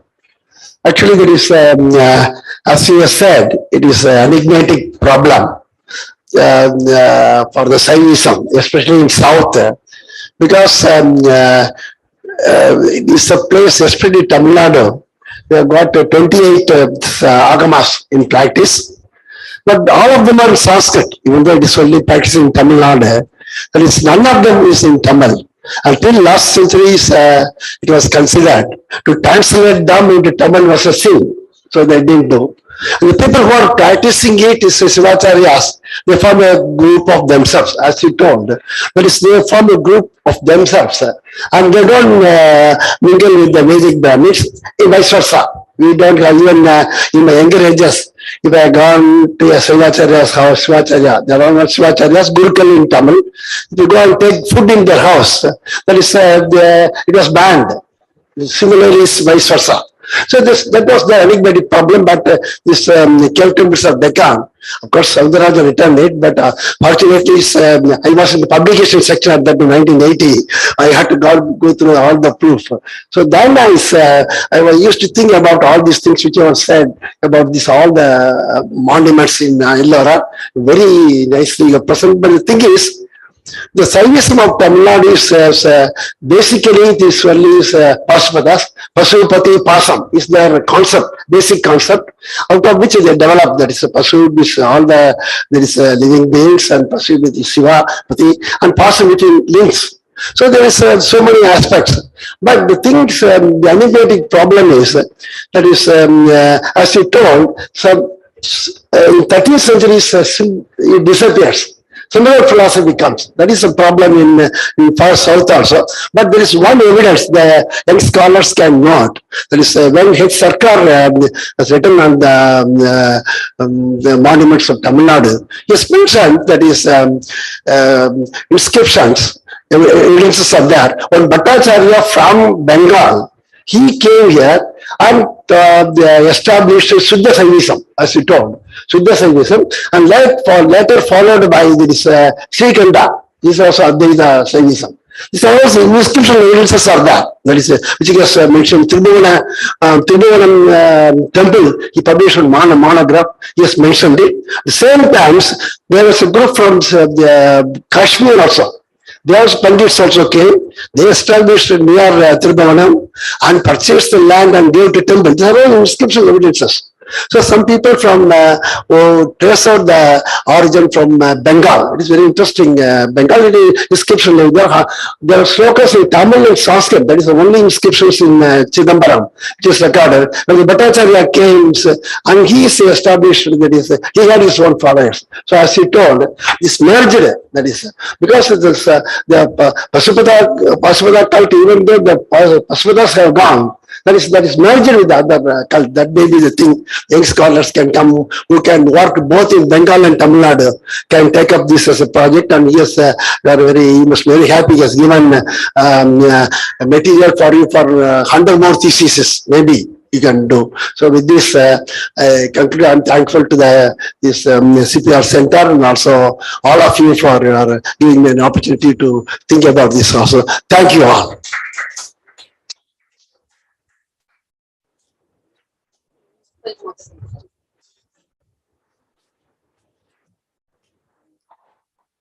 I request Dr. Satyamurthy sir to honor the special speaker, Professor Jamketkar, please.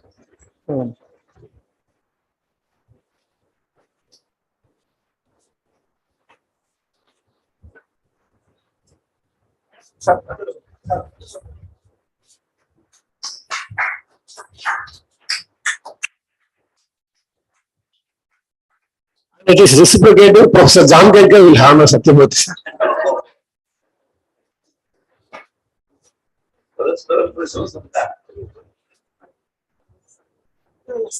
Yeah.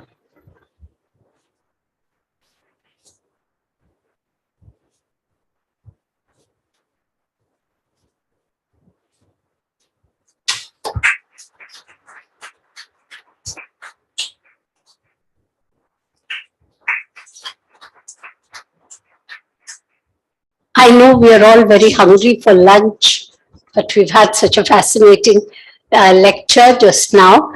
This is just about those who are going to Kanchipuram. I'm mentioning it now because afternoon there are parallel sessions, and it's written over here, second floor C.P.R. Convention Center, but it's not. One session is here, one session is in that room. So the parallel sessions you can move anyway. Now tomorrow, day after tomorrow, we are going to Kanchipuram. Now, there's a lot, Kanchipuram is very, very hot. So if you have caps or umbrellas, please bring them along. Madras is cool in comparison.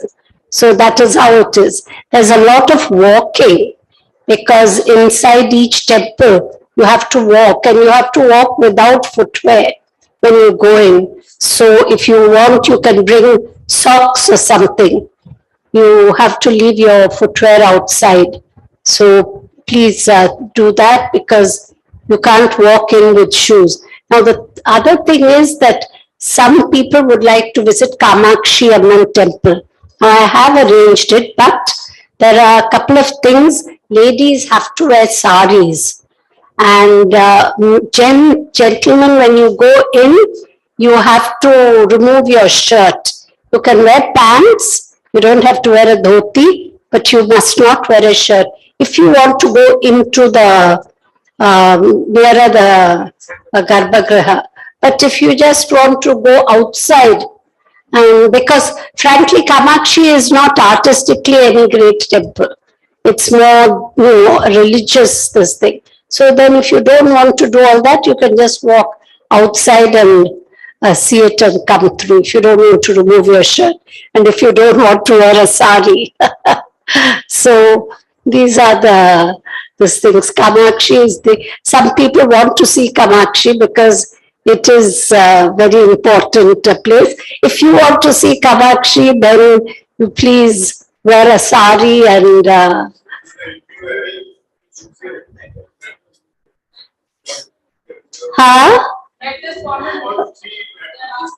Madras Museum closes at 5:30.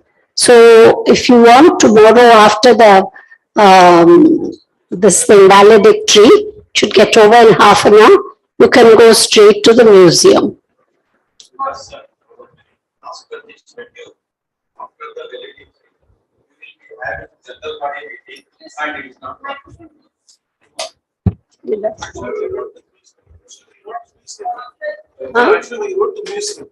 We asked the museum to keep it open extra, but they said they could not keep it open for extra time.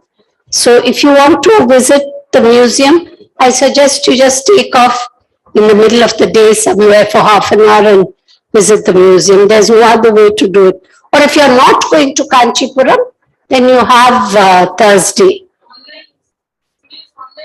Today is online also, yes. There's also online and offline. I think online is, they're parallel sessions.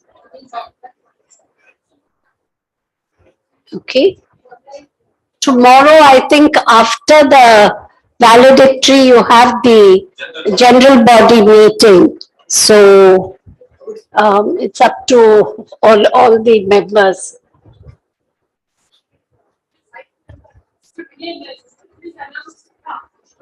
Come, you please come here.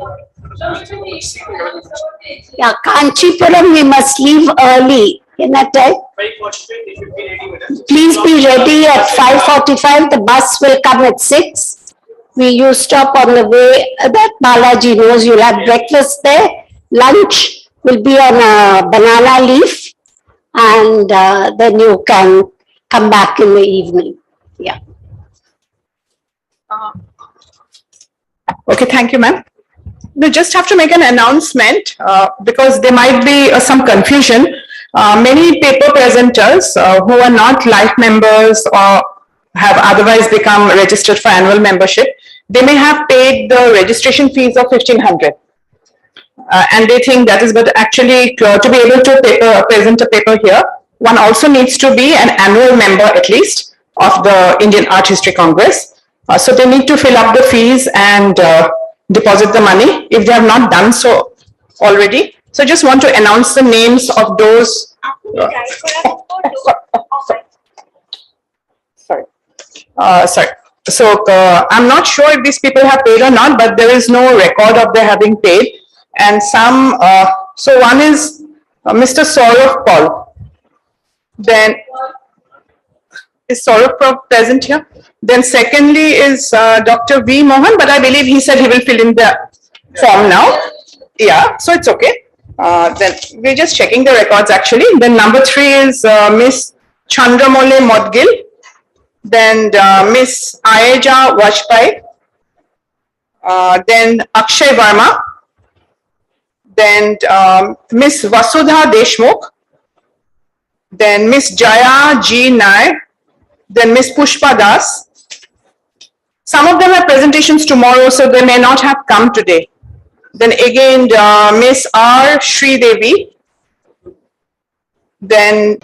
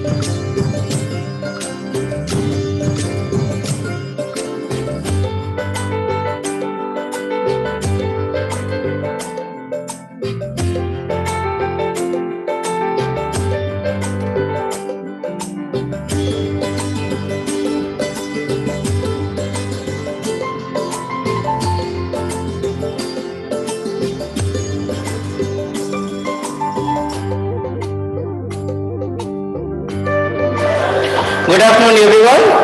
I request everyone to take their chairs, please. We're going to start the session. Online speakers are waiting.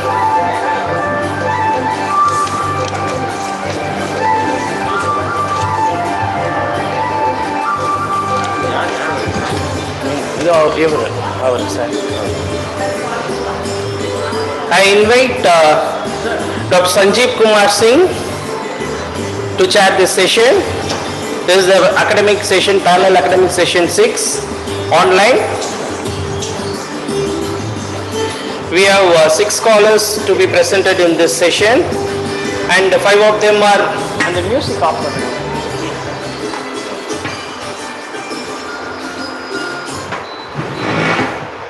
5 of them are comes under the Puja Bharati Memorial Award category, and along with them, Dr. Priya Thakur are also going to present the paper. I hand over the mic to Dr. Sanjeev Kumar Singh. Please carry on.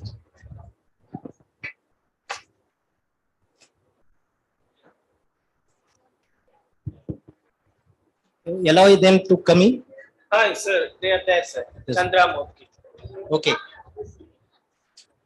Chandramouli Modigal. So,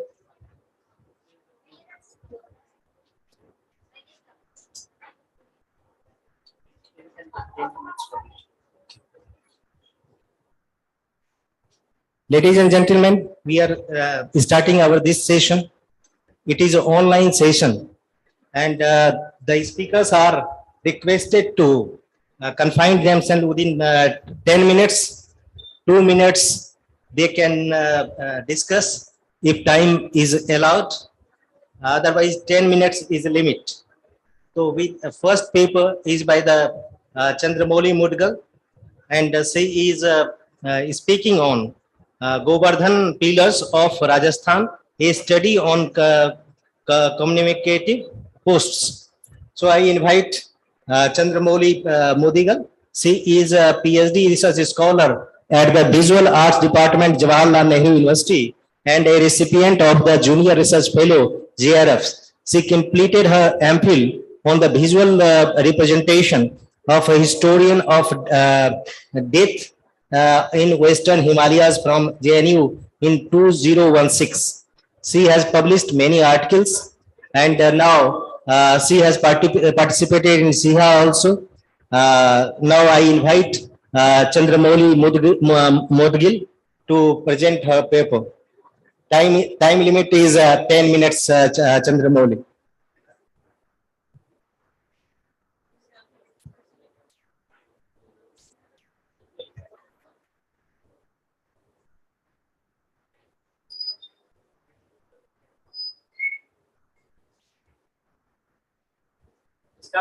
Please.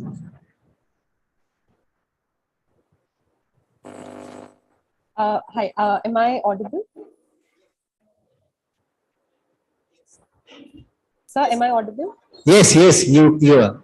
Okay, sir, I would, good afternoon, sir, and good afternoon, everyone.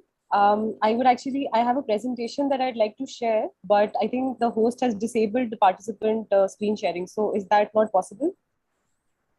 Pardon? I wanted to share a presentation while reading my paper, but is that going to be possible? I was trying to share my screen, but I think that's been disabled. Can you? He's checking. The technician is checking. You know. Okay, sir. Just. Yeah. Yes. Screen share. Share screen.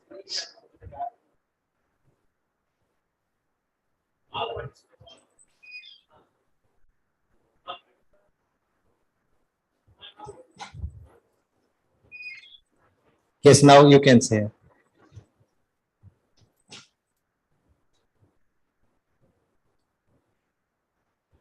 No, I'm actually unable to share screen.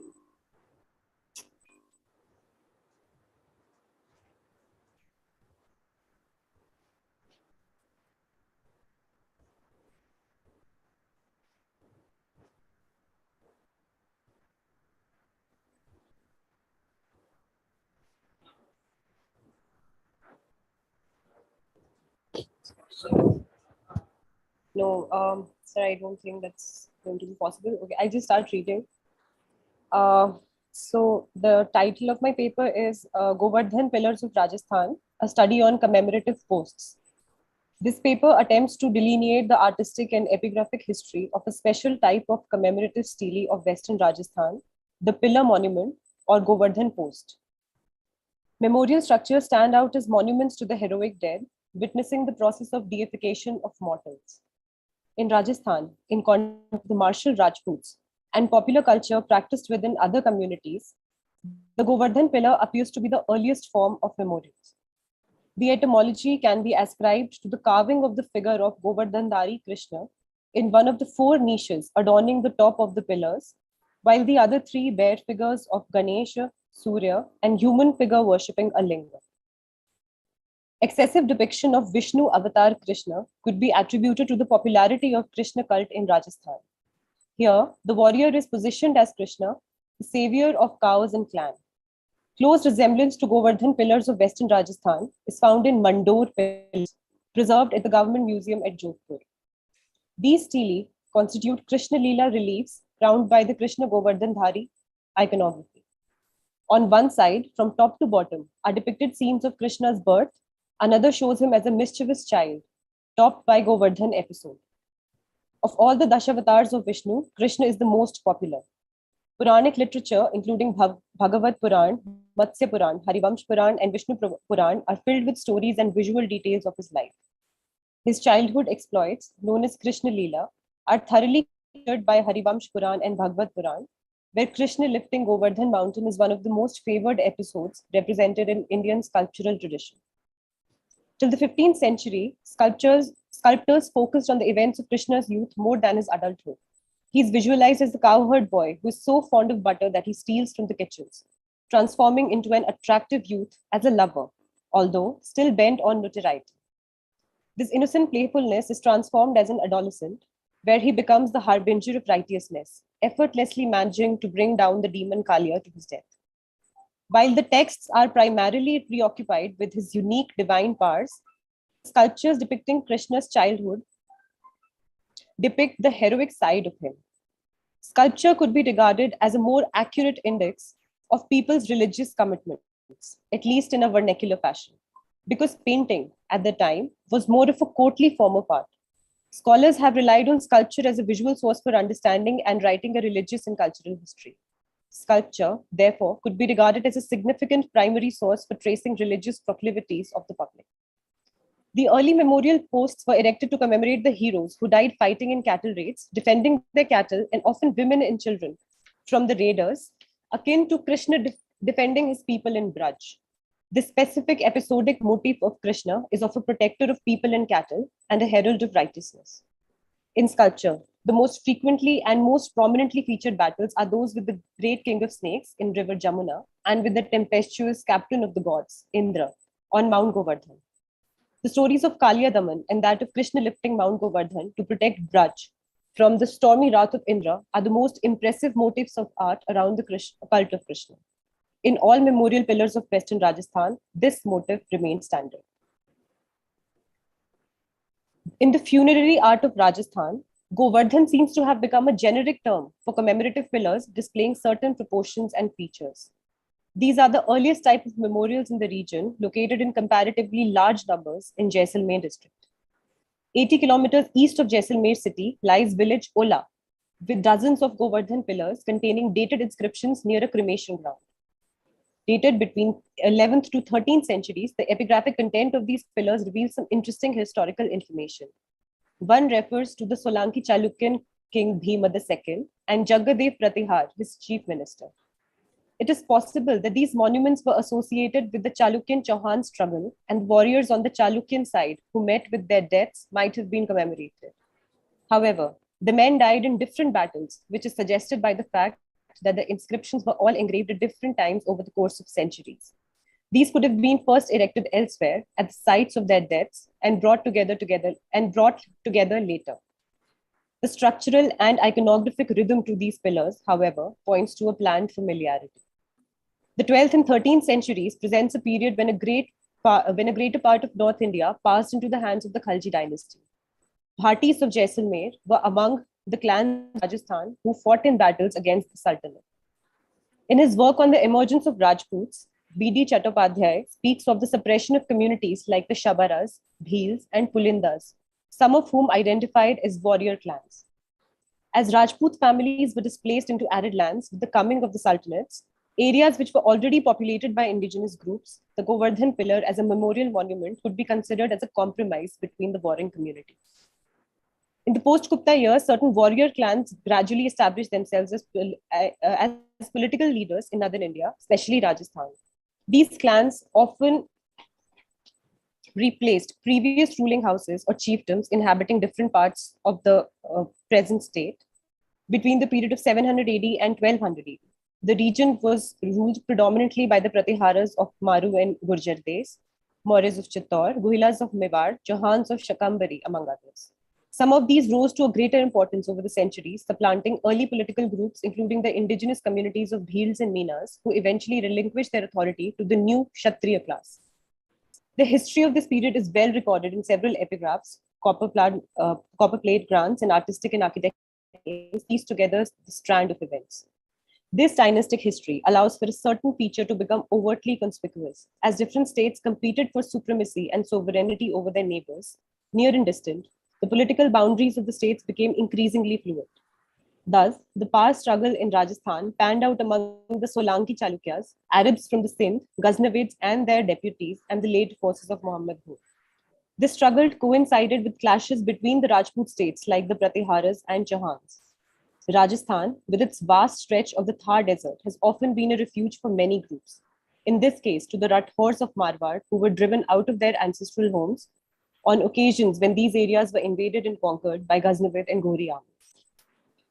This warfare between Rajput clans and Islamic conquerors may have given birth to a singular type of commemorative structure, the pillar, evidenced by episodes of history and content in epigraphs from the 10th to the 12th centuries. The pillar monument could also have been the result of the shifts in cultural fabric of the region with the conquest of northern India by invasion and establishment of the Sultanate.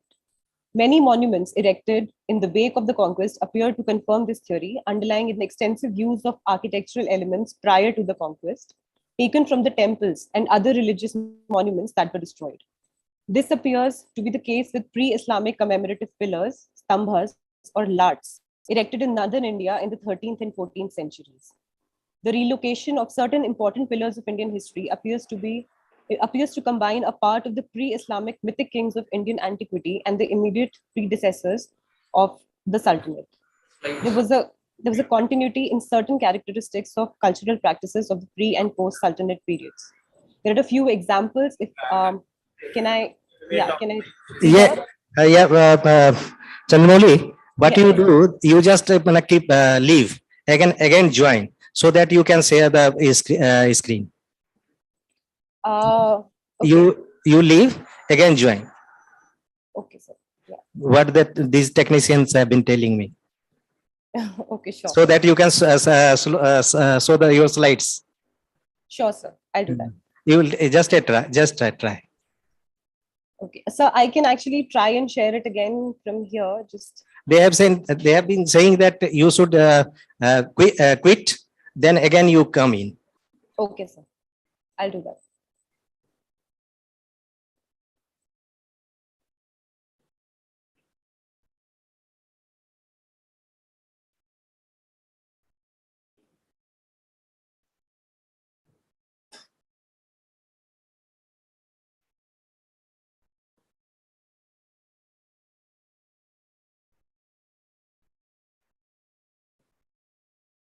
Is he coming?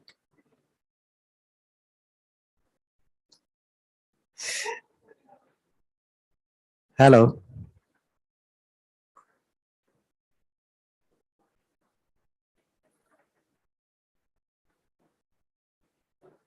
She has left.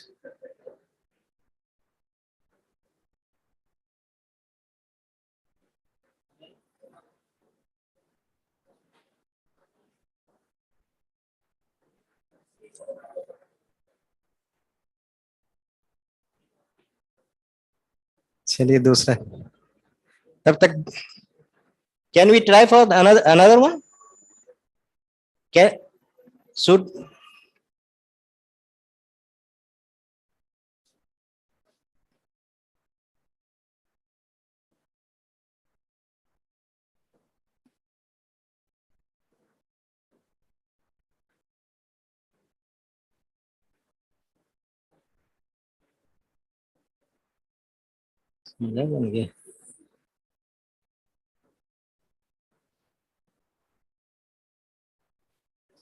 Chandramouli Mudgal. It's a third number. Third number. Allow them. Allow her, Chandramouli.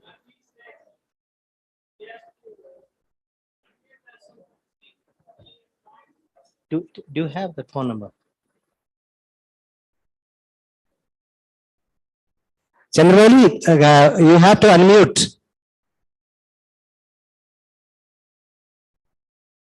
You have to unmute, Chandramouli.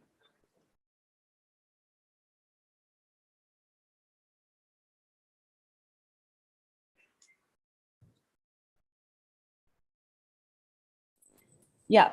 Hi. Am I audible now? Yeah. I wasn't allowed to unmute. Achha, okay. Then you just try again to show. We have 2, 3, 4 minutes. So we have to invite other scholar.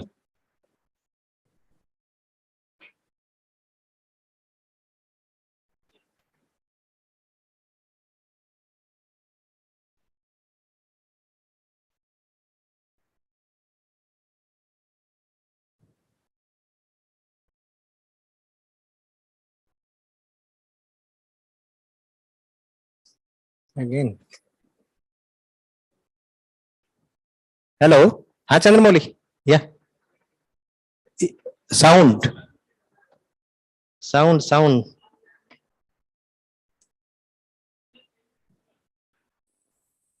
Yeah. Okay. Yes. Yeah. I'll be able to share my screen now. Okay. Now do that. Do fast as you can. I just have a very few slides. I'll just quickly go through the slides and then I'll conclude. Will that work? Please. Okay. So this is Village Ola. This is like a collection of Govardhan pillars in Village Ola near Pokhran in Jaisalmer. This is their sort of the main icon of Krishna lifting Mount Govardhan. And this is the Ganesh motif that's present everywhere in all the sculpture tops. Some other iconography that accompanies. Good. Yeah, and this is again Krishna lifting Mount Govardhan. So almost all the pillars are very identical, and this is the standard motif that follows there.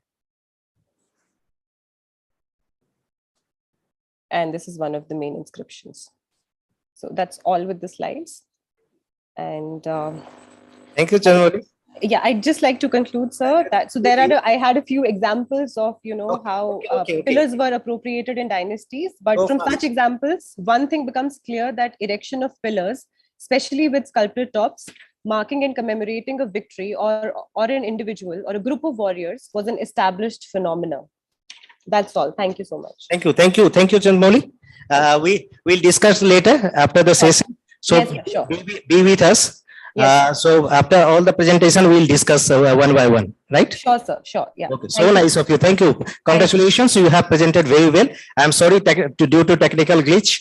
You have not focused on that way that we wanted. Anyway, yes. But the message was very clear and loud. Thank you so much, sir. Nice. So next is keep. So we are now inviting Ajay Bajpayee ji. As Ajay Bajpayee, the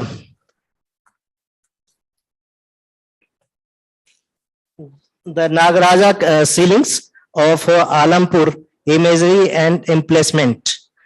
Ajay Bajpayee is pursuing her PhD from Department of History, University of Delhi, where she has completed her MPhil in ancient Indian history. Her research interests lie the art historical tradition of India and Southeast Asia. Welcome, Ajay. Ms. Bajpayee, we welcome you. And the time limit is 10 minutes. We are sorry So if you have to show your slides or you have to speak, so you have to decide. You have to adjust within 10 minutes. Sir, I want to share my presentation. Please go with the presentation and describe.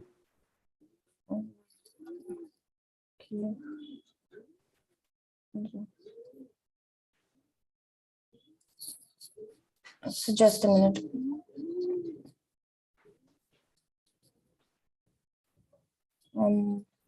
Okay. So is my screen visible? Yeah, it is visible. Yes. Can Yes. Okay. Yes. It is Okay, done. visible. This presentation title, good afternoon, everyone. I'm sorry, I forgot that. Good afternoon. This presentation titled The Nagaraja Ceilings of Alampur, Imagery and Emplacement probes into a class of sculptures, the Nagaraja ceiling panels from the site of Alampur, both in situ and panels from the site museum, with an aim to study its distinct iconography, inspiration, interaction, and emplacement on the Alampur temples of panels which found their way into the site museum. This it intends to investigate with the help of similar panels from Badami, Nagaral, Aihole, Pattadakkal, BN Jalihal, Kadmala Kalwa, and Panayam, documented during my several visits to these sites between 2016 and 19. In doing the intended, it also looks into the symbolism of the serpent imagery or its religious disposition in the given context. The site of Alampur stands across the western banks of river Tungabhadra in the Mehboob district of Telangana. As seen, this is a drone image. The site was flourished by the Badami Chalukyas or the early Western Chalukyas of Badami, as they are alternately known, between mid-7th and mid-8th centuries, a dynasty which had its stronghold in the Western Deccan for 2 centuries, starting mid-6th century CE. The territorial expansion into the Eastern Deccan was induced by the aspiration to become a bigger power and keep their rivals, the Pallavas, at bay. Between Chalukya Vikramaditya I and Vijayaditya, Alampur developed into a temple site with 9 Sandhar temples laid out with a Dravidian plan and the mannerism of a Nagara temple, particularly the Bhumi Amlak Shikhar. All the temples enshrine a Shivalinga in its Garbhagriha. The tall structures are the ones that I'm talking about. However, the site in its present state is not what it must have originally been conceived. Between its occupancy by the Badami Chalukyas and various other ruling houses, the Rashtrakutas, Kalachuris, Kakatiyas, Chalukyas of Kalyan and Vijayanagar, Alampur, a small site consisting of 9 ancient shrines, rather organized, gradually evolved into a cluster of close-knit shrines, niches, gateways, and pillars. Moreover, the different time periods not only saw the spatial development of the site, but changes were also seen in its character. The beginning and frequent occurrence of serpent imagery, especially within a divine context, is apprehended through the various sculptures, panels, carved slabs, and motifs that range between the 2nd millennium BCE and the contemporary times. Rich in symbolism, serpents and their variegated representations emerged as a pan-Indian theme, pervading all social, religious, and regional boundaries. They became the bestower of rain, fertility, material prosperity, thus symbolizing universal necessities for which they often began to be worshipped widely. However, the prevalence of the serpent imagery, especially in the neighboring art centers, particularly the plethora of standing and seated Nagaraja sculptures from Ajanta, did not transpire into the art historical traditions of the Badami Chalukyas, because the temples built during their time period lack serpent imagery in the wider sense, as objects of devotion, an inference drawn from their placement above eye level on the ceilings of the temples or on the threshold. Rather, serpents were seen on Dwara Shakhas or as Naga Shakhas on the ceilings as coiled serpents, at least 18, and a standing depiction of the Nagaraja on the southeast exterior niche of the Kudaveli Sangameshwar temple close to the Alampur temple group, the only representation of the king as a deity. The examples are few enough to be listed. Amongst the 3 types of representations, the Nagaraja ceiling was the most preferred. Coming to the Alampur ceilings, the Nagarajas of Alampur are composite beings, half human, half serpent. The human torso of the Nagarajas is combined with the sinuous anatomy of the serpent to furnish 2 coils, the outer coil cut out into ornamental Padma bandhas. This also includes the 2 panels from Panayam and Kadmala Kalwa, which is not very far from the Alampur group. Except the large panel outside the Alampur Museum, the hybrid Nagaraja seems to be rendered over Padma Shilas carved in bas relief. They hold long lotus stalks in their two hands. They are met with 5 or 7 hoods. The Nagarajas are depicted with closed eyes and a benign countenance. They are skirted by flying Vidyadhars or floral motifs. The ornamentation is modest, including Karanda Mukut, Kundala, Har, Kankana, Katibandha, and Yajnopavita. The sculptures meet certain criteria of the Amshumat Bhedagam and Shilpratna's description of the Nagaraja, which they refer to as Nagadevata, which includes Karanda Mukut, 5 or 7 hoods, beautiful visage, and essentially a hybrid form, not suggesting a relation between the text and the panels. The panels from Alampur exhibit stylistic similarity with its counterparts in northern Karnataka. For instance, with the Badami panels, in that the impression of the natural serpent scales and hoods of the Badami panels are seen on the Alampur panels to a greater degree. The concept is limited in its exaggeration in Andhra Desha. The ornamental Padma Bandha encircling the natural serpent coil marks a definite advancement from the Badami panels. In fact, the carvings on the panels over a Padma Shila is exclusive to Alampur. Although ornate, the Alampur panels do not match the discretion or workmanship of the Aihole Durga temple or the Pattadakkal Papnath ceiling panel. In addition, the angular profile of the Aihole panel is not met elsewhere, besides the Subramanyam ceiling panel in the Aihole Huchimali temple. The undulating form of the Aihole serpent hoods is replicated at the Pattadakkal Papnath and BN Jalihal ceiling panels. The ayudhas of the Aihole panel, vertically hanging garlands and offering bowl, are unique to the temple. Garland, held horizontally between 2 hands, is a common sight seen on Badami Cave 1 and Jambulinga, Pattadakkal Papanath Nagaraja ceiling panels, and a Vaikunt Narayan panel from the temple adjacent to the Aihole Ravalpadi cave, which suggests stylistic commonalities with the coiled form of the hybrid Nagaraja, the Ayudha, and the female attendants. Its staging and form are closest to the Aihole Durga temple ceiling panel. The Nagarajas of Alampur hold lotus stalk invariably, as seen in this slide, making the panels uniform. They're closest to the Ladkhan panels, which is seen on your left. This is also the case for the Panyam and the Kadmala Kalva panels. Now, there's something that's worth pointing out. In terms of commonality, faint semblance can be drawn between the Alampur panels and the ones seen on this slide, which comes from Sanchi Stoop 2, dating to 125 BCE.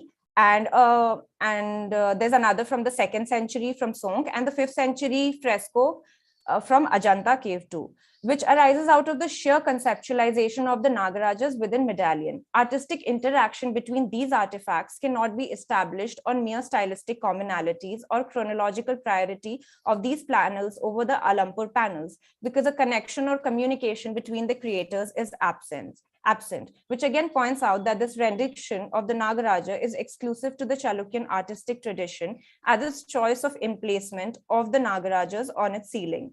In fact, it would not be too far-fetched to say that the Nagaraja ceilings were a safe way of assigning a structure to the Chalukyan artistic tradition.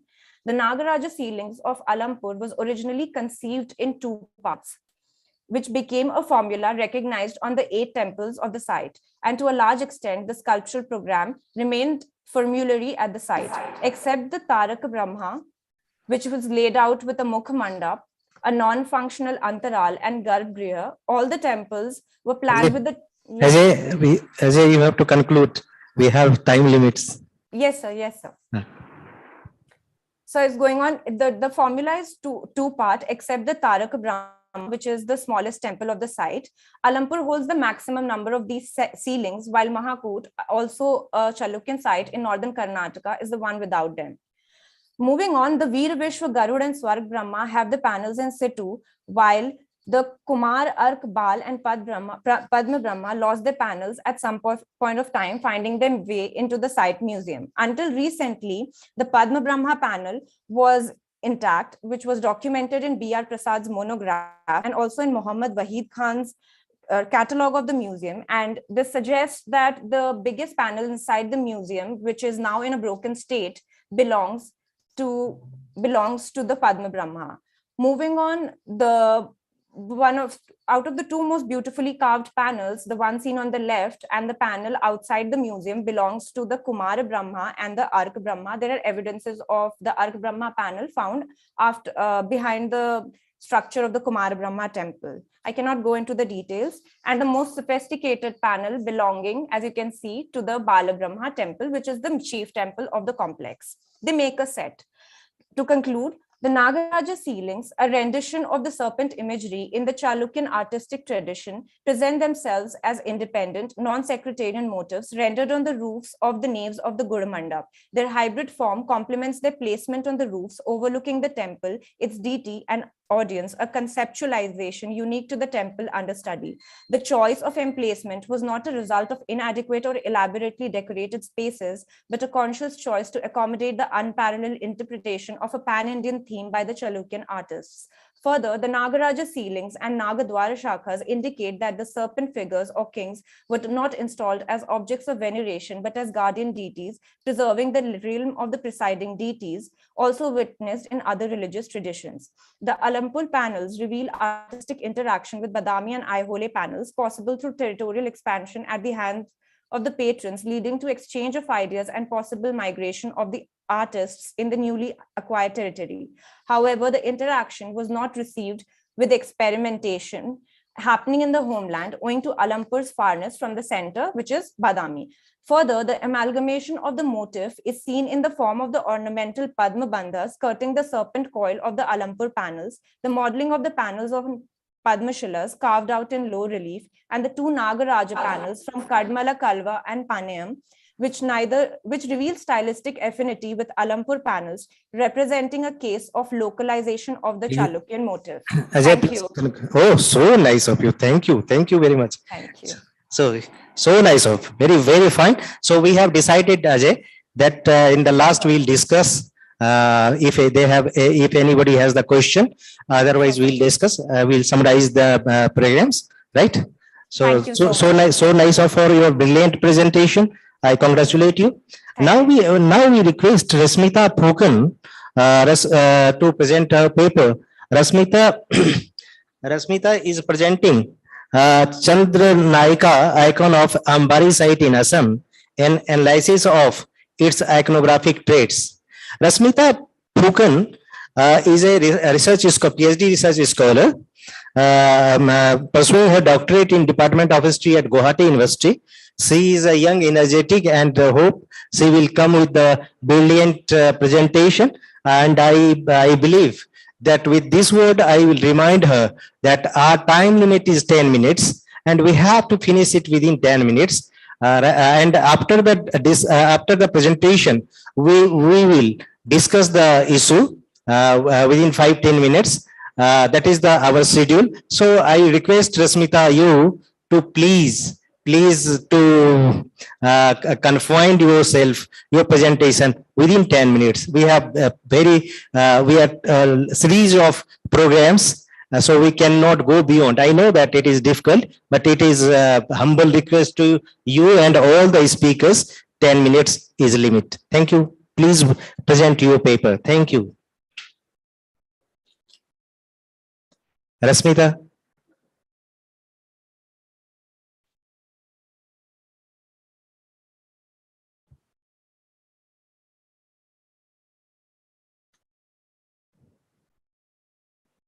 Can you hear me?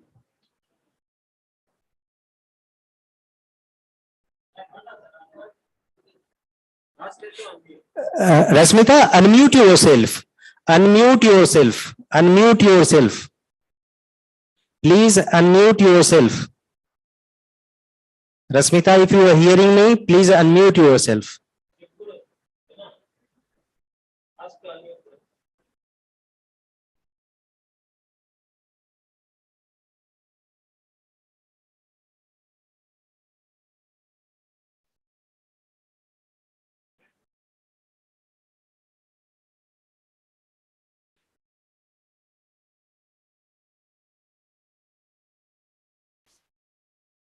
Unmute yourself, Rasmita.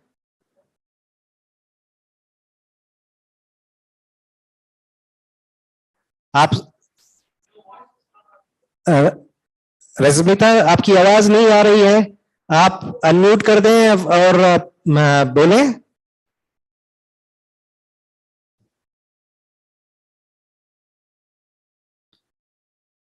Hello.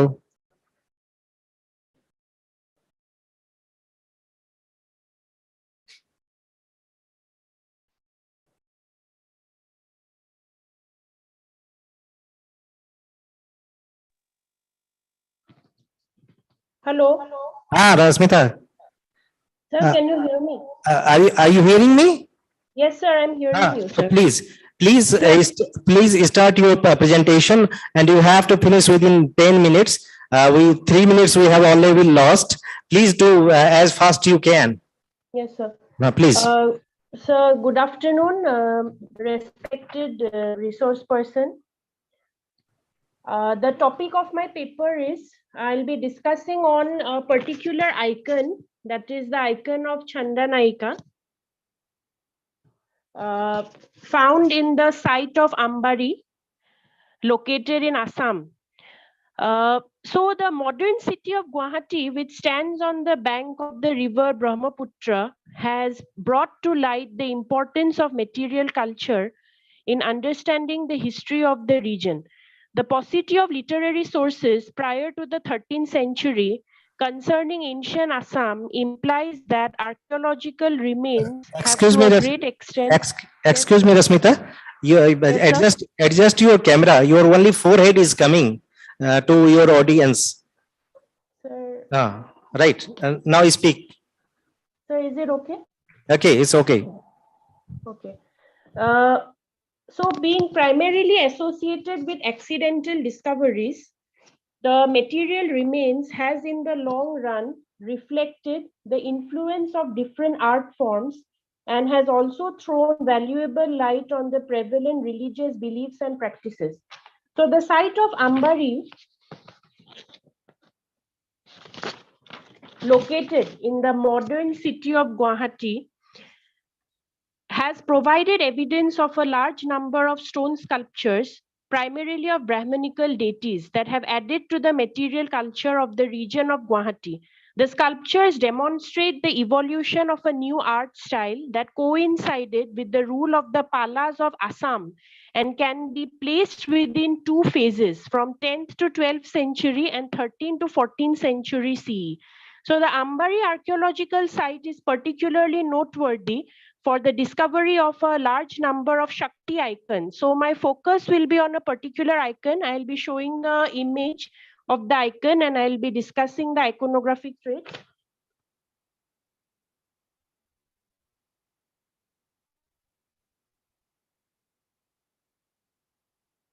Just a second, sir.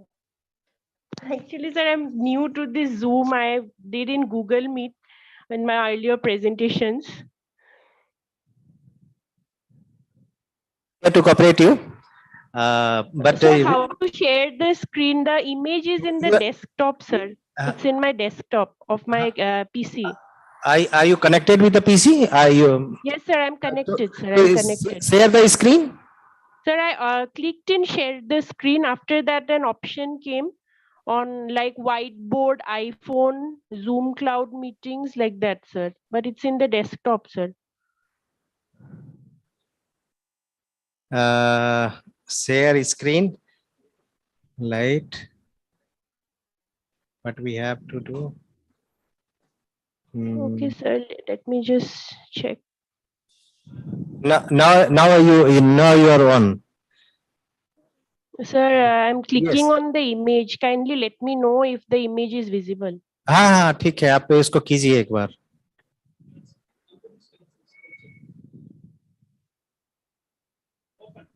Open it. Yes, sir.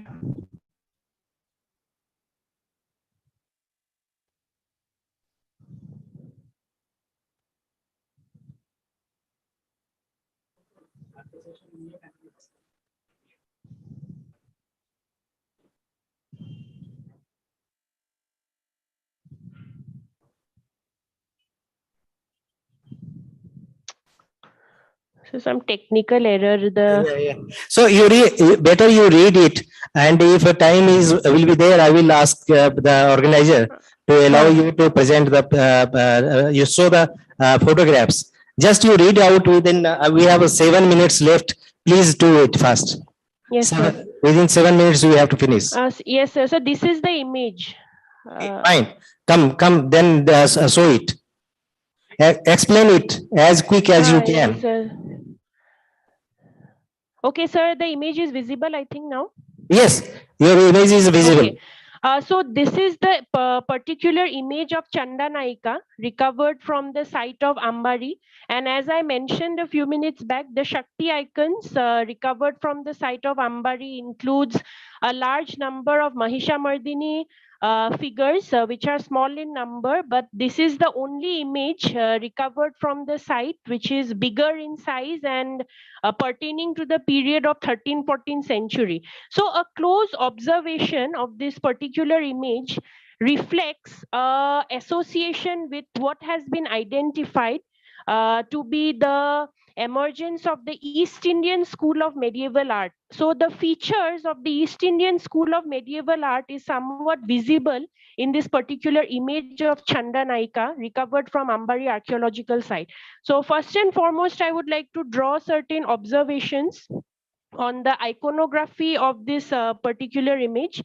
So the Chandanaika image from Ambari displays the goddess in Alidha posture. So the goddess is seen in Alidha posture or in the fighting posture. And the concept of Chandanaika is important, or it is interesting, because the particular text known as the Devi Mahamatya, it talks about the Chandanaika form of the goddess. So Chandanaika should have 16 hands, and along with this particular text also mentions about the concept of Nava Durga, or worship of Durga in 9 forms. So these 9 forms are Rudra Chanda, Prachanda, Chandanaika, Chandavati, Chandarupa, Ati Chandika, Ugra Chandika, etc. But the site of Ambari and this Chandanaika icon from Ambari is 16-handed, and the deity is in Alidha posture with one leg placed on the lion, as it can be seen, her vahana, and the other leg on the decapitated buffalo. The figure wears kirata mukuta, hara, patra kundala, keyura. In terms of the ayudhas, the deity holds tanka, khadga, mudgara, vajra, chakra, ankusha, and sula in her right hands, and in her left hand she holds ketaka, dhanush, dhwaja, ghanta, darpana, and pasa. The stele of the deity has the Kirti Mukha on the top. So this is the Kirti Mukha with Vidyadharas on either side accompanying the stele. So the iconographic representation of Chandanaika from Ambari does not conform in totality with the Agni Purana or the Kalika Purana. As a result, from this perspective, this image from Ambari is unique in form. Then the regional aspect of the Chandanaika image is also very interesting to be taken note of, that has been found in the Ambari site. So this regional image is particularly visible. Like I said, the East Indian school of medieval art that coincides with the rule of the Palas of Bengal and Bihar, somewhat the influence is visible in this image. Like the image is seen in a stele. So the Pala images also were carved in stele with having the Kirti Mukha on the top with Vidyadharas on either side. But this particular image of Chandanaika shows certain regional variations. So the stele is not very overcrowded like what we see in most of the Palasena sculptures. Then the pedestal is also somewhat plain without having any projection. So this is another regional variation that is seen. Then we also find that somewhat the Kirata Mukuta of the deity that she is wearing assumes an elongated shape, with the Patra Kundalas being big in size. The Kirti Mukha also assumes a grotesque shape. The stele of the deity is plain with the pedestal having no projections, and the facial features of the deity do not display angular or sharp aspects. As a result, From these perspectives, the Chandanaika icon from Ambari is unique in terms of not entirely conforming to the East Indian school of medieval art. The icon shows familiarity of the sculptors with canonical norms, but the iconographic traits of the goddess are not similar to the textual descriptions of the representation of the goddess found in texts like the Agni Purana. Thank you, sir.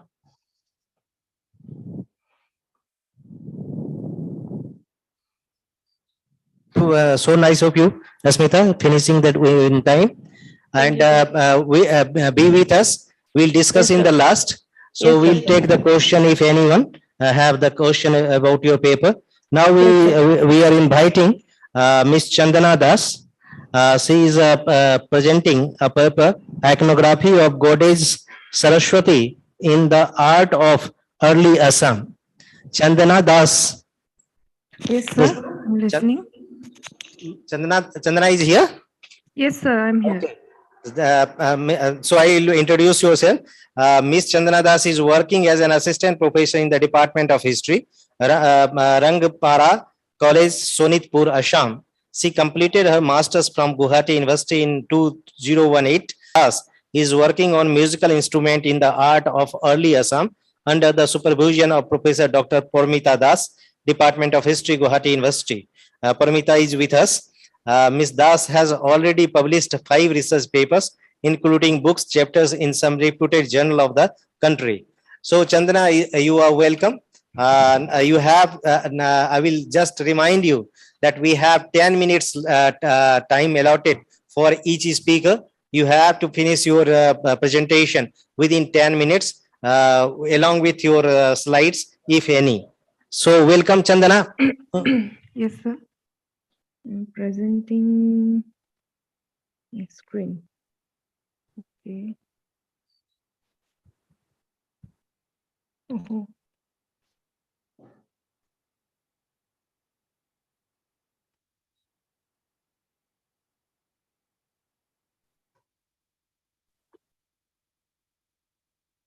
Is it visible, sir? Chandana. Yes, sir.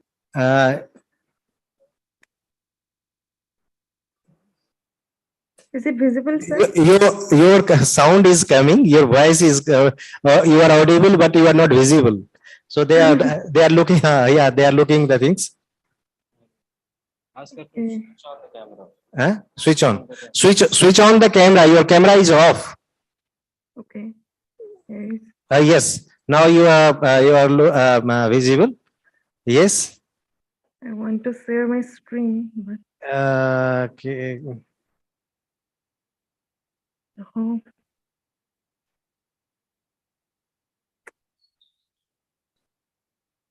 Yeah. You want to share your screen? Yes, sir. Hmm. But it's not. In the bottom, you have the share screen button. Sir, I have clicked that, but it shows some screen, document, Google Drive. Share entire screen. Share entire screen. Okay.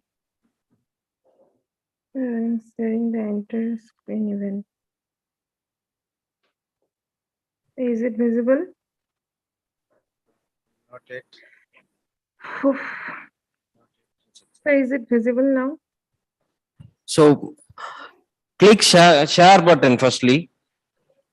Then it will be take you to the next page, right?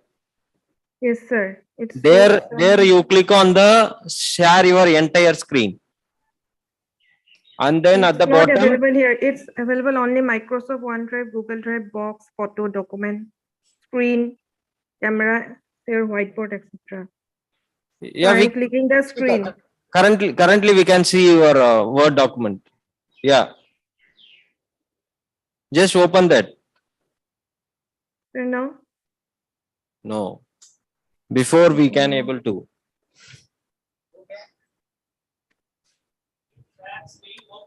I don't know what happened. Actually, I'm working from my mobile. आप बोलिए, बोल दीजिए, you is just मतलब कि deliver your talk, Okay, right? Okay. sir. So the topic of my paper is the iconography of goddess Saraswati in the art of early Assam. Actually, sir, I wanted to share the screen, otherwise I won't be able to explain my pictures. So in the Hindu Pantheon, Saraswati is thought to hold a unique place. Try once again. Try once again. Try once again. You go to you share the entire screen. On the screen, when you wherever you have the PPT, you just click. Sir, I have clicked the entire screen even, but it's आप entire showing screen on. अभी दिखाइए, आप एक entire screen दिखाइए. तो मैंने click किया है अभी एंटर स्क्रीन. इसमें आपका कैमरा तो आप तो दिखाई पड़ रही हैं, लेकिन वो नहीं दिखा. मैंने तो पीपीटी खोल लिया है, पता नहीं क्या हुआ.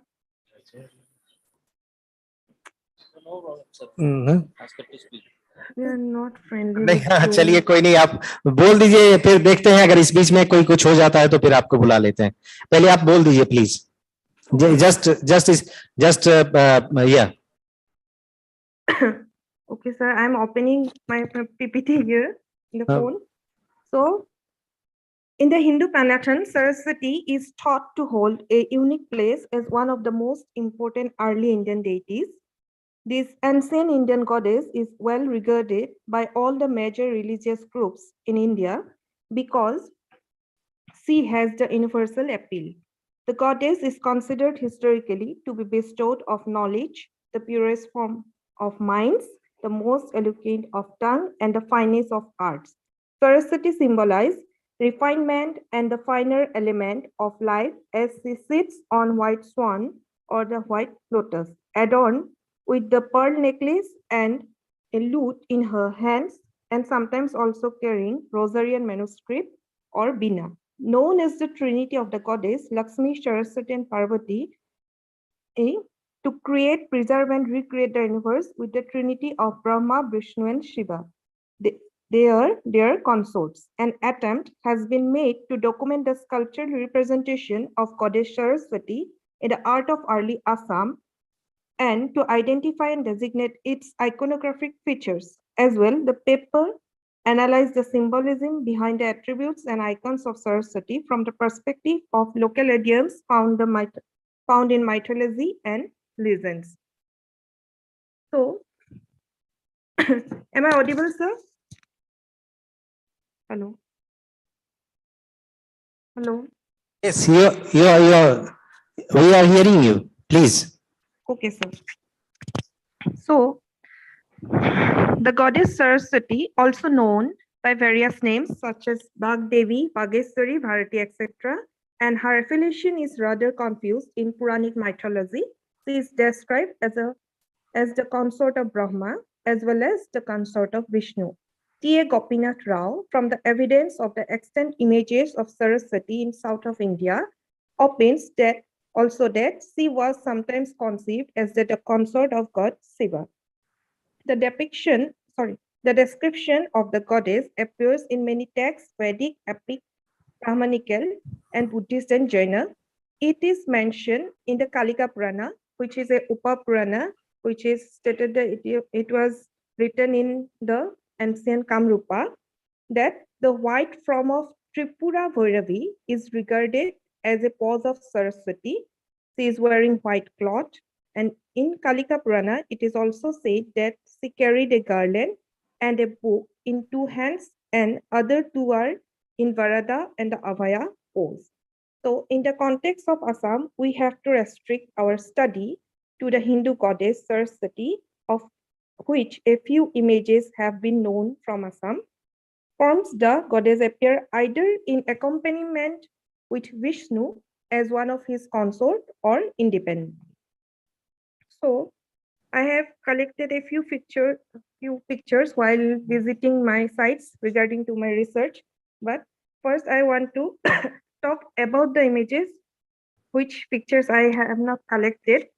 So the first images from the Kamakhya temple, the sitting Saraswati has 4 hands. One of her hands is damaged and she holds a manuscript in her upper hand, and the normal pair of hands seem to be gathered near the breast and perhaps holding a water pot between the palms. She has a Jata Mukuta on the hand and wears a common jewels. And the second image is quite similar with the first one. She has also 4 hands and she carries manuscript in her left hand, and the right hand is in Varada, carries a rosary. The absence of Bina, the most common emblem of the Saraswati, is noticeable. Another image of Saraswati is found from the Malini Than, Assam. This image belonged to 11th to 12th century. Here, the goddess is standing in a different posture, and her Mukuta, Kundala, and Kativaskara are distinct nicely. And next, the images I have clicked and found in my hometown. The first one is from Tejpur in Kolpark, the Saraswati in Lalitasana. The Lalitasana means the sitting posture, which is in which one leg folded, rests flat on the seat, and the other hangs down gracefully from the seat. She holds Bina with her hands in the usual way, and she wears a mukuta and valayas, which distinct. She uses some jewel in her waist also. The face of the deity is damaged, so it is not possible to explain her expression. Next, the image I found in the modern Kamdev, a broken image of Saraswati from 11th to 12th century, which is found in Madan Kamdev temple by Hatta Sariali, Assam. She is also playing the veena, and the goddess wears a mukuta, kundala, kankana, and hara, and she is showing a pleasant appearance. As Madan Kamdeva is similar, the sculptures of Madan Kamdeva is quite similar to Orissan and Khajuraho sculptures, but the Saraswati image has not lost its discipline of modeling, the Brahmanical style. The next, another one Saraswati image I have seen in the same site of Tejpur, Kolpark. It belongs to the first half of the 9th century as determined by its features. The face of the Saraswati shows as a calm contemplation with its half-closed eyes. It stands in the Ativanga pose, and the weight of the body, therefore, is displaced to one side, which is a 9th century features. The knees are so carefully modeled that no stiffness appearance, which become the characteristics of the late 9th century. Then another one figure from Sipsagar, which is Chandana, excuse me, Chandana, you have to finish it within 1 or 2 minutes.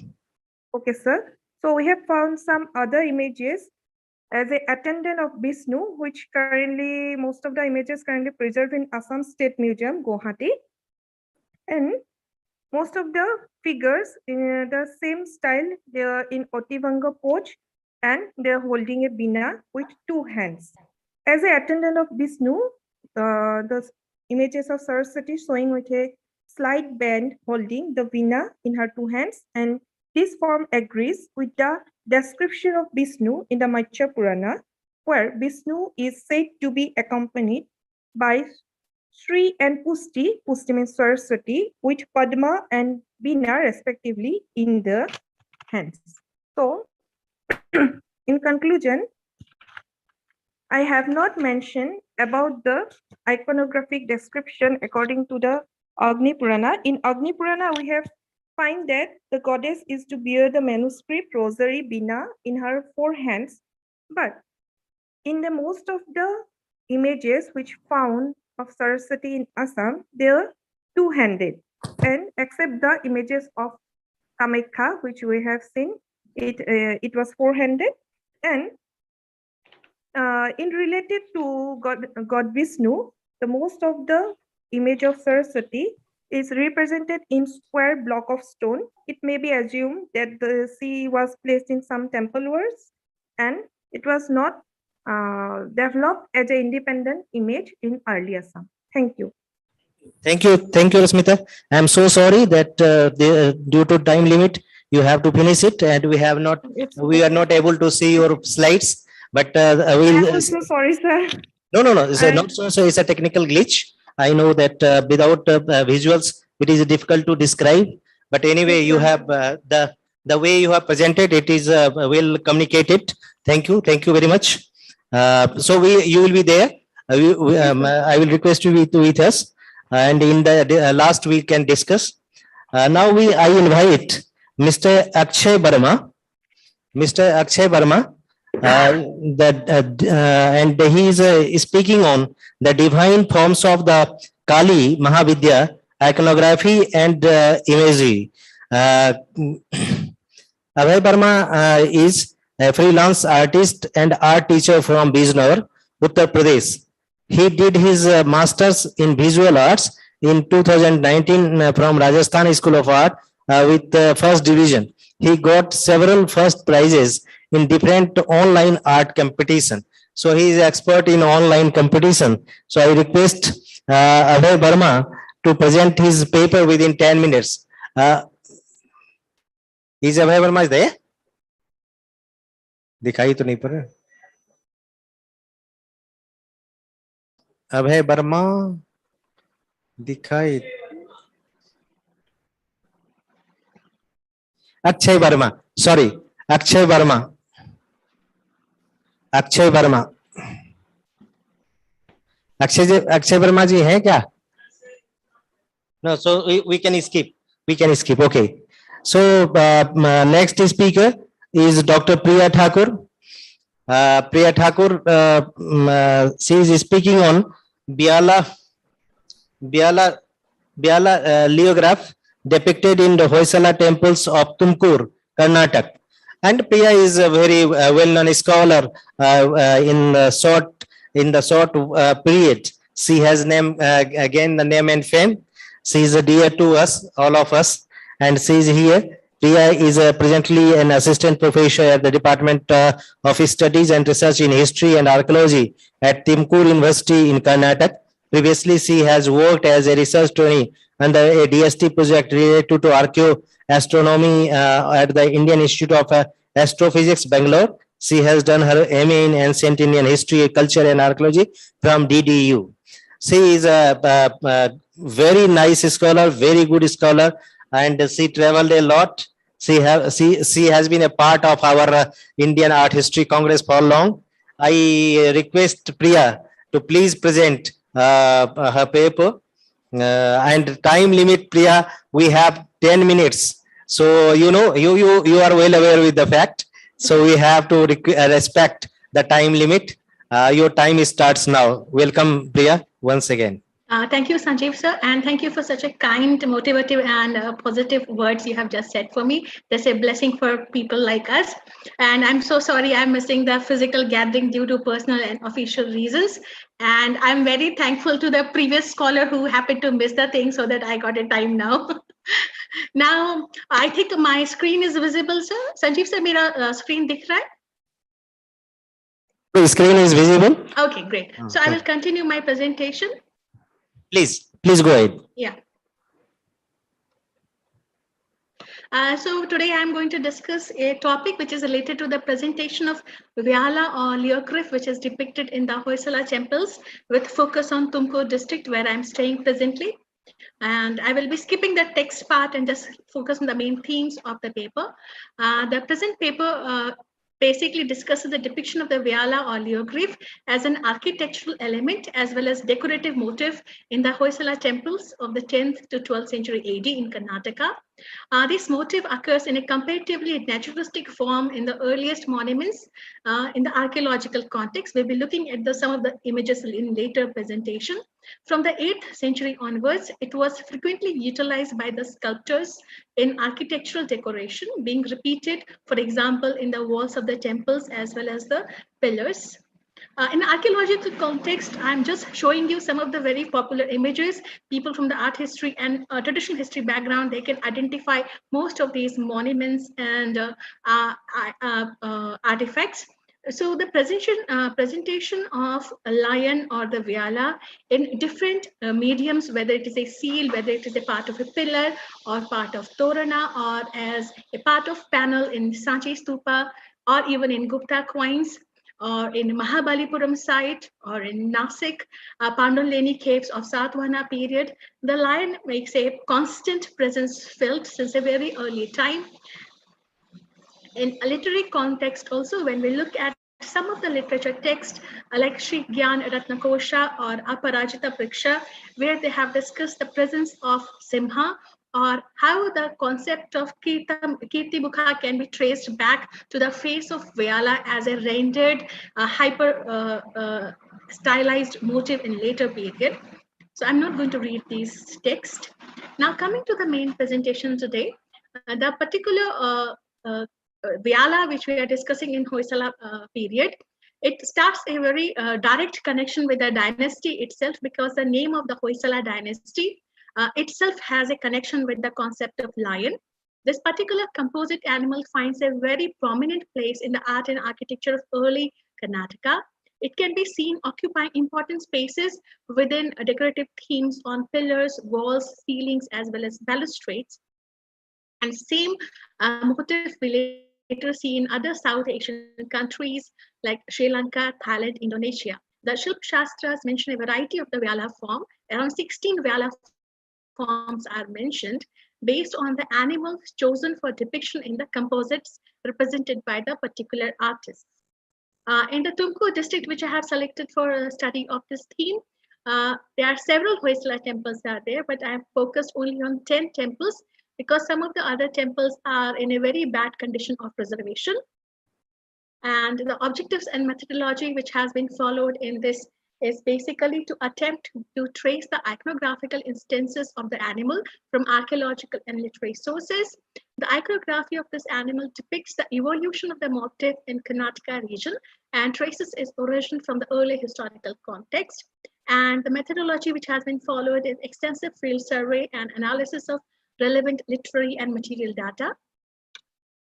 The significance of the study is that how the Hoysala period which has been selected here is because it corresponds with the evolution of this particular iconographic motif into a major architectural feature which was later adapted in the Vijayanagara tradition, and it was applied to both religious as well as secular structures.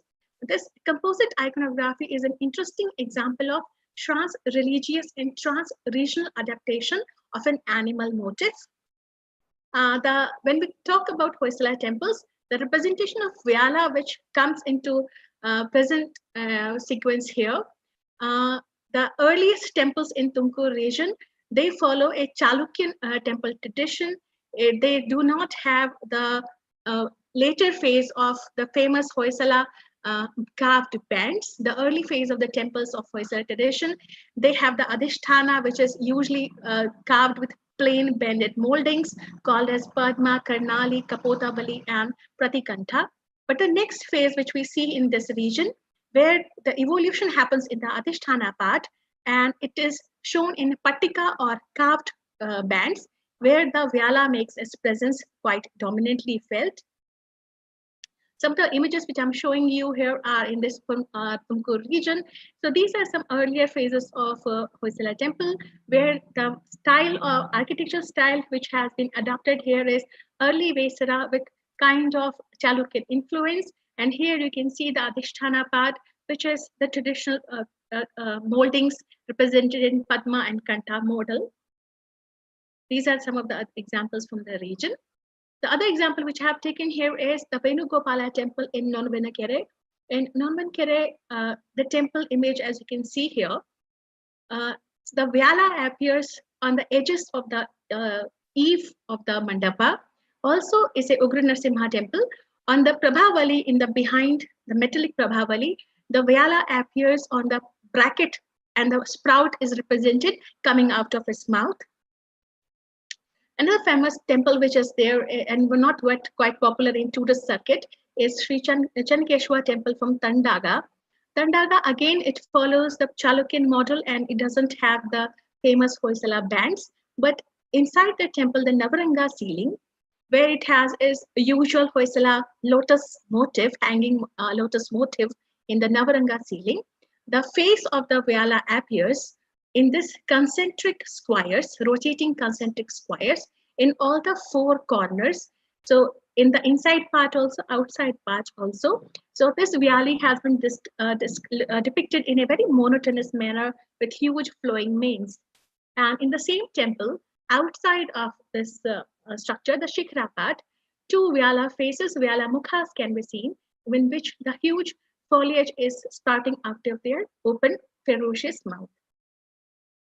When we come to the Adhisthana, as I was discussing earlier, that in Hoysala temples, the second phase of construction which we see in Adhisthana, where the previous model of moldings were discarded and they started to make a new kind of base in which superimposed bands or patikas were represented, and they included Gajapatika or Gajapita, Vasanta Patika, Simha or Vyala Patika or Pita, Makarapita, Hamsapita, Ashupita, and Narapita. These names come from the particular theme which was represented in that particular band. But the sequence Gajapita always used to be in the bottom, but all other sequences used to get mixed up. There was not a fixed sequence. In the early temples, the Vyala Pita is missing and all other pitas are represented. For example, here in this example from Chennai temple, Aral Guppe in Tumkur, the lower part we have that is the Gajapita followed by the Ashwapita, and the Vasanta Pita or Vasanta Patika is interspersed with the Vyala. Vyala face comes within that, it is mixed with the foliage. Within the foliage, the face of the lion appears, followed by the traditional Narapita, Yalipita, and the Hamsapita. The Vyala motif also appears in many of the Hoysala temples in the region as a part of the lower bracket frame of the wall deities, which are popular identity marker of these Hoysala temples, main features of the Hoysala temples, where the Vyala face can be seen in one of the brackets. In one of the famous temples, which is nearby Tumkur city, that is Chennai temple of Kaidala, here we see the Vyala appearing in different parts of this architectural context. So here we have a Vyala in the Prabhavali, and then we have the Vyala being ridden by a human rider, crushing on an elephant. And then on the Gopura interior wall, Vyalas are represented in different parts of the gate. And another example which we have from Naglapura, there the bends are not finished. Here again, common thing, the Vasanta Patika, where the foliage is mixed with the Vyala Mukha, but the Narapita is left blank. The temple is not in a good condition of preservation, but Vyala Mukha can be seen as a part of the bracket or the panel of the wall deity. Also, it comes as the bracket figure inside the Navranga, the Mandapa pillar and the ceiling. The Vyala appears, Vyala Mukha appears as the part of the bracket figure of this temple. Another temple which I have seen here is Sri Gangadeshwar temple of Aral Guppe. Here the Vyala appears as with the human riders crushing over an elephant as part of the mandapa. Okay, and the final phase, I'm going to end my paper now. When we look at the temple of Belur, which was earlier mentioned by Sarmangla Madam also in her presentation on Narsimha, here the patika or the band which was representing the lion or the Vyala has been represented in a very clear manner, and Vyala also comes as the part of the bracket figure, substitutory bracket figure, as well as an independent sculpture in the spaces between the wall deities. And Vyala, from this point onwards, when we see in later period in Hampi, Bhubaneswar or Konark, we see how the Vyala has become more and more dominant motif as part of the architectural element. With this, I like to conclude my paper. Thank you for this opportunity. Thank you, Priya. So nice of you. So all the papers have been presented.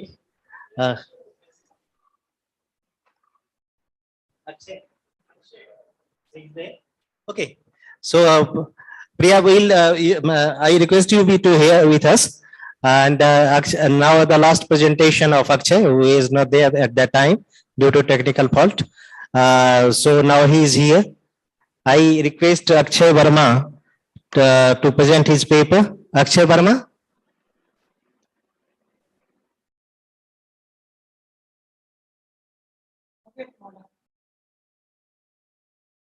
speak Akshay Barma.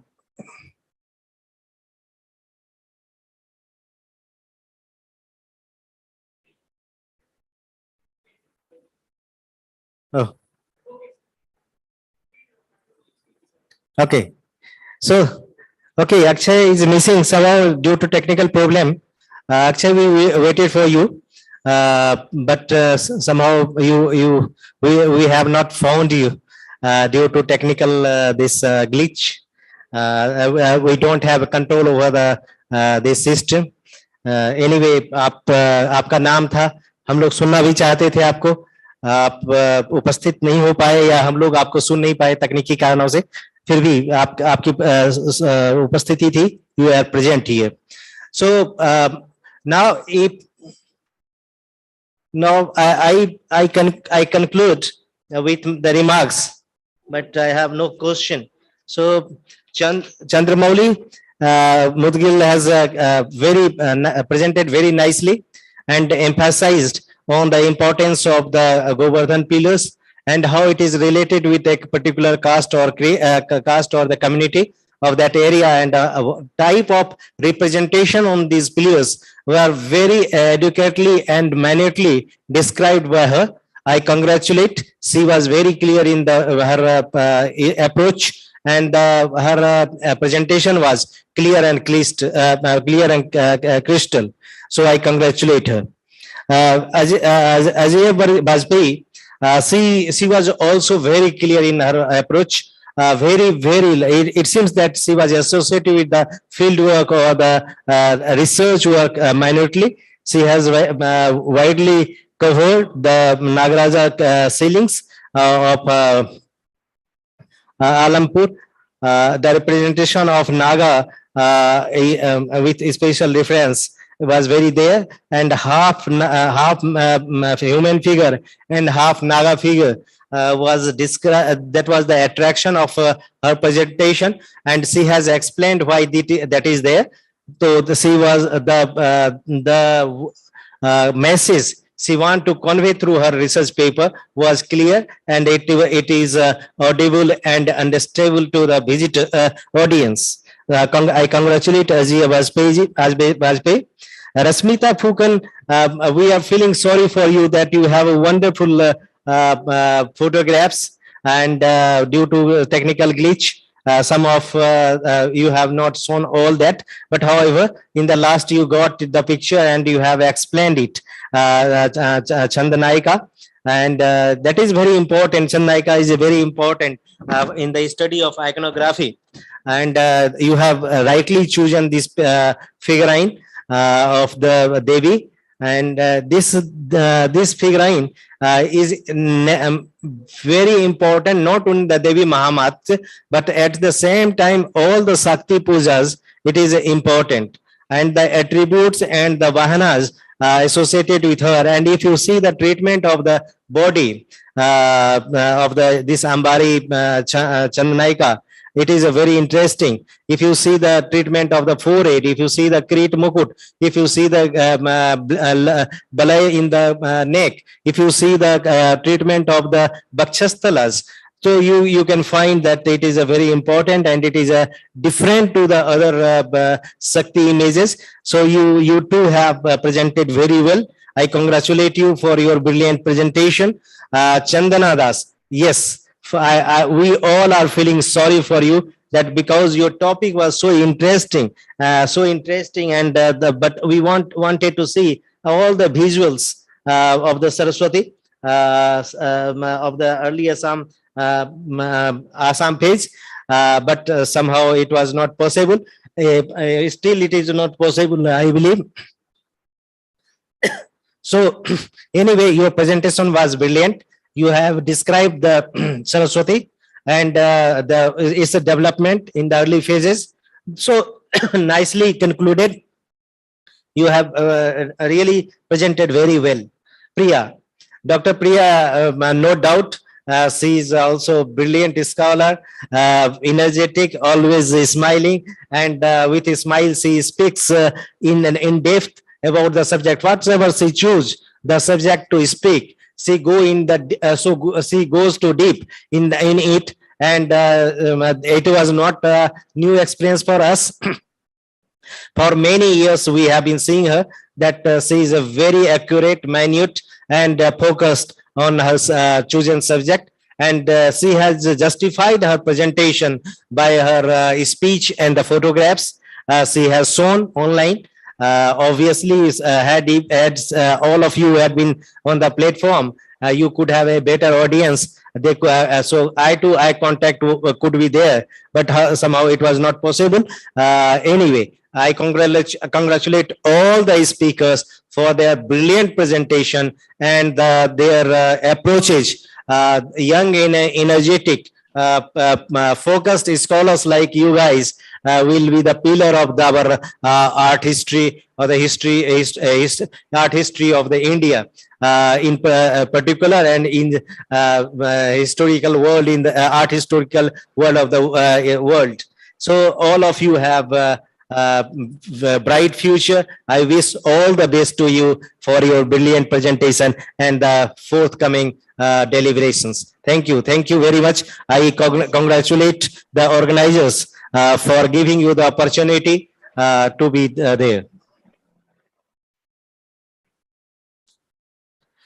Thank you, organizer. We are thankful to C.P.R. Institute for their for hosting this program, and they are very kind. They are kind enough to accommodate online speakers. We have two parallel sessions are going on. Parallel sessions are going on, so we are happy to be there. Thank you.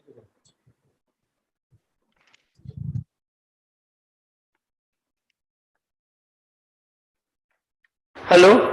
Yes.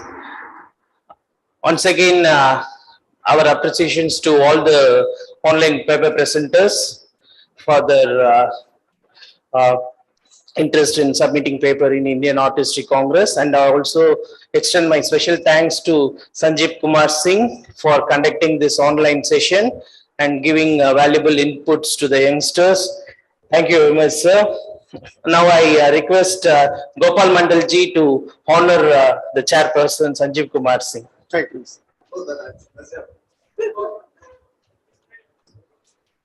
Sir, கொஞ்சம் முன்னாடி வாங்க.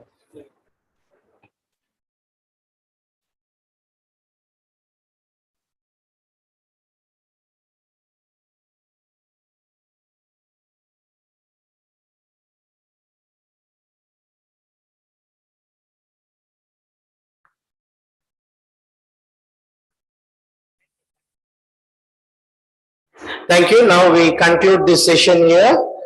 We will reassemble at 4 o'clock. Thank you.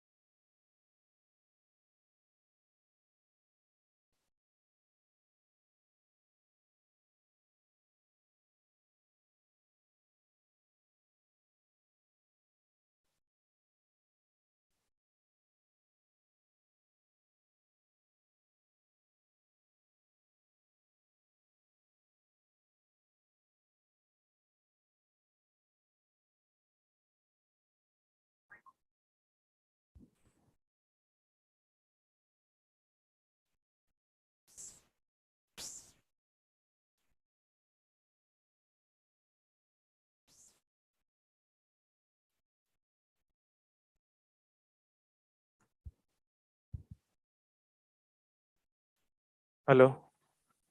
Uh,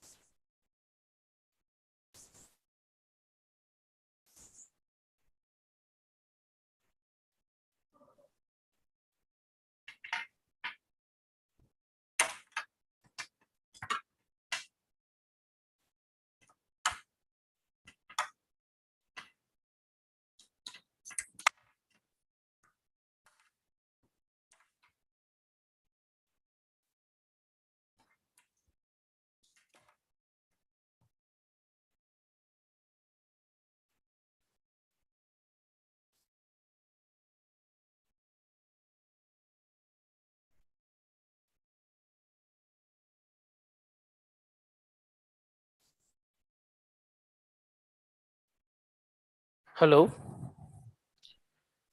Priya, kindly admit yourself. Shall we start the session? Yes, I'm here. Hi, Priya. Hi, sir. Uh, Now we start the session. No, the first speaker has been came. No, yeah. Okay. Today's this online session going to be chaired by Dr. Priya Thakur. Priya Thakur is presently an assistant professor at the Department of Studies and Research in History and Archaeology at Tumkur University in Karnataka. Previously, she has worked as a research trainee under a GST project related to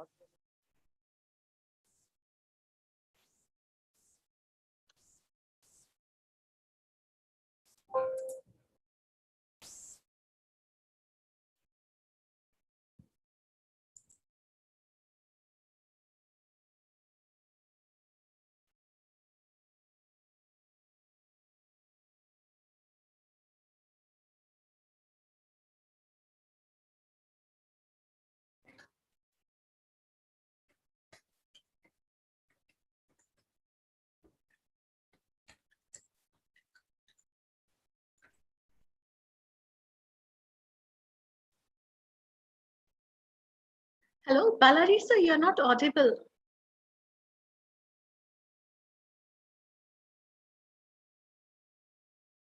Hello, Balaji sir.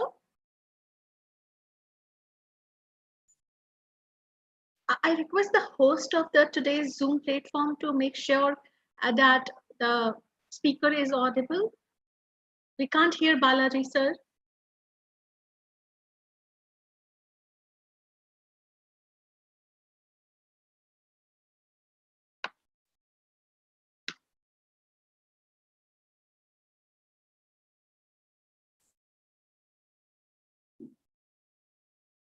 Balaji sir, you're not audible.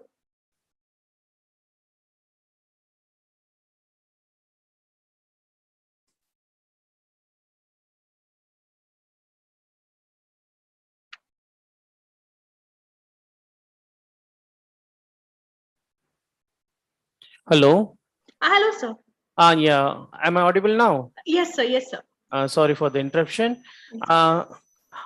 I didn't know I was introducing you.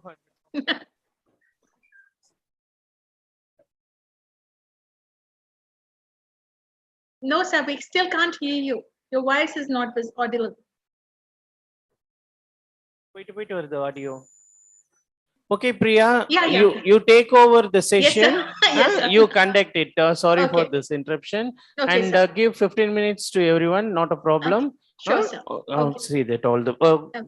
I request all the participants to keep yourself muted till the sectional president says, and then you can share your PowerPoint and present. Thank you.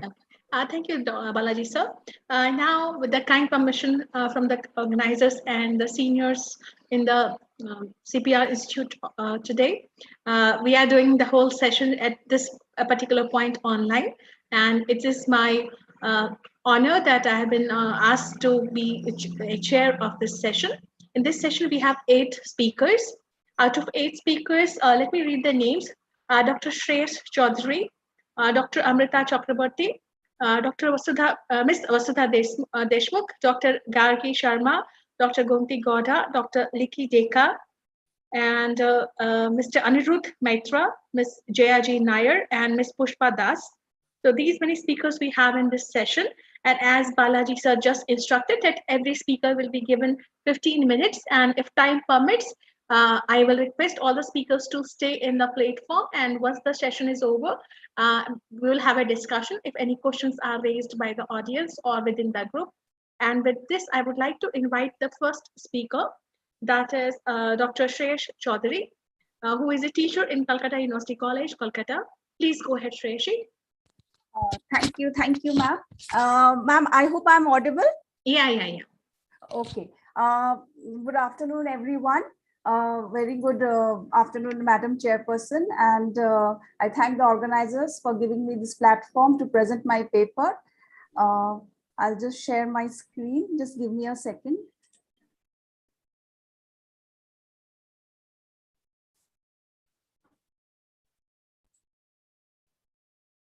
Is the PowerPoint visible? Yes. Okay.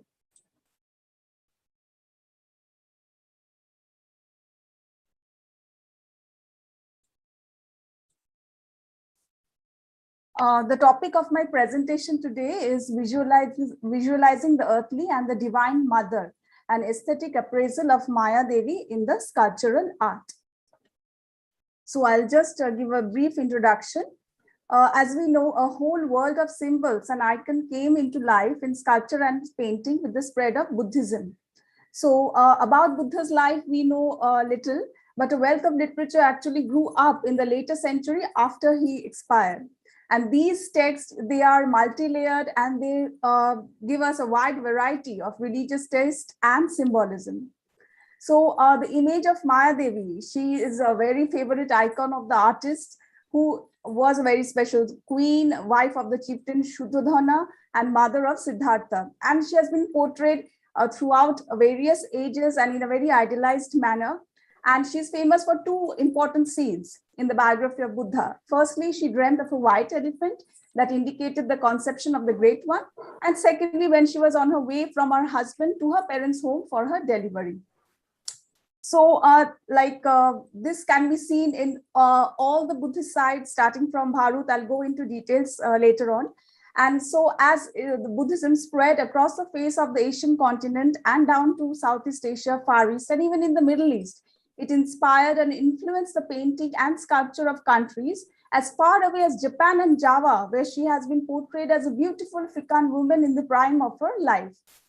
So objective of my paper is to study the regional developments of the icon of Maya Devi and make a comparative and aesthetic study of the stylistic changes in different schools of art. So I'll again speak a very little bit about how Maya Devi, we get to know a lot of information from the literary sources. So the name of, she was also called Mahamaya, and she was daughter of the Sakya Anjana of Devadaha, and her mother was Yashodhara. And she had two brothers and one sister, and she and her sister, both of them got married to King Shuddhodhana. And she possessed every virtue of being the mother of Buddha. It is said that she practiced parami for 1,000 years, and she was suitable. She was chosen to become the mother of the Buddha. So her pregnancy, it was not like any other pregnancy. Like we know that women mostly suffer during this time. When they get pregnant, she was never tired. Her feet never swelled. She was filled with joy. And it was also, in some texts, we find that it is said that she had also developed a magical healing powers when Bodhisattva resided in her body and her belly glowed with light. So, and the day when Buddha was conceived, she kept a fast, and at night she had a dream, and she dreamt that the 4 devas took her to the Himava and placed her on a bed under a shala tree. So, she also dreamt of a white elephant, and which entered her womb through her right side. So this is actually image of a shala grove, the shal tree. The intricate details are there. This is the shala flowers.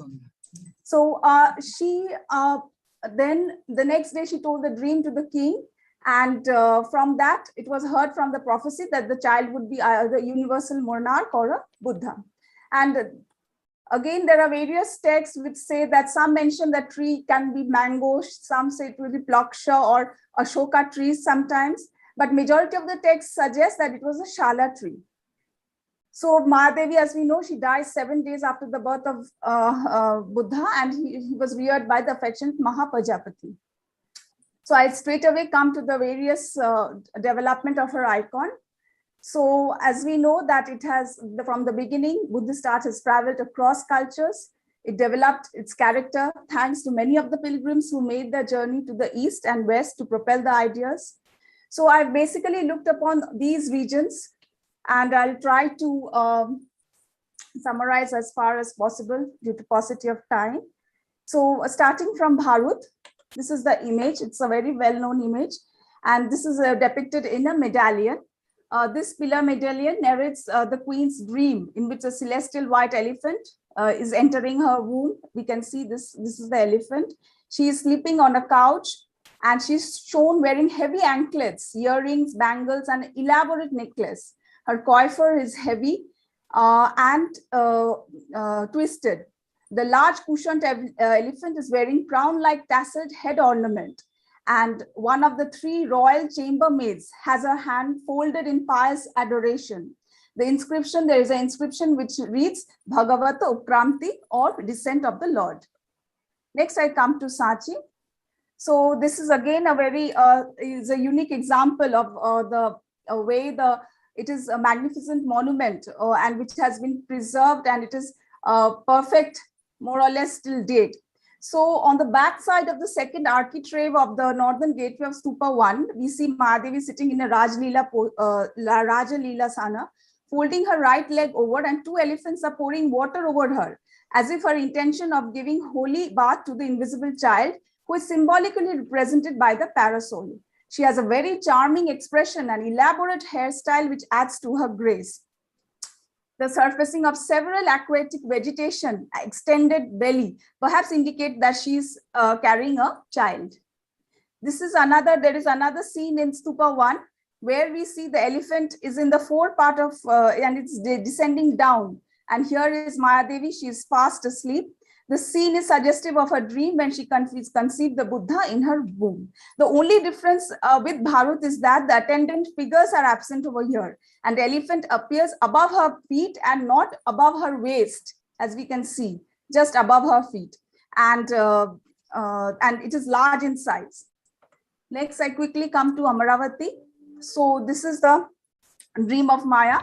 It is shown in Amaravati, where the elephant is an object of the dream. Again, there's a difference from Bharat because the elephant is carved in outline with no relief modulations and confined to the frame. Here we can see a small elephant over here. The posture of sleeping Mayadevi with several flexions in her body is more conspicuous, is a key feature of Amaravati style. The space again is a contrast to Bharat from a single viewpoint for each frame by using the device of letting the foreground figures overlap those of middle ground, who in turn overlap the figures behind them, who are depicted successively in back view and frontal view. This is there is another Amaravati slab. This is in British Museum. There are 4 continuous moments of the story, and it is divided into 4 compartments. So I come to Nagarjunakonda, where there is this depiction. The stone slab. This is actually, there are 3 scenes, 3 panels, and the middle panel exhibits the birth of the Buddha. On both sides, there stand 2 attendants. She gave birth standing in a Tribhanga position while holding a shala tree. We can also see a Purna Ghata over here. Here is the Ghata, and which is a symbol of fertility. And at the left side of the panel, there is Indra and the Dikpalas with a garment. They are carrying the garment to receive the child. Now I come to Ajanta. In Ajanta, this is this scene is damaged, and this we can see this nativity scene in cave 2. It shows Queen Maya holding on to a shala tree. Brahma is holding a white umbrella. Indra has the baby in his arms. The painting also shows a fly whisk bearer and others in the group. Next, I come to Bengal.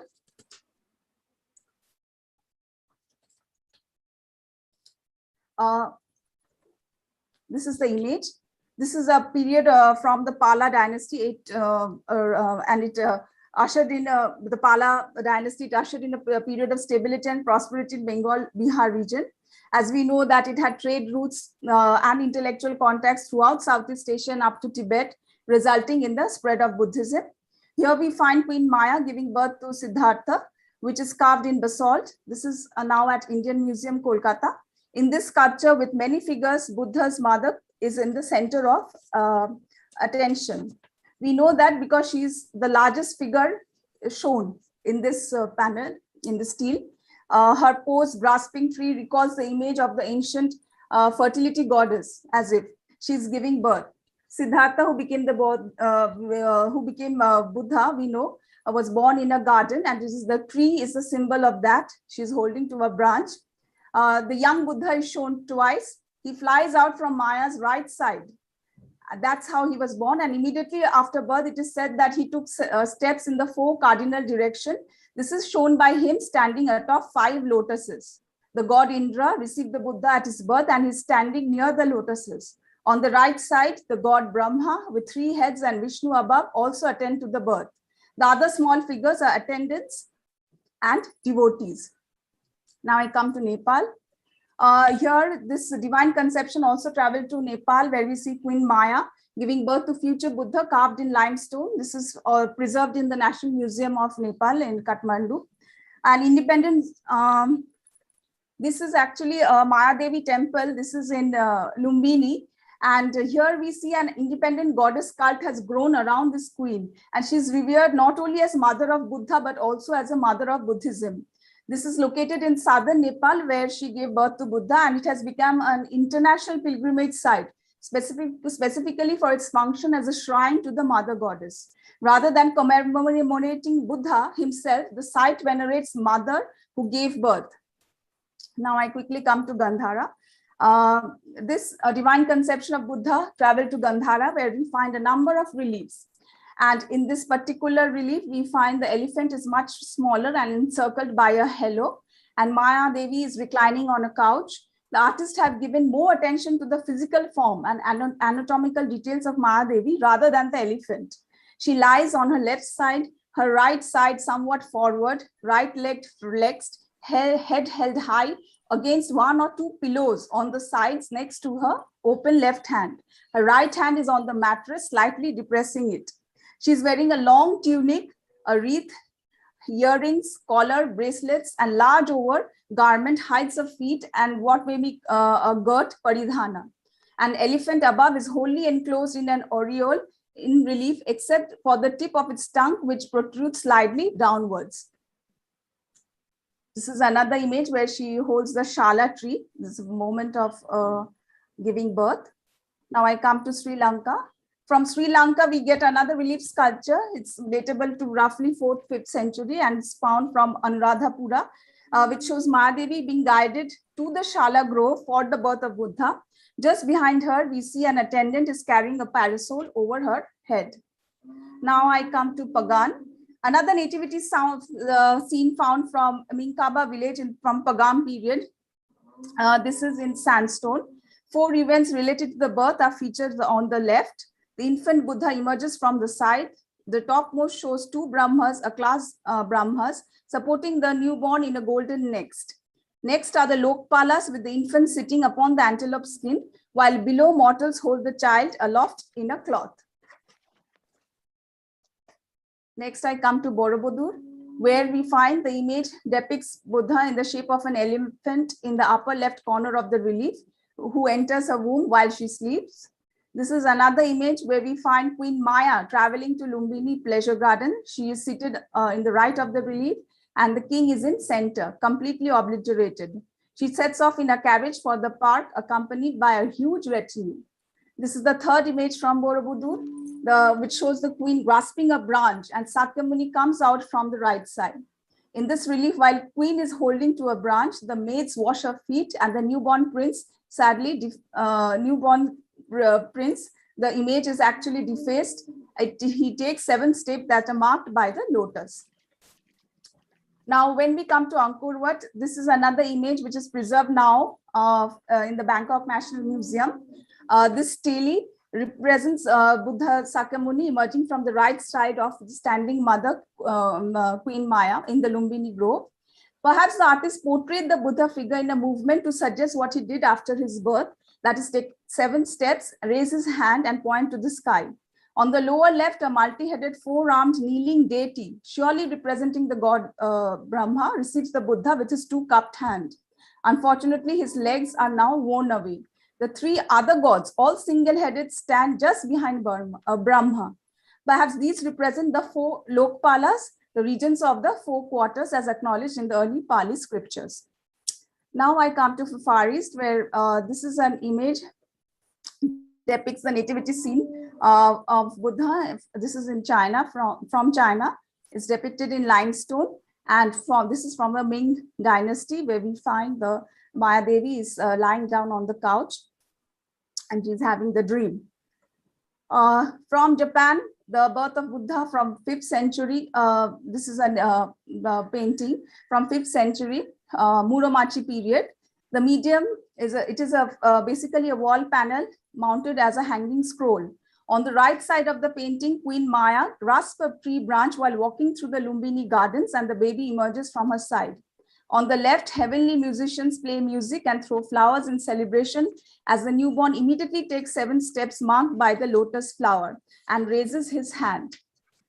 Thus, I would like to conclude by saying that the roles women play in society and the images we have of them have developed not simply from the exigencies of biology and social institutions, but are deeply rooted in the myths and legends and religion of culture.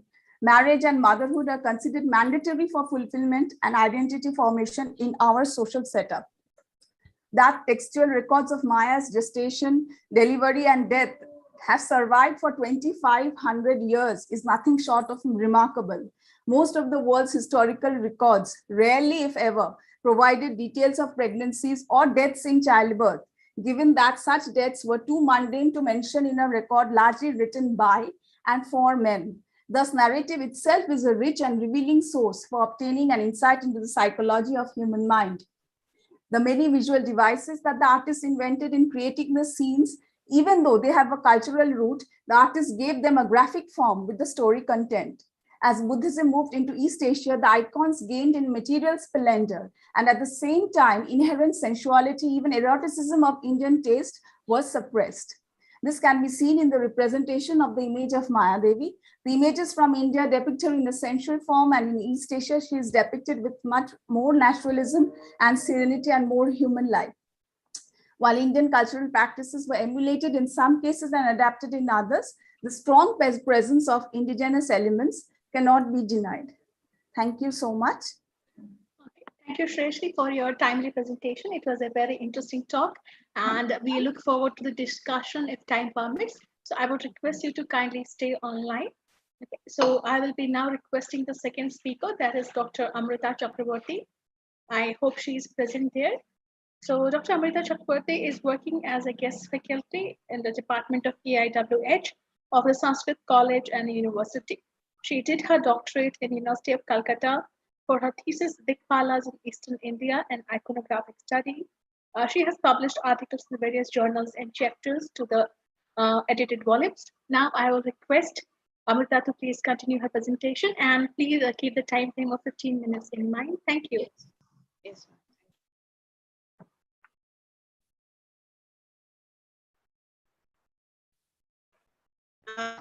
Is I am audible and my presentation is visible? You are audible. Yeah, presentation is also visible. Please go ahead.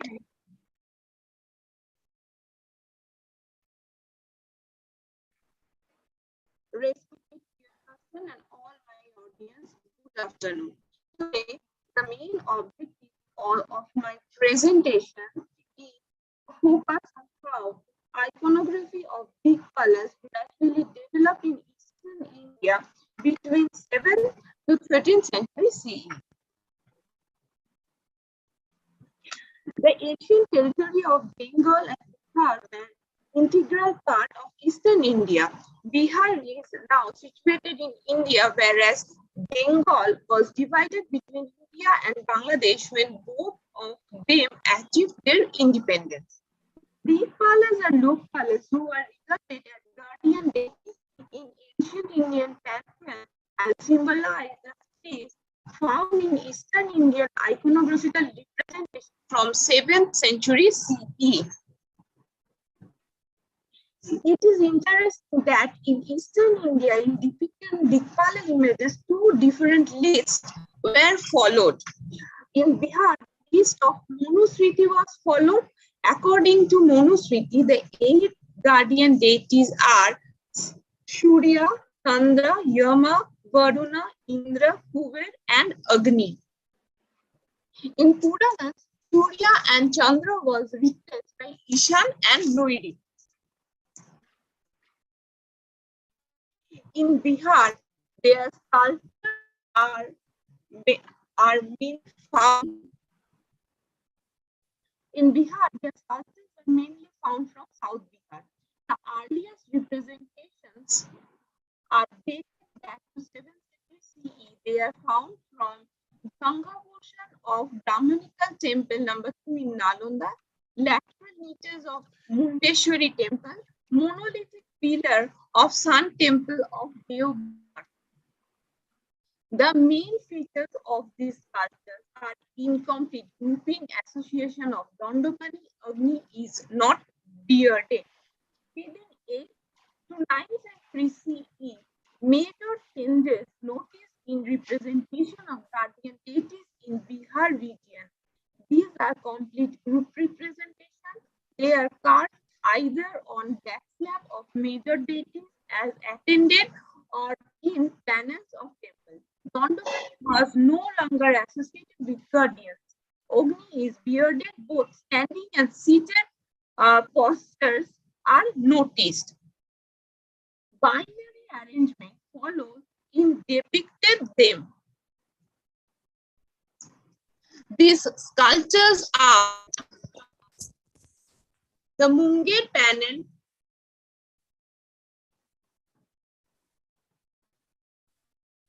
the panel preserved in Patna Archaeological Museum. 8 are Vishnu image preserved in National Museum of Kathmandu. Kollam sculptures from Sun Temple at Baragaon near Nalanda. The theater panel, this panel is very interesting because this is the only panel where all the guardian deities are with their vehicles in Bihar, which is very uncommon. Some fragmented panels of directional guardians are also found from this region, dated to 9th-10th century CE, which are important to understand iconographical features of guardian deities.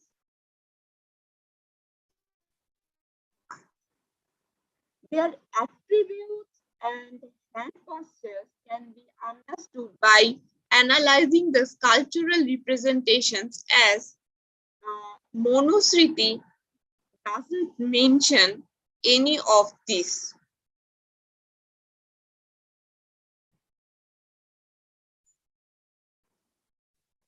In Bengal, like Bihar, gradual evolution in iconographical representation is also noticed. The early sculptural found from 2 Buddhist sites, that is Sompur Mahavihar of Paharpur and Nandedhirgi Vihar, Takdivanpur in Malda. In these 2 sites, the guardians are not associated with canonical direction. Agni is not bearded, they are devoid of vehicles, and they were not depicted in complete group. Overcoming the inconsistencies of time from 9th century CE onwards, concord is noticed in iconographic representation. During this phase, of guardian deities are also found from Brahmanical, Buddhist, and Jain sites. At least 24 such images noticed from this region. In Brahmanical images, they are depicted as attendant deities of Shiva, Vishnu, Surya, and Navagraha. On the other hand, in Buddhist images and Jain images, they are depicted in two different ways, either as attendant of major deity or as army of Maro and Kamoso. In depicted them, in most of the images, binary arrangement was followed. In 6 images, guardians are associated with their correct sequential order. In this phase, comfort is noticed in selection of attributes and behaviors of the deities. These palaces did not become all deity in this region, so no temple was built dedicated to them, and no devotee group was formed. This paucity doesn't undermine its importance. In some inscriptions of Chandra, Palo, and Shena kings, the directional guardians are often mentioned to divinize kings of epigraphical sources. Kings were compared with them in two different ways. Firstly, to magnify the ruler's achievement as a conqueror, the composers also claim that kings or royal members are engaged in battle with guardians and got victory over them. In Vishwarup Sen's Madhupur Sahitya Parishad and Keshav Sen's Idilpur Copper Plate, Vijay Sena's battle in Bangor Grant of Mohipal, Bapala's battle in Seal of Sri Chandra of Kedarpur Plate, Sri Chandra's Victoria campaign against Dikpalas are mentioned.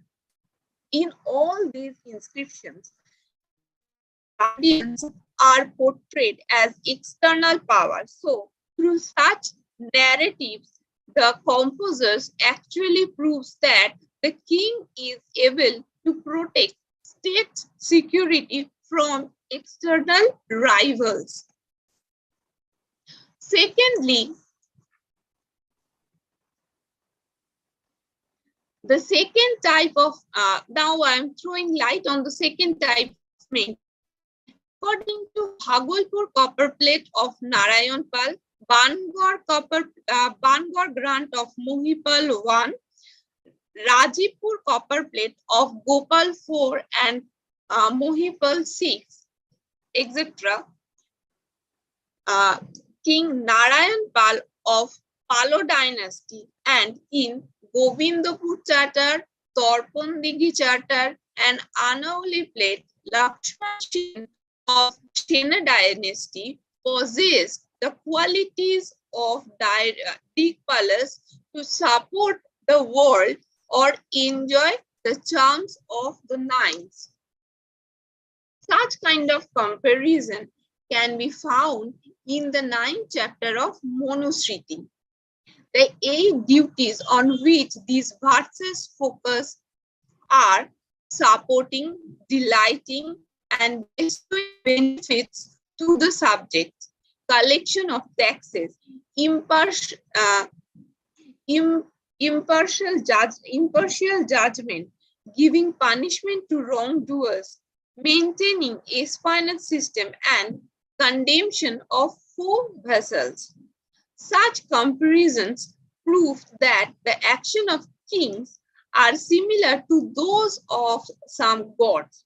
It also adds the divinity of king's office. So, in Eastern India, Dikpalas are treated not merely as a minor deity. In sculptures, they had played an important role in divinizing king's office, till the day they are invoked in auspicious rituals. It is also very interesting that in this region, Yama, Varuna, and Surya merge with folk deity Dharma Thakur,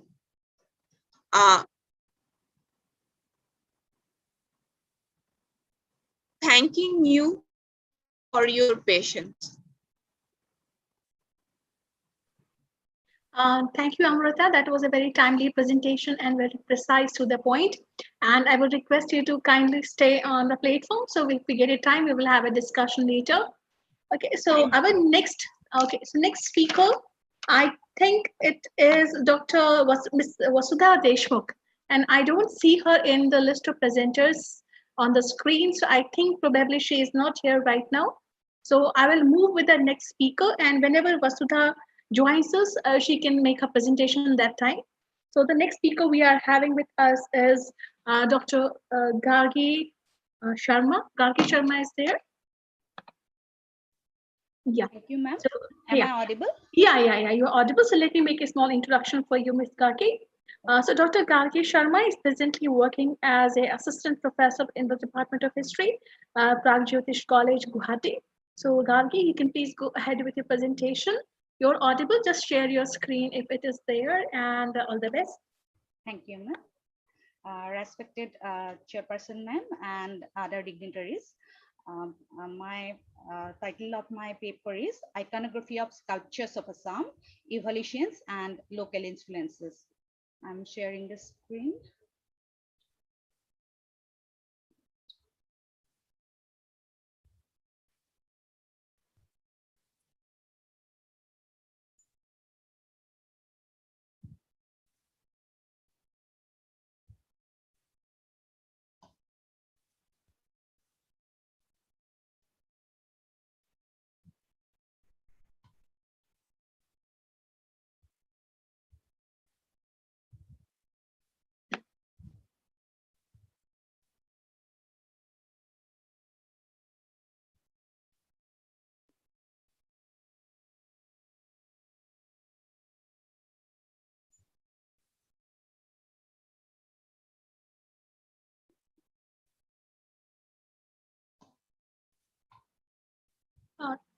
Gargi, make it full screen. In the bottom right corner, you will see this icon.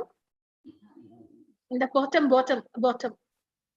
In the bottom of the same meeting. You should have done it in the beginning.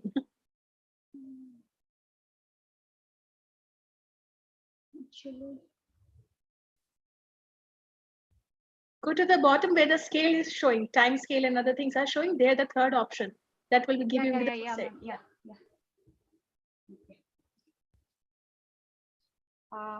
Iconography of Sculptures of Assam, Evolutions and Local Influences. So all of us know that the special branch of knowledge or study which deals with icon is known as iconography. And actually iconography deals with the idea behind the image, and the Greek word icon, and icon means a devotional image, a figure representing a deity or a saint in painting, mosaic, sculpture, terracotta, etc., which is specially made for worship. And iconography is helpful not only for the purpose of identifying images, but also for that of dating of works of art.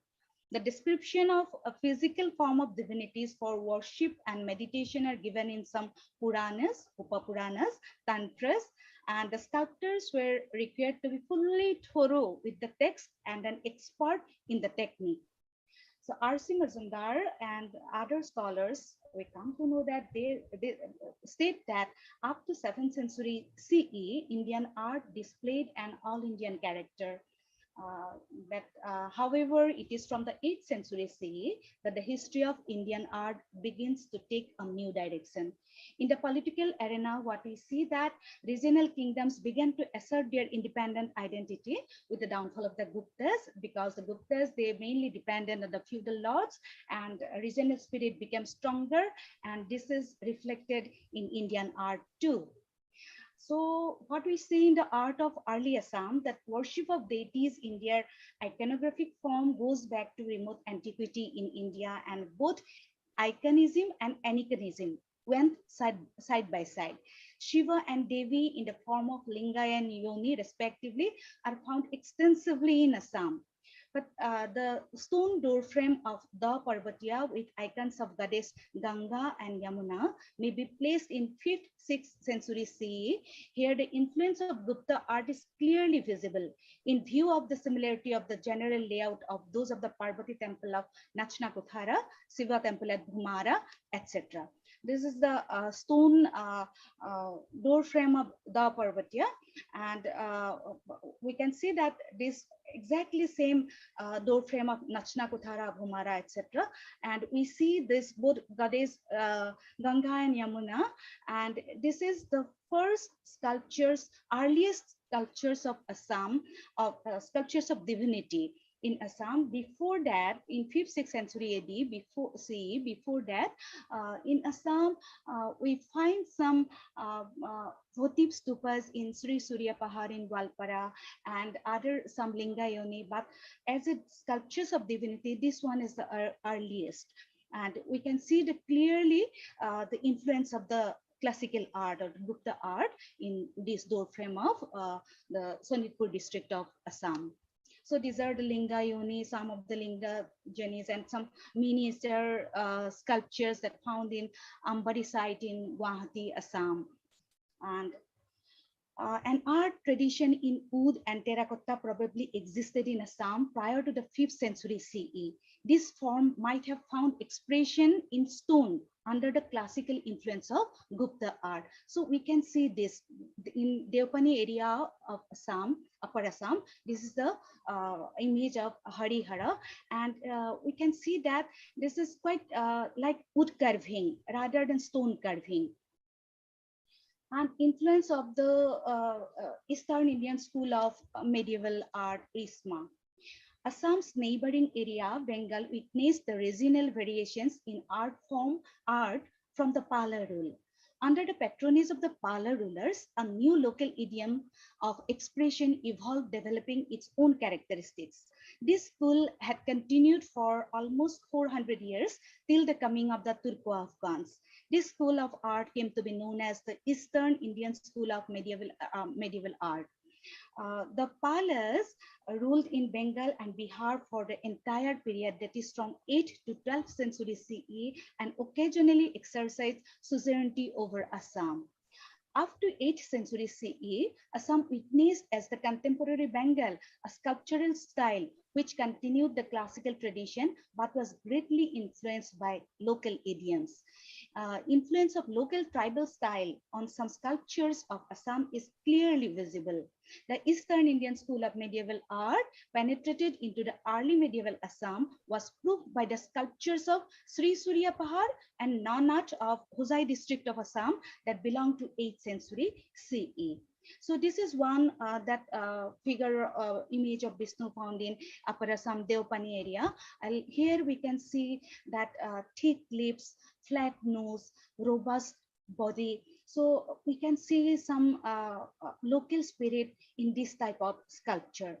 We cannot see the sharp images, sharp features of Vishnu images in that area of Deopani.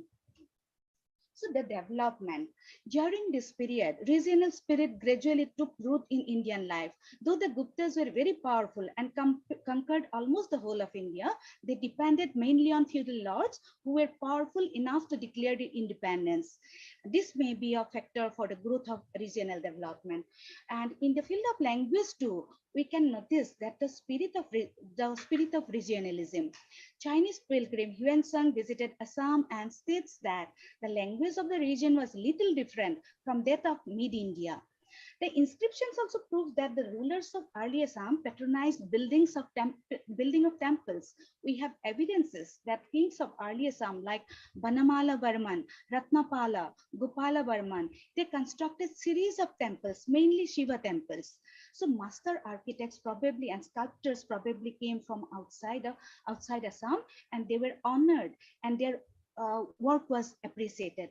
Thus, also they contributed to the development of art of Assam. Then the mercantile communities also played an important part in the development of art. The traders moving through Assam indirectly helped in the development of art of Assam. We have information that during the Ahom rule, Pratap Singha employed men to learn the techniques of sculpting outside Assam. After the death of Harshavardhan, North India became the field of tripartite struggle among Palas of Bengal, Pratiharas and Rashtrakutas. The chaotic conditions forced the artists to go to distant regions. Peace and tranquility of Assam probably attracted some of them, and they contributed to the development of the art of Assam. So features of the ISMA or Eastern Indian School of Medieval Art, and we can see these type of features in large number of icons of Assam. So what are the features? That icons were carved out of black stone and were nicely polished. Then the images were mostly carved out of stela and rarely round. By 8th century CE, the stela comes to assume its full shape, with its upper and somewhat pointed, upper end somewhat pointed or rounded. From 8th century CE, the stela is supported by a pedestal which rathas are projections, and the images are richly decorated. From 9th century, what we see that stela exhibited only a rope-like design that functioned as a border surrounding the central figure. Knees are slightly bent in a relaxed mode. From 10th century CE, background decoration began to increase. The images became stiff and rigid. The facial expressions represent emotions of sensuousness. The top of the stela is occupied by Kirtimukha, the grinning lion, and flanked by Vidyadhara on either side. So towards the beginning of 11th century CE, heaviness of body can be seen. Legs became more stiff like column. The accessory figures are seen to be more independent from the main figure. The pedestal shows a number of projections. By the 12th century CE, there is more lavishness in the decoration of the surface of the stela. The main deity is overshadowed by the accessory figures. Heavy ornamentation results in lack of gracefulness. The images lack spiritual content. So this type of characteristic features we can see in the art of Assam too. So now the local idioms or local influence. Though the East Indian School of Medieval Art influenced the icons of Assam, yet a careful examination of sculptures display variations. This is not only visible in terms of raw materials used for the carving in the images, but also the technique. A large number of sculptures from Assam demonstrate the use of local raw material like granite, gneiss, and amphobolite, in contrast to that of black basalt stone that used by the Palasena rulers of Bengal. Unlike ISMA, East India School of Medieval Art icons, in some cases, especially the Ambari sculpture, icons of Assam do not show overcrowding stela. Appearances of stela, Kirtimukha, Vidyadhara, etc. in the sculptures of Assam bring them in close proximity with the Palasena period of Bengal. Facial expressions of some icons of Assam do not display sharp features. Vishnu image of Devpani, Shiva image of Barpathar, some images of Ambari sides prove the fact. The thick and round face, thick lips, robust bodily forms show that these sculptures display a local spirit. The snake canopy of goddess Ganga and Yamuna found at Ambari site are unique because these type of sculptures are rare in Brahmaputra Valley. The features of Palasena icons carefully blended with the local style of Assam. So now we come to, there are so many sculptures that unique from the point of view of iconography, but due to the paucity of time, I'll speak about some unique icons. This is the icon of Mahisha Mardini, and most of the images of war goddess of ancient Assam belong to the period between 9th and 11th century AD CE. and this unique bronze sculpture of Mahishamardini. This image is found in Narakasuhur Hill near Guwahati, and a circular medallion shows the face of the goddess in bold relief. Her neck rests on the Mahisha, the buffalo demon, and R.D. Chaudhary holds the view that dagger-shaped horizontal horn, somber eyes, and small size of his head stress his subjugation. In this manner, the artist had succeeded in portraying the features of the goddess without restoring to the conventional feature of weapons, vehicles, etc. The circular shape of the medallion is utilized as a halo for the goddess. This is a unique piece of art, and not and this is unique of art for Assam. And this is another unique unique icon of Durga, and interesting image of 10-handed Durga in grey sandstone found at Mangoldoi in Darang district of Assam. This is now preserved in Assam State Museum, and local tribe used to worship this deity as Durga and Budhi Gokhani. The image belongs neither to Eastern Indian school of medieval art nor to any other recognized school of art of India. The treatment is typically local. The workmanship is similar, simple but crude, and flatly curved on a stela. The hands are stiff extensions from the body like some parallel lines. No emblem is there in the hands, and for eyes, ears, and mouth, there are sockets. The deity is represented with a hole on her forehead, identified as a third eye. The goddess is flanked by one figure in the right hand and two figures in the left hand. In the pedestal, there is a lion, and the image is approximated to the 13th-14th century CE. So another unique tantric icon. This is the icon of Tripura Bhairavi, and peculiar image of this four-armed Tripura Bhairavi is found from Jogijan in Nagaon district of Assam and now preserved in the Assam State Museum.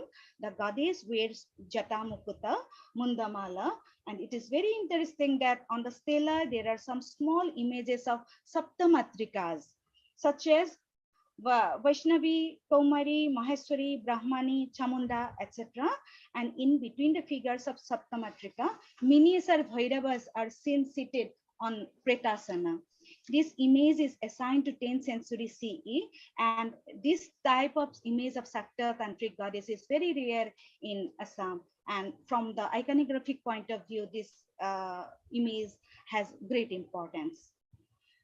And this is image of Manasa, and this is also a unique image. Why this is unique image? That this image, Manasa, is a very popular folk deity in both Assam and Bengal. And another very interesting image of Manasa, it is found in a tea garden near Koliabor, Nagaon district, and now preserved in the Assam State Museum.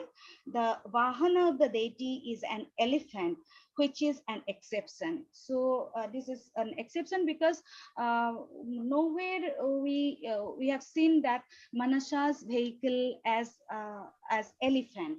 And N.K. Bhattasali has found out an appropriate jhana from Brahma Vaivarta Purana, where the Bahana of the goddess is denoted by the term Nagendra. Though this term means a huge snake, but Naga also means a gaza or elephant. Thus, the sculptor did not make any mistake in carving the figure of an elephant as a bahana of Manasa. This is a very rare icon of Assam. And some unique icons that we can see that in the middle, we can see that Uma Maheshwara, and we can see Ganesha, Vishnu, Buddha, and they were relegated to the background, and Shiva and Uma, and we can see the Shivalingas, and Shaivism, we can see some syncretistic attitude in this in this carving. And that One interesting is that in Assam, that Saptamatrika usually consists of Brahmani, Maheswari, Kaumari, Vaishnavi, Varahi, and the Samunda. And generally, their general idea is that the 7 mothers can be found in the Bhagavata Purana as well as Matsya Purana, and they are often carved in the relief of rectangular stone stave with Virabhadra and Ganesha on either side. But in Assam, we have found this Saptamatrika separately. Samunda, Yami, Varahi, and Vaishnavi, we have found these type of matrikas separately. And Samunda is very popular in Assam, but it is that yet bears the evidence that sectors of Assam prefer to worship the independent matrikas, not in a panel. And thank you. Thank you, Dr. Gargi, for your presentation. It was covering a very vast area of themes and iconography. Now moving to the next presenter, we are having 2 co-presenters for the next paper. That is Dr. Gumti Gowda and Lenin Babu. Dr. Gumti Gowda is the Associate Dean and Associate Professor for the Corporate Alignment and Integrative Research at the School of Arts and Design, Boston University, Andhra. And Lenin Babu is an Assistant Professor from School of Arts, Boston University. So I will be now requesting the speakers of this paper to start. And I think Gumti is present here. Yeah, please start sharing your slide and keep the time limit in your mind. Thank you. Yes.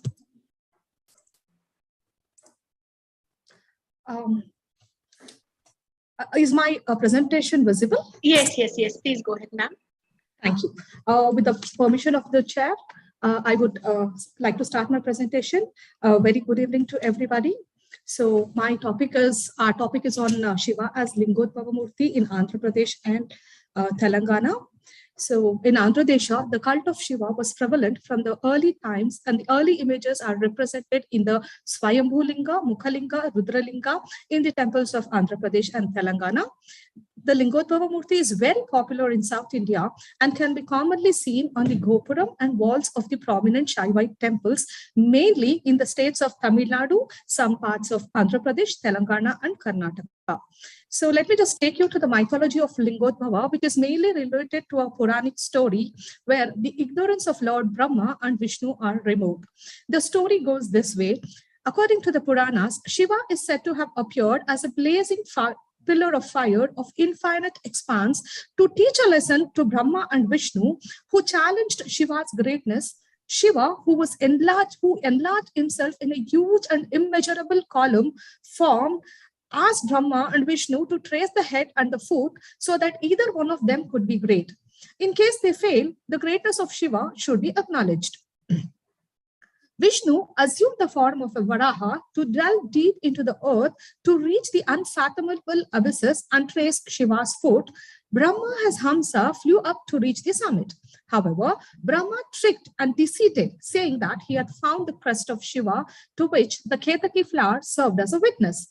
So Shiva cursed Brahma for his duplicity to the effect that he will not have any exclusive shrine and the Ketaki flower not to be used in the Shiva Puja.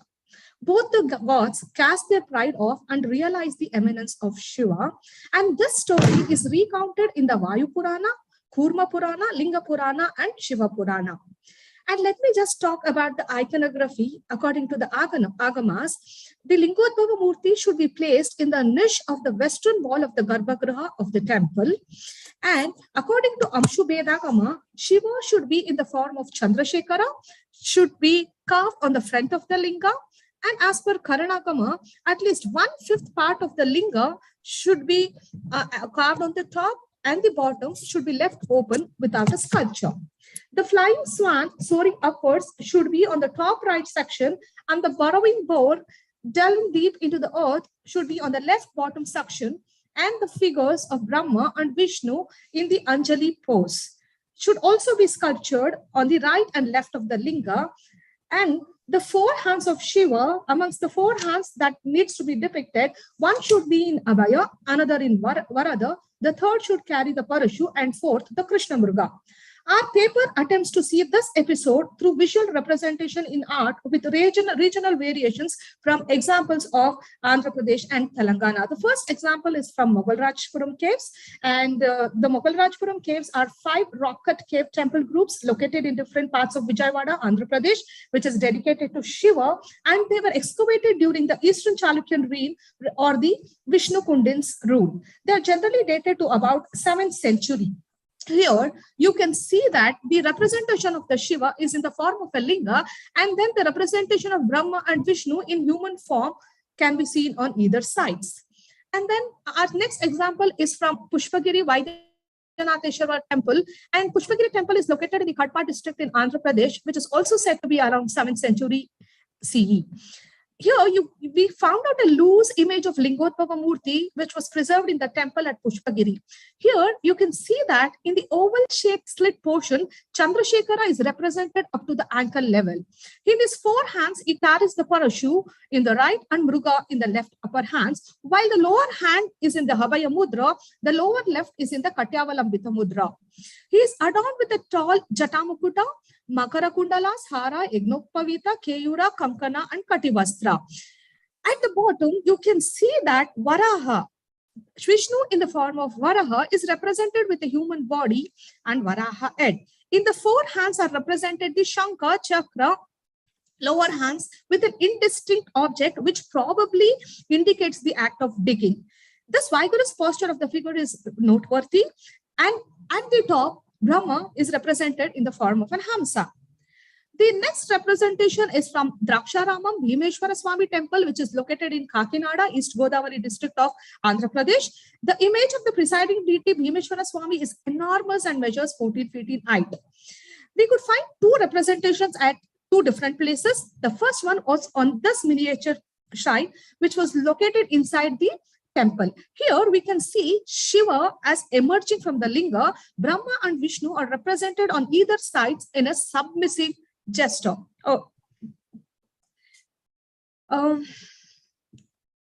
We can also see Varaha, the board below the linga, but Brahma as Hamsa was not seen in this particular panel. The second Lingotbhava was found in the Ardha Mantapa of the temple in the first floor.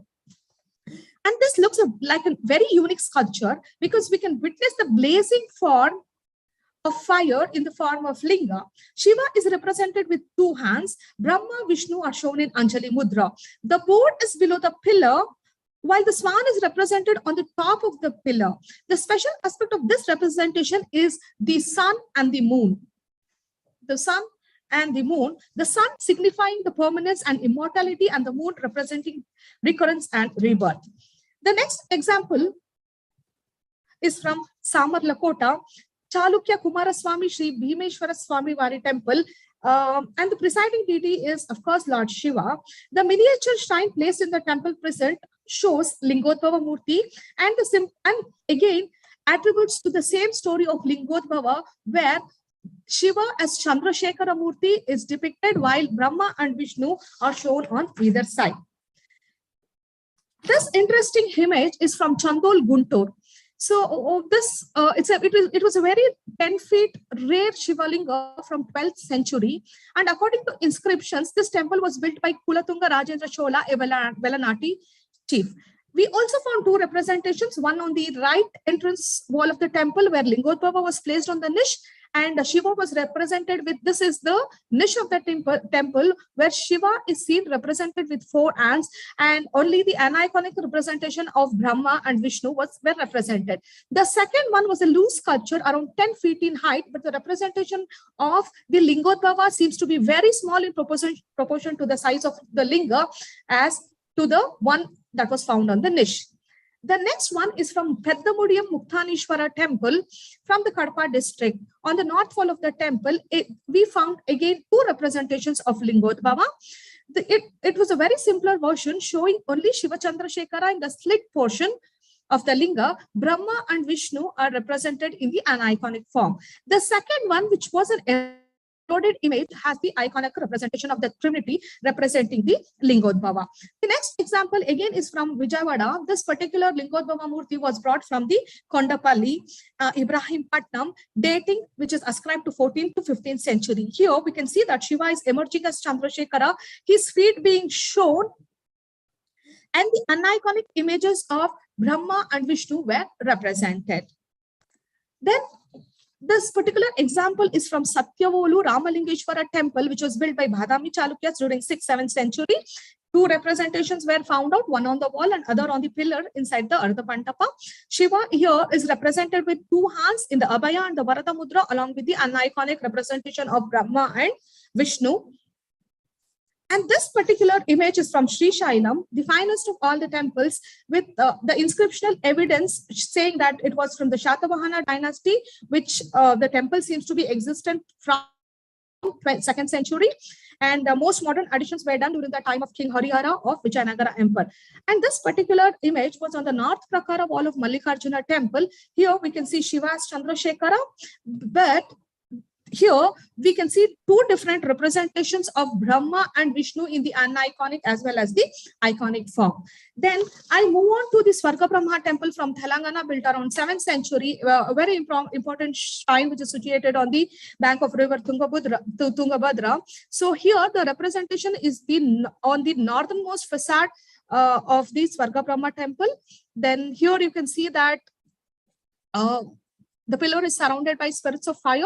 Shiva appears to be in his complete manifested form, the Purna Rupa, from head to toe within this oval cavity. The pillar is enframed by spirits of fire, appears in his full manifested form. The body is partly obscured and merged in the top. So this particular representation probably happens according to the Kamikagama. The images of Brahma and Vishnu flanking Shiva are iconometrically on par with each other, suggesting that they are not mere attendants but equals. And then when a close scrutiny also suggests that this also may be due to the secondary stage of the story of Lingodbhava, where Shiva stands in his manifestation to show his magnitude to both Brahma and Vishnu and offer benediction.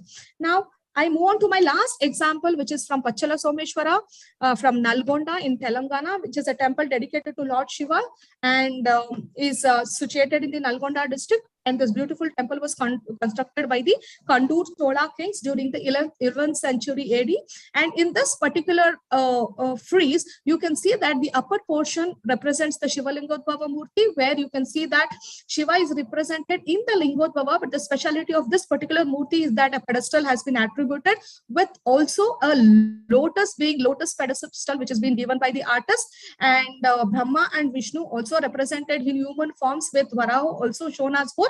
But the swan was missing, and probably it was mutilated, which are probably the research that we are into will probably give us more attributions. And to end this, I would like to say that this particular form of Lingodbhava is very popular in the medieval temples, and a good number of examples was found out from Andhra Desha and also Telangana, and especially the temples of southern Andhra during the Telugu Choda period.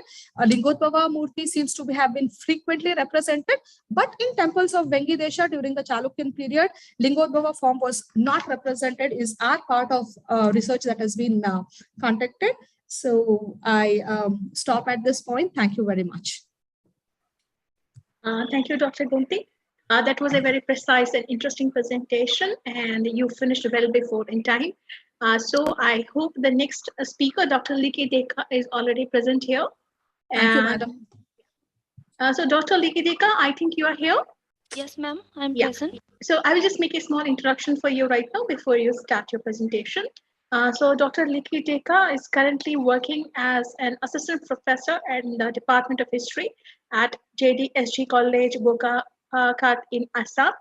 She has done her PhD from Guwahati University on the topic of art and archaeology of Masuli in Assam. And she had been the recipient of Dr. Pooja Bharti Memorial Prize in 2017, Indian Art History Congress session in 2017, which was held in Guwahati. And so we look forward to hear your paper again, Liki. Please go ahead. Thank you, ma'am.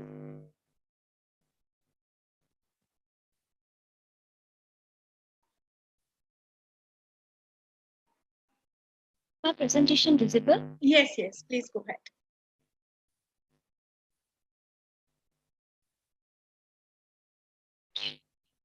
My paper is on Ravana in the regional art of Assam, special reference to Majuli. Likki, there's a background disturbance from your side. Some breakup is coming. Uh, is it okay, ma'am, now? Yeah, the visuals are clear. Your audio is disturbed. Oh, probably because of network problem, ma'am. Okay, Maybe okay, please because go of ahead, network please. problem. Sure, please Okay. go ahead. So before starting my paper, I will give a short introduction of who Ravana was. So Ravana is an important character in the Indian epic Ramayana.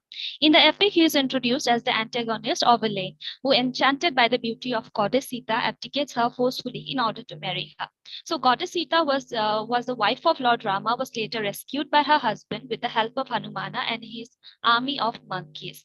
Lord Rama had to fight a valiant battle with Ravana to rescue his wife. Although Ravana was defeated in this battle, his power and capacity cannot be denied, and hence his character became an important part of the epic. So here is an iconography of Ravana. Ravana is an asura who is often referred to as a Dasanana or 10-headed and 20-handed.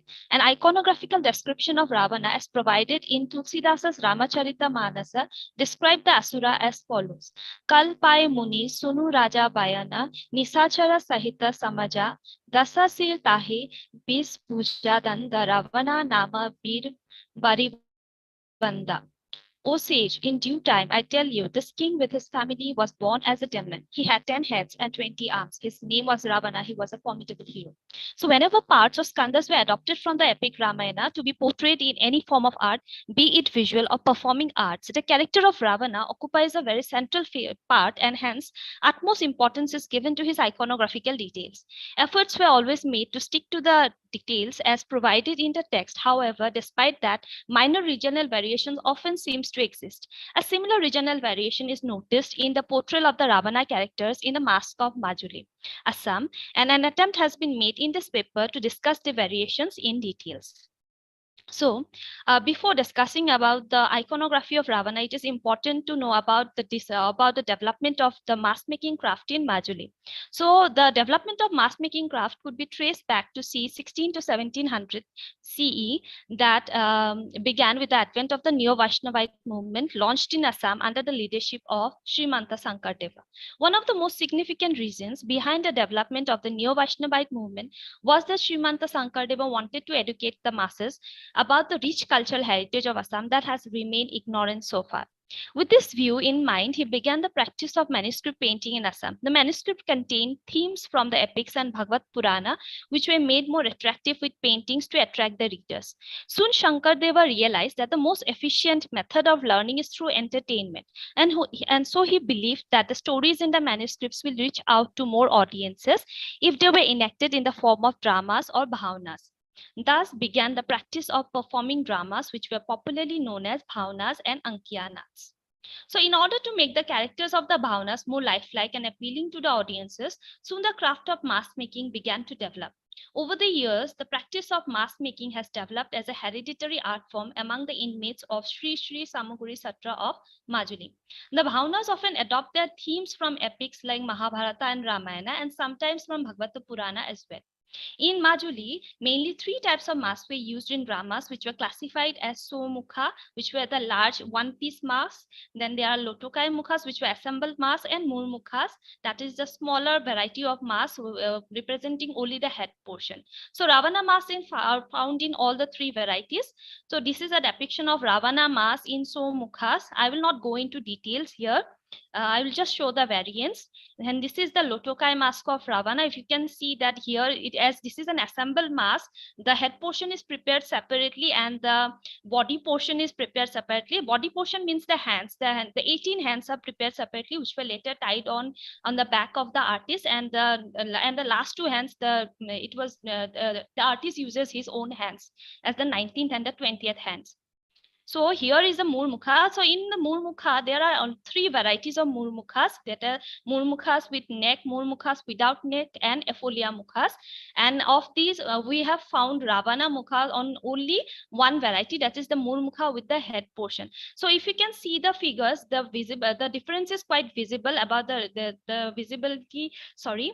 The difference is quite visible. The regional influence can be seen in the head portion of the Ravana images. So for that, I'll give you a very view of a few other Ravana masks from different parts of India. So this is a Purulia Chow mask of West Bengal. You can see the difference here. The head portion is completely different here.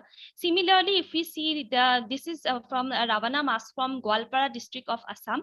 So Gwalpara is also a part of Assam, similar to Majuli, but you can see the regional variation. It is even existed from one state to another, so from one region to another region in a single state as well.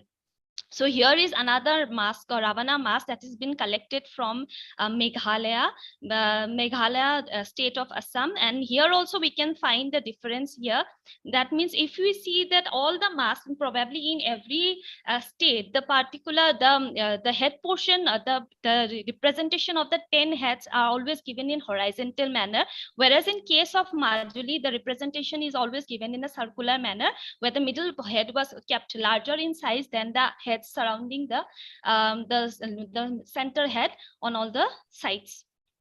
So here is another representation of Ravana. Since we are looking at Majuli, so it will be important for us to see whether there are any other representation of Ravana in any other art forms. So in Majuli, I have found only these two representation, one in mask and another one is the manuscript. We have found one manuscript, that is Ramayana Sundarakanda manuscript, that has been recovered from Sri Sri Benganati Sotra of Majuli, and now it is preserved in Kamrup Anusandhan Samiti of Guwahati. And in this representation, in this manuscript also, the representation of the Ravana is similar to the representation of Ravana images found in different parts of India. That means we can say that the variation that has been existed in the Ravana figures, that is only confined to the mask. In contrast to the mask, the differentiation is not visible in any other art forms. So here's my result and conclusion. From the discussion, it has been quite clear that the unique representation of Ravana is followed in Majuli in terms of the mask making craft. It is seen that the Ravana mask from other parts of India bears similarity in terms of portrayal of the head portions.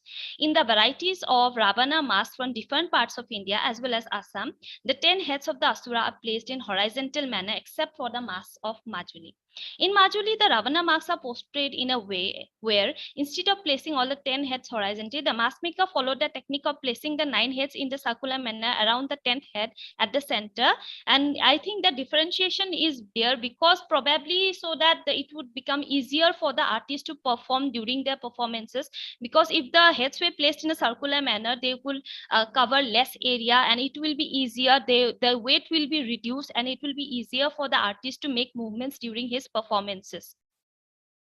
So other the variations where the exact reasons were not very the same thing that I have said here. I have written that the same thing here.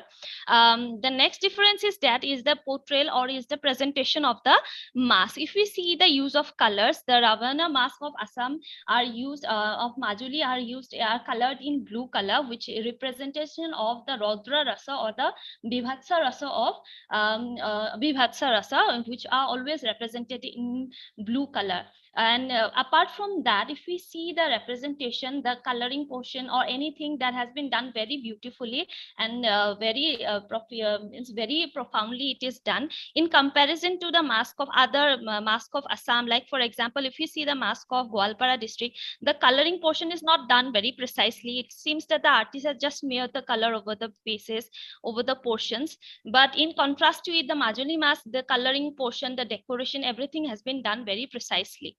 And apart from that, another difference that has been noticed is in the expression. If we see the Ravana mask of Purulia Chow dance, they are very violent. The facial expression seems very violent. Similarly, if we see the mask from Bharigan folk theater, there also the mask seems very opposite to violent. That means it is very subtle.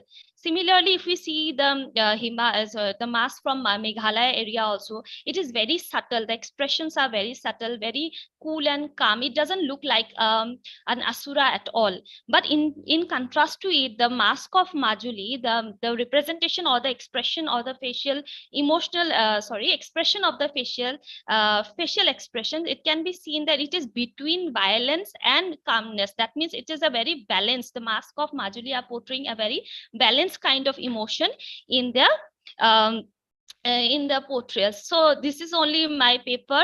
These are the basic differences that I have been noticed, and thank you so much.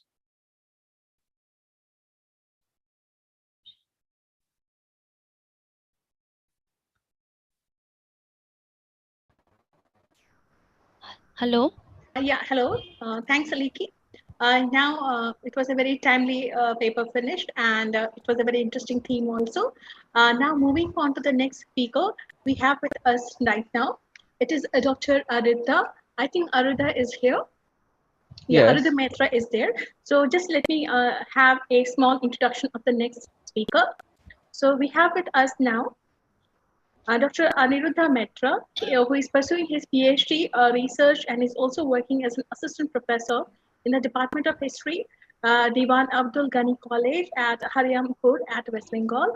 So please, Dr. Mehta, you can carry on next paper now. Yes.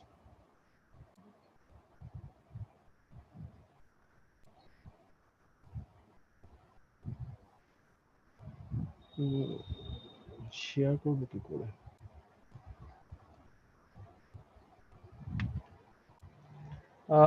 I can't share the screen actually. Present now koro Aniruddha yes present now yes koro. yes Present yes now. yes Oh, got it. yes may I audible? Yes, yes. Yes. And is the my presentation is Yes, yes, it's visible. okay? Yes, Yeah. okay. Good evening, respected chairperson of this session and other dignitaries who were watching the online presentation. I convey my heartfelt gratitude to Dr. Nandita Krishnan Madam and Dr. G. Balaji sir for giving the opportunity to present the paper through online mode. This presentation mainly focuses on the regional characteristics of some Brahminical sculptures found from different parts of undivided Bengal, especially in northern part of the delta during the 9th to 13th century CE. The exclusiveness of stone and metal sculpture in about in the region are noted in terms of research, iconographic traditions. Through this presentation, I would like to share exceptional iconographic manifestations of some Vishnu, Shaiva, and Shakta deities. This study is based on the field survey that took place during the course of my doctoral research. I have also tried to analyze here the remnants of sculpture of Brahminical pantheon from different parts of the region and preserved in various museums in West Bengal and Bangladesh. Firstly, I would like to describe the uniqueness of the Vishnu icon. Vishnu in Shamapada Sanaka pose exhibited with four attendants and Gorura in kneeling position with Anjali Mudra is a very common illustration all over Bengal as well as in Borendra region. This is the picture of Vishnu. This is a picture of Vishnu, the principal deity exhibited in Shamapada Sanaka pose on a full-blown lotus accompanied by Chamaradharini and Excuse me? Vinadharini. Sorry, Petra. Your slide is not moving. Slide is not moving. Only the first screen, that first slide is visible where the introduction is there. The next slide is not shown on the screen. Can you go for the slide mode, slide view mode? Now. No, we are still looking at the first slide only. Now. Now it has come. Huh? Carry on. Oh. This is the picture of the Vishnu, the principal deity exhibited in Shamapada Sthanaka pose on a full-blown lotus accompanied by the Chamaradharini and the Vinadharini standing in Tribanga pose on separate lotus seat in right and left side respectively. In addition to these, there are two miniature figure or male figure carved on the either side, two female companions. One is Chakra, considered as Ayudha Purusha, namely Chakra Purusha in the left side and the Shankha Purusha in the right side. Right side is a Chakra Purusha and left side is a Shankha Purusha. These black stone image collected from Itahar now preserved in Uttar Dinajpur District Museum.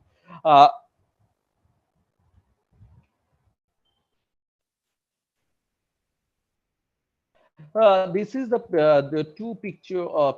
This is the a close view of Shankha Purusha and the Chakra Purusha. The striking feature is the Chakra Purusha and Shankha Purusha carried the specific ayudas on the head. Here is the Shankha and here is the Chakra. Sometimes respective ayudas This is the another pictures of Shankha Purusha and Chakra Purusha. Sometimes respective ayudas can be seen on the side, usually observed just above the shoulder, specifically on the lotus. Now I am sharing another unique Vishnu image exhibited under the seven-hooded snake canopy displayed with the Amitabha in the meditative pose just placed above the central snakehood and multi-arm dancing Shiva on the pedestal. The usual specimen hailing from unusual specimen hailing from Shurahar, Dakhin Dinajpur, now preserved in Borendra Research Museum. The arrangement of the ayudhas of principal deity is very uncommon. Gada is placed horizontally on a full-blown lotus in the upper right hand, and similarly the chakra shows vertically on the chakra shows vertically. Sorry. Upper right hand chakra shows vertically on the another padma in upper left hand, the raised two hands exhibited with Shankho and Padma. The principal deity is accompanied with two Ayudha Purushas, the Chakra Purusha in the right side and the Shankho Purusha in the left. Here the Chamara Dharini and the Bina Dharini, the two usual female attendants, are absent. Next slide. This is another picture of Vishnu preserved in Dakhin Dinajpur District Museum,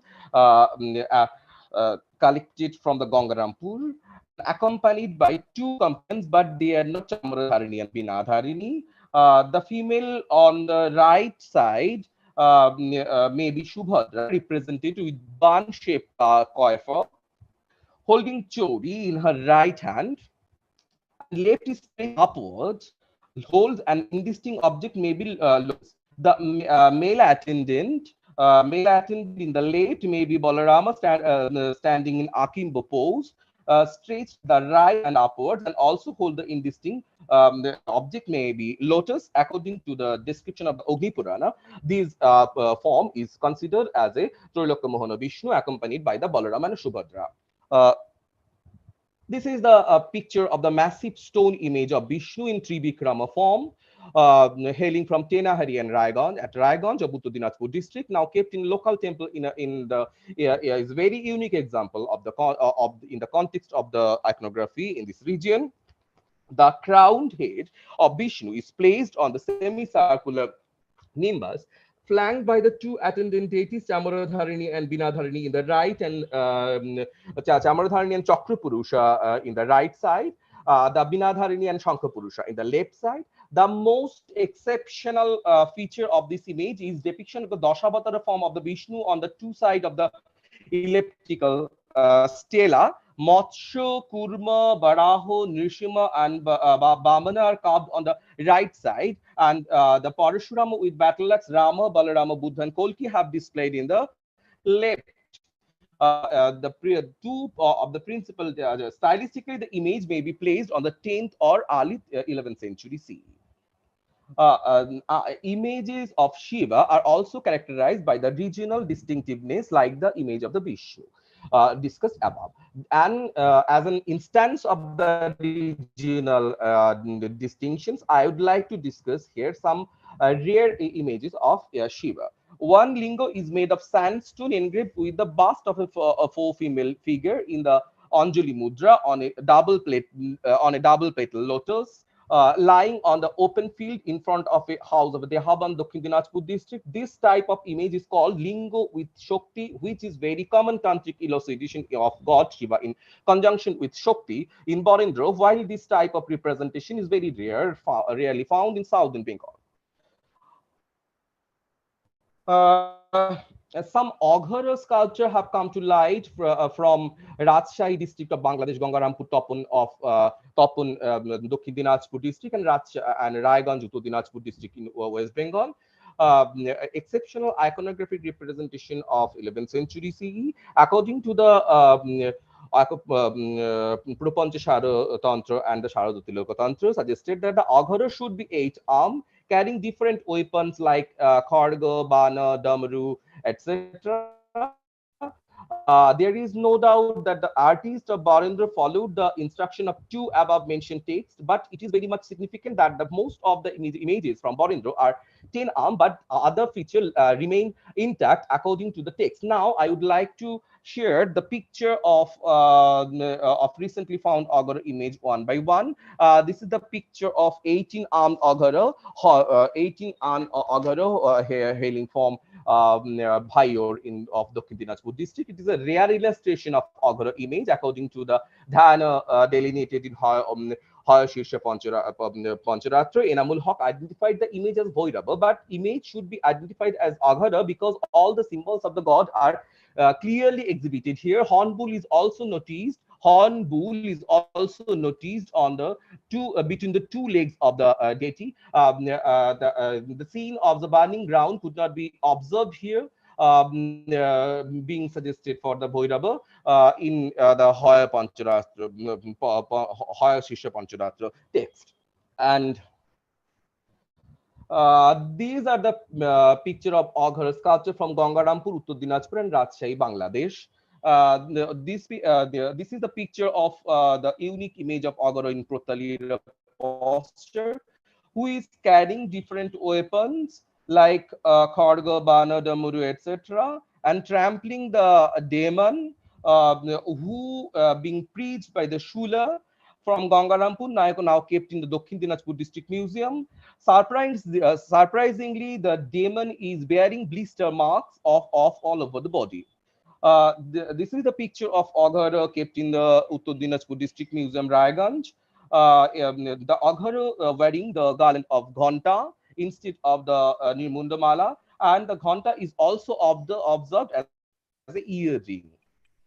This is the picture of the Aghara from Rajshahi, now kept in the Akshay Kumar Moitra Museum, University of North Bengal. Six-armed deity Lolitasana pose, carrying various weapons placed between two male figures on the top portion of the stela. Their Shaiva affiliation are clearly visible. The Devi on the top may be representation of the Shakti. One striking female. This is the very interesting feature. The one striking female. One striking female deity riding on a donkey depicted on the right side of the principal figure. The demon with blister marks exhibited in the sculpture from Gangarampur Rajshahi symbolizes the disease which arises from sin. The emaciated wild-haired female riding on donkey from Rajshahi, probably the reflection of the sin in exist state. She is in departing from the sin. According to the Agni Purana, the god who removed this kind of paparagam, who are wearing the ghanta of Baal, is called Ghantakarna. The image from Raiganj displayed with the garland of ghanta in the is the example of the Ghantakarna. The Aghara and Ghantakarna both a similar form and healing the paparagam. Now I am sharing the two images of Devi. Devi Shimobani, this is the picture of the Devi Shimobani procured from Gangarampur in Dakhin Dinajpur district, now preserved in Dakhin Dinajpur district museum, is a rare instance of placid form. She is showing the mudra in her lower right hand and carrying multiple ayudas like sword, shield, bow, arrows, and khadbanga. Her main two hands placed on the sunken belly. Professor Sudhipa Roy Bandopadhyay, Department of Ancient Indian History and Culture, Calcutta University, pointed out the particular gesture as a Lata Mudra. According to the description of the Kalika Purana, this particular deity is Aparna. This image is another rare example of the placid aspect of the Devi in Thanaka posture mounted on the lion. This is the picture of the 32 armed Chandika image from Betna, Dakhin Dinajpur district, now kept in a local temple, which was firstly identified by S.K. Saraswati in 1936 as an image of Chandika. Enamul Haq described the image as a unusual form of Moisho Mordini, but it is very significant to note that the buffalo demon is absent here to combat with Devi. Scholars are failed to suggest any particular textual explanation in support of this of the identification, although some similarities have been found in with Chandika image in Markandeya Purana, but it cannot be said that the artist followed the description of the same Purana to manufacture the sculpture perfectly. However, the fighting scene between Asura and Devi has executed very dramatically in front of a pointed stela. From the right corner, a female attendant is holding a parasol over the head of the goddess. Seven miniature figure are observed just above the parasol. Among them, Brahma, Vishnu, Maheshwar, Surya, and Ganesha have been identified. Other two are much obscure. All the iconic symbol have been damaged due to the rock erosion. The massive figure of the 32-armed goddess separated from the pointed black slab. The arrangement of drapery marked by prominent wavy lines and overwhelming of the goddess are very elegant and highlighted the style of late 11th or early 12th century CE. The observation. In this study, I am trying to analyze a total 11 sculpture found from different parts of Borneo region.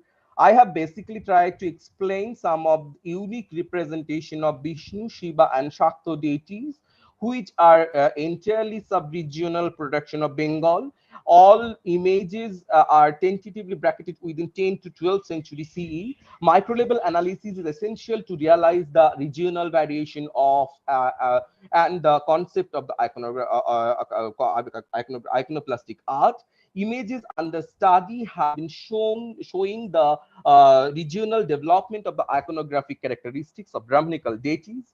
The anthropomorphic form of Chakrapurusha and Shankapurusha are the two attendants of Vishnu carrying their respective ayudas, either one on their head or placed just above the shoulder, is unique representation of Borneo region, which is rarely observed in other parts of Bengal and its contiguous region. Similarly, the representation of Dashavatara form on the stela portion as a decorative object is another exceptional illustration. Shiva Linga engraved with the bust of 4 female figure in Anjali Mudra on a double petal lotus and Aghara image illustrated with blister marks demon are also exceptional and instance of the growth of the regional iconographic manifestations. Aghara wearing the garland of bell instead of skull garland is another unique example of regional characteristics. I am highlighting here the regional representation of 18 Aghara and 32 images of Chandika from Dakhin Dinajpur district. The representation of representation of 17 images of the various gods associated with Brahmanical pantheon just above the parasol of goddess Chandika are very rare, exceptional representation. The regional concept of iconography has influenced the overall art of the Barandar region, as well as as a result, new spiritual moods and body languages emerge, which distinguish the sculptural art of Borneo from the contiguous region like south, eastern, western, and southern Bengal, Bikrampur, and Faridpur region, Bihar, and Assam. Thank you for your Thank you, patience. Mr. Maitra. Thank you. So if any questions are there, we'll put it in the end of the discussions. Thank you, Dr. Maitra. I will request you to stay online for the later discussions if time permits. Okay. So now with this interesting presentation, we move on to, yes, Mr. Maitra. One mistake actually. I am not doctor actually. I am just submit my PhD. Okay. So It's it is okay. not You will be awarded in future. actually. You It will is be a mistake. doctor. Yes, Okay. Okay. Then thanks, Mr. Maitra. Now we move to the next speaker. Do we have the next presenter from very interesting background? The next speaker is Ms. Jaya G. Nair, and who is currently an independent researcher and writer. And she is not from a history background, but she was a former scientist, engineer, G grade in Indian Space Research Organization. And after serving in ISRO for nearly 3 decades, and taking a VRS, she has been now working in the different fields of her interest, such as poetry, anthologies, literature, Indian history, art history, philosophy, and social systems. So I really look forward to her presentation. So I will now. First thing, I request Mr. Maitra to stop sharing his screen, please. Mr. Maitra, can you just stop sharing your screen, please? Close up your sharing. Yeah. So now I invite the next speaker, that is Ms. Nair, to present. Is it okay now? Is it okay? Yes, yes, sir. Yeah. Yes. Please keep yourself in mute also. Now, ma'am, Jaya Nair, please go ahead with your presentation. Yes, thank you very much. Let me share my screen. Yeah. Is my presentation visible now? It is about to start.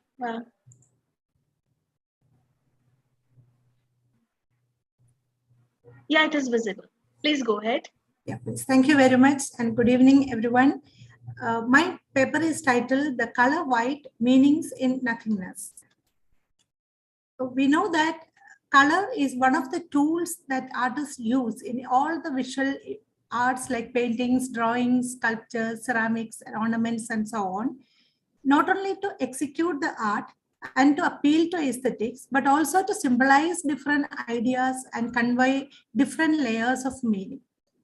So my attempt here is to focus on the particular color white, which can be interpreted as the absence of any color or the particular color as white, and see the historical, art historical, as well as cultural dimensions of the use of the color white in different art forms.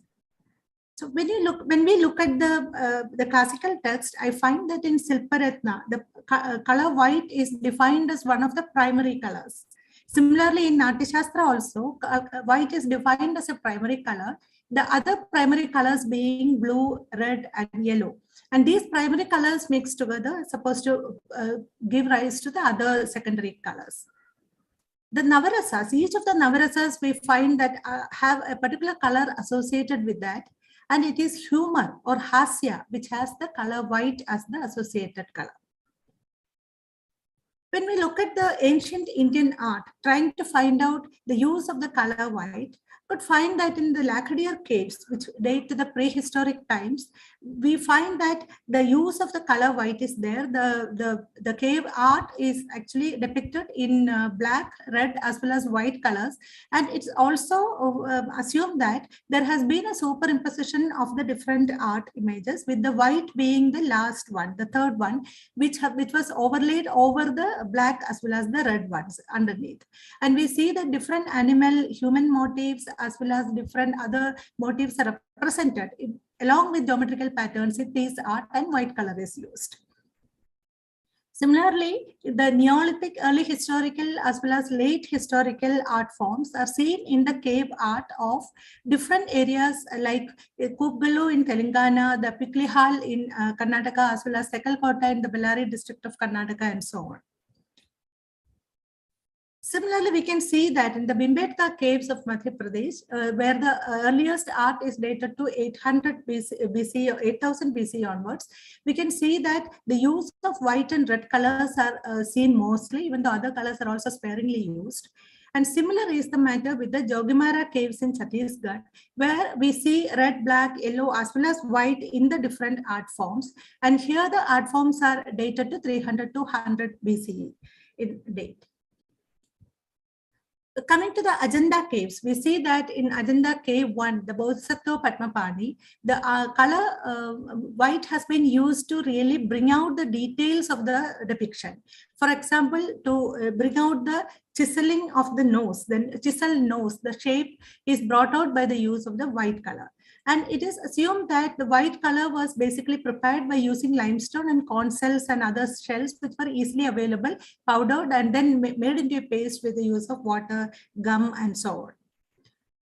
Elsewhere in Ajanta caves, we can see in Ajanta cave number 4, we see that in the depiction, people sitting in white cushions, then wearing white dresses. And also we can see that the skin color of foreign people like Persians are depicted using white color.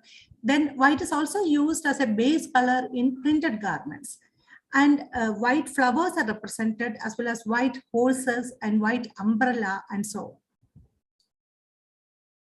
Coming to some of the other art, like in jewelry, we can see that in the Indus Valley, the Harappan jewelry, the use of terracotta bangles, white necklaces, as well as rings and so on. And also the white color is used for giving details to the different jewelry along with the red and other colors.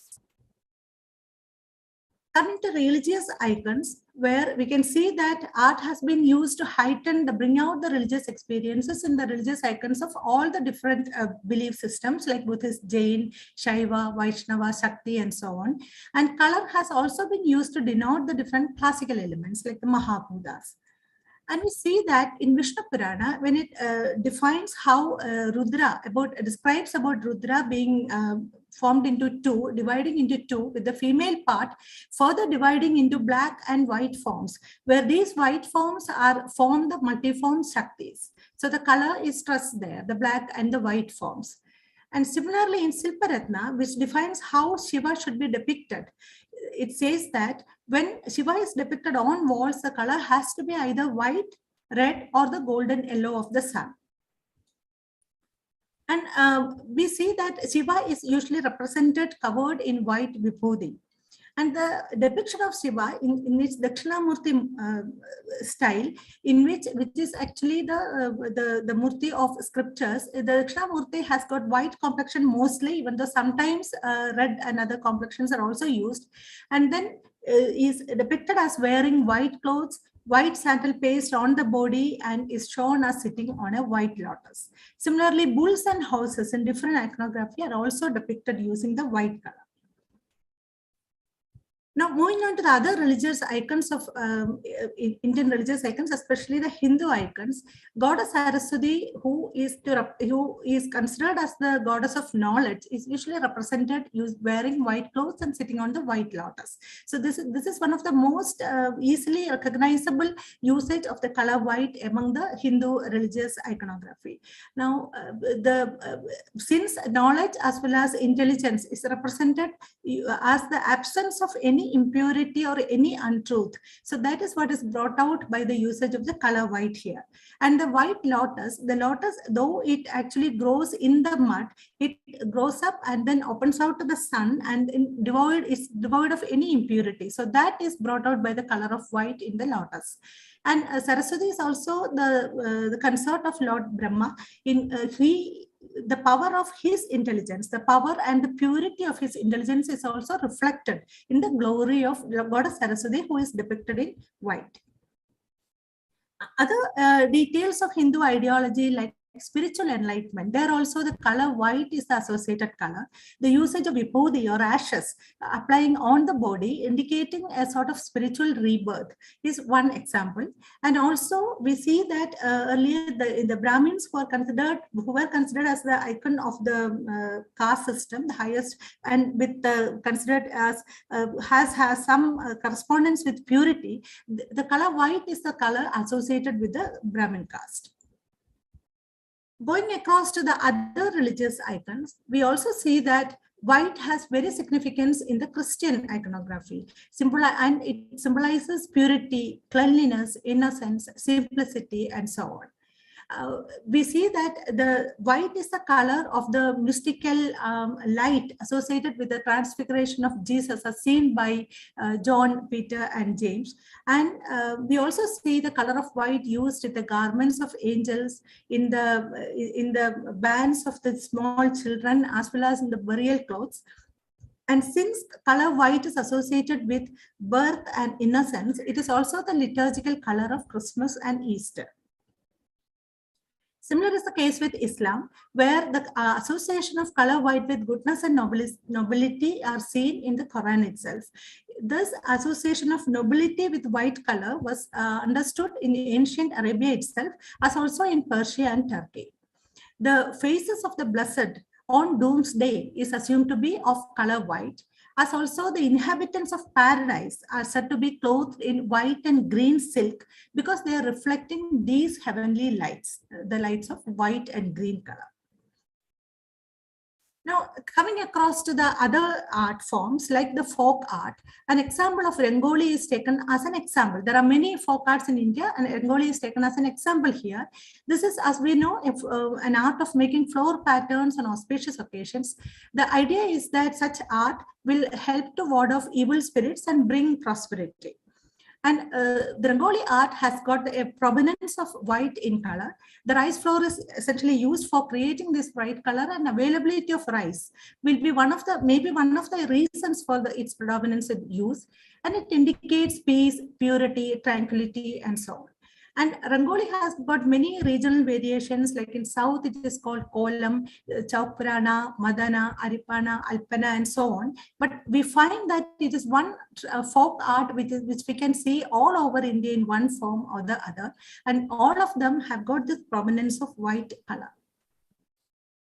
Zoroastrians also have white as a very associated color. On the day of the Yazda stores, they actually draw a white rooster. Parsis do that, and they have got this great significance for the color white. Taking another folk art, which is essentially a tribal art, the Worli paintings, it's again taken as one example of a tribal art. It's made by the tribals from the North Sahyadri range of Maharashtra. They make this art in the inside walls of their huts. The huts are made by the red bricks, and so there is a red background to the pictures, and then they make the pictures using the white pigment made from rice flour, water, and gum. Very simple geometrical shapes are used. The daily life of these people, that is depicted with human beings, human pictures going around doing the different daily work. But these are very simple, with simple strokes, the different pictures are created. And there is also a custom of making a spiral chain of the humans undergoing different activities around a central theme. This sort of showing the life as an eternal journey. It does not have any beginning or the end.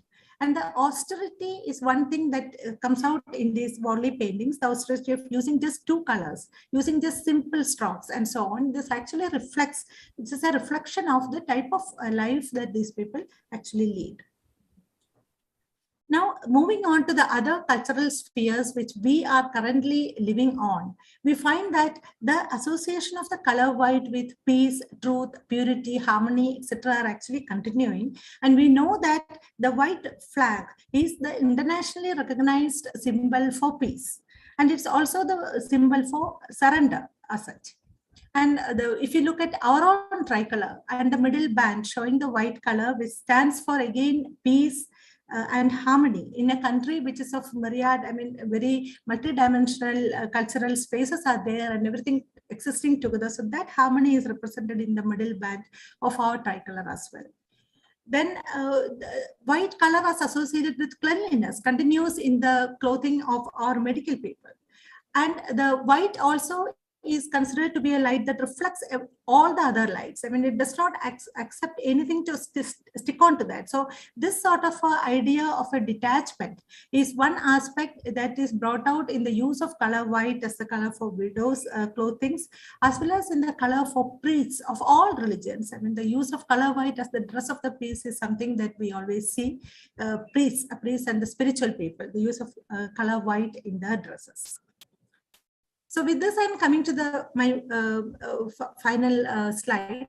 So looking at all these different usages of the color white, we do find a certain dichotomy in its use, because we know that the color white is not devoid of all the colors, but actually it is made up of all the colors. So essentially it is actually representing a fullness, not having anything, not a blankness or emptiness.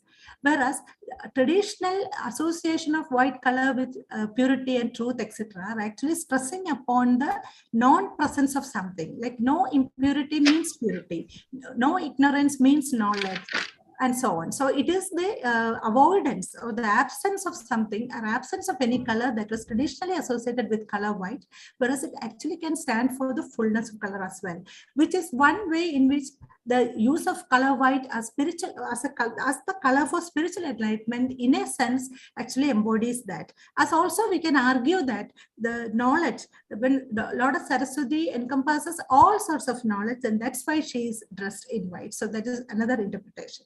Now, but in spite of that, two things that we can actually find out is that the universality of the meaning of the white color, that is, it is interpreted irrespective of the regional variations all over India, that association of color white with these meanings of purity, truth, harmony, peace, etc.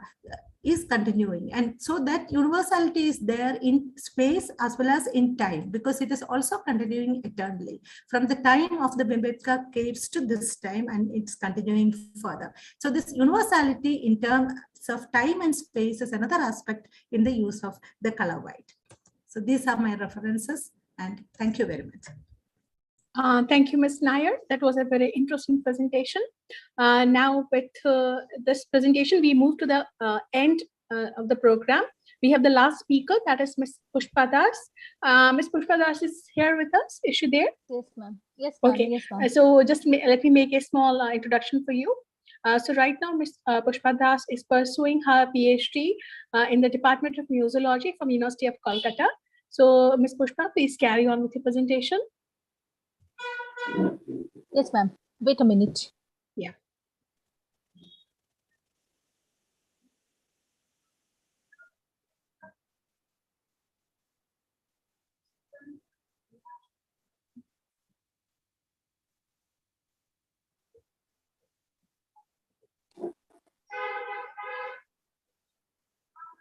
Are you seeing my presentation? It is still starting the screen. You continue. It will take some time. Okay, ma'am. Okay, ma'am. Okay.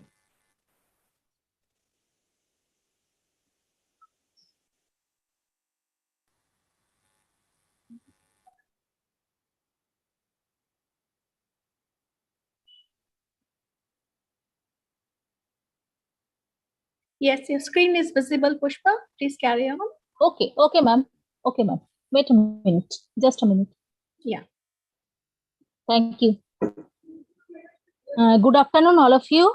I'm thankful to chairperson of the session and my co-presenter, and also thankful to organizing committee who has given me the chance to opportunity from online presentation. Today, I'm here to present my topic, tradition and continuity of the Ganesha images, a cultural representation of Bengal. First slide is present. We all know the Ganesha is one of the most well-known and venerated representation of God in Hinduism. He is Shiva and Parvati's first son and the consort of Buddhi and Siddhi. The letter Ga and Na stands for Buddhi and Vidayana, respectively wisdom. As a result, Ganesha is revered as the god of intellect and wisdom.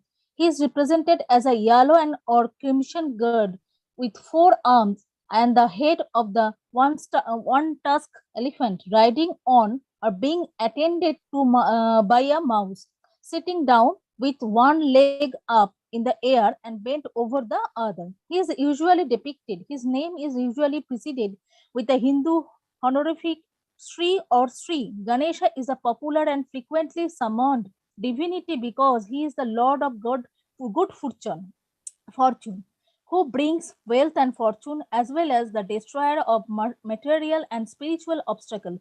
It is for this reason that his grace is sought using incantations such as Om Shri Ganeshaya Nama or similar. Before beginning any work, we have to pray our God. It is also for this reason that all bhajan season generally begin with a chant of Ganesha, Lord of happy beginnings. Lord Ganesha is the first icon to be installed or any new home or dwelling in India and Hindu culture. Ganesha is also linked to the first chakra, which embodies the instinct of conservation and survival, as well as procreation and monetary prosperity. Ganesha is also known as Omkara. His body is shaped like the contour of a Devnagari letter, which signifies the famous Bija mantra. As a result, Ganesh is regarded as a bodily manifestation of the entire cosmos.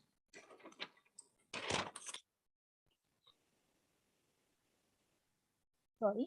Next one is Ganesha birth. According to the numerous stories about Ganesha's birth, once upon a time, the gods required to deity who could remove all impediments from their path of activities. Shiva himself was born as Gajanana from Parvati's womb at their desire. One of the other stories is Parvati made a child out of the unbound Shivan all over her body just for fun. She made a child with an elephant head and flung it into the Ganga river. When the boy came to life, Ganga and Parvati addressed him as their child. As a result, Daimutra is another name for Ganesha.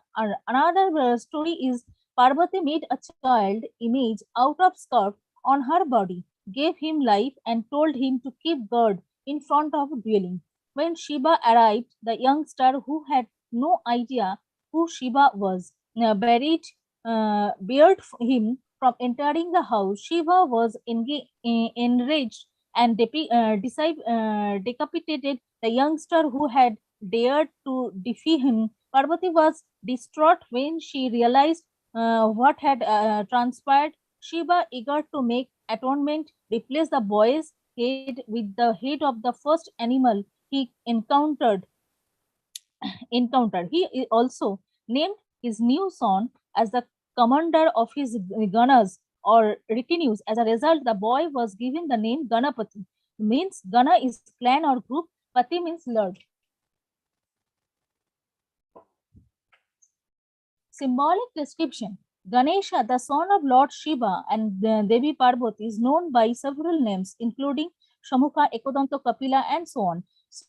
So, throughout history, millions of people have been inspired by the cutie, tiny, chubby boy-like body with an element head. While Lord Ganesh appearances excites our imagination and delight us beyond measure, the form also contained profound spiritual implication. We all look at some fascinating facet of Lord Ganesh symbolism in these articles. Slokas describe Lord Ganesha appearance. This is how Lord Ganesh is described in a well-known sloka devoted to him. Bakratundu Mahakaya Koti Suraya Samaprabha Nirvignam Karumay Deva Sarva Karaye Sarvato. Meaning, I worship the Lord with a curved trunk and a huge body with the influence of her 4 sons. Let him remove the obstacle to all my deeds and let them to fulfillment. Thus, we find Ganesha having a huge body and an elephant face. The huge body belly symbolizes the created universe. The elephant head is the symbol of Gyan. In Ganapati Atharva Narisha Upanishad, we find the different shades of deep symbolic meaning come out with regard Lord Ganesha's form. In this Upanishad, Ganesha is identified with the supreme Brahman and the highest head of the created universe.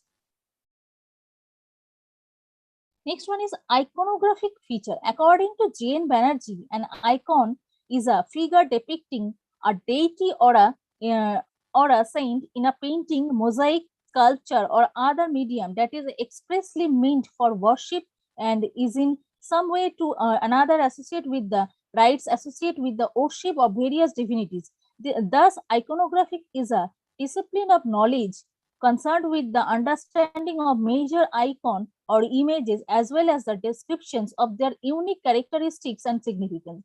The origin of Ganesha can be traced back to the prehistoric folk gods and goddesses known as the Bhayanatara Devatas in ancient literature. According to Dr. Banerjee, also says Ganesha's picture appeared to be primarily linked to group of Banotara Devatas, Yaksha and Naga. Ganesha has the Tundila or pot-bellied feature of the Yaksha according to Kumaraswamy, and he has the head of Naga in the sense of an elephant.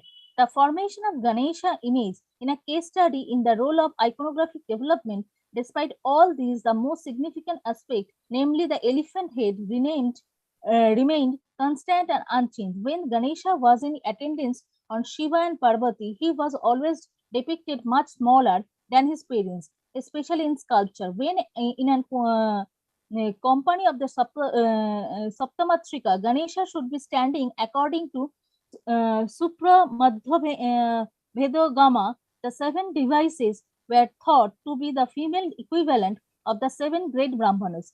The worship of Ganesha images is often thought to have begun around the 4th or 5th century AD, but an excavation in Ladistan, Western Iran, uncovered a plate with a depiction of the elephant-faced god each few years ago. According to some plates, dates 1200 BC to 1000 BC, the elephant-faced god is represented as a young warrior holding a double-edged or sword in one hand and a snake in other on the plate. Sheshanago is positioned close to his feet. On the right side, a Trishula may be seen. The representation of Ganesha would be grouped according to their bahanas, ayodhas, and asanas, in which the deity is sitting and standing in order to depict the iconographic aspect. Crawling or dancing, elephant-headed, pot-bellied, with one tusk, and wearing the Bhalayajano Pavita are the basic iconographic traits of this god. These images have anywhere from 2 or 16 hands, weapons, musical instruments, fruits, plants, and other specialized objects are among the objects. Ganesha is pictured holding his hand Anushka, Pasha, Parasu, Kapala, Aksharmala, Murali, Laduka, or as Modaka, Utpala, Mulaka, that's so on. Next one is the images of Ganesha and its cultural representation of Bengal. Ganesha images and its cultural representation of in Bengal, the adoration of Ganesha was required before every auspicious occasion according to medieval Bengali literature, because human life is so full of uncertainty. Executing ceremonies can be difficult. Marriage, rice ceremony, holy thread, ritual, and ceremonial opening of a new account book all begin with a devotion of Ganesha, who is the lord of extermination. In medieval Bengali literature such as Manasa Mangala, Chondi Mangala, and Annoda Mangolo, the researcher discovered some relevant materials on Ganesha in folklore and modern Bengali literature also. Next one is tradition. First place is Purulia. In Bengal, Purulia's district, prominent temple may be found in Deulghata and Budhpur. Rosa block contain Deulghata. There are many temples in the area, 3 of which are still standing. The figure of Shiva, Parvati, Durga, and Ganesha on the temple wall are plagued with greenery, birds, and terracotta ornate patterns. And the pictures of Shiva, Parvati, Durga, and Ganesha reveal the cult significant impact during the Pala Sena period. Next one is Buddheshwara temple. Sorry. Temple is the most notable attraction of Budhpur. Vishnu and Ganesha images may be found in the temple courtyard. We found two of Ganesha's most graceful depiction here, one standing and other seated in Lalita Asana. These images, according to Begler, the sculpture between the 12th and 13th century AD. The Utkala influence seen in these images, according to David Macachan, this location is mostly like a religious meditation center of Vaishnavas or Ganapattas. According to specialists, this temple was built in the 9th to 10th century AD as a Bodhaya Chaitya Griho. It is usually mentioned the Purulia folk dance, Chou, which is inexorably linked to the Ganesha at this point, because they are always performing in time. They first pray the god of Ganesha. It is mostly a dance dramatic performance that use body language rather than conversation. Next one is Bakura. Despite the fact that the identification of Ganesha is likely to mirror in the notation of devotion of Hatikheda, a tribal god of remote Bakura, the researcher believes it is worth highlighting that the tribal god worship reflects Ganesha deification. Tungocharo is a village of Bakura that falls under the jurisdiction of Ranibad police station, the north-facing secret location of Hatikheda, 5 miles from Ranibad, is located on a mount covered in Shala and Ashana trees in between agricultural land. This sacred stone is encircled by innumerable clay elephants of various sizes, and it is not an idol, but a black stone dirt in vermilion By using these earthen elephants, the villagers make a pledge to the Lord. Hatikheda worship began as a mean of preventing elephant attacks. Indapur, Ranibad, Raipur, and Khatra are example of this location that were once densely forested. As a result, elephant attacks were a common occurrence among the residents. To solve the problem, a villain from Tungochhara village with the title of Singh Sardar glorified the deity as a devotee. Every Monday throughout the year, the deity is accorded worship. Not only that, but devotees greet him warmly on the eve of Chaitra Sankranti and on the first day of Magha.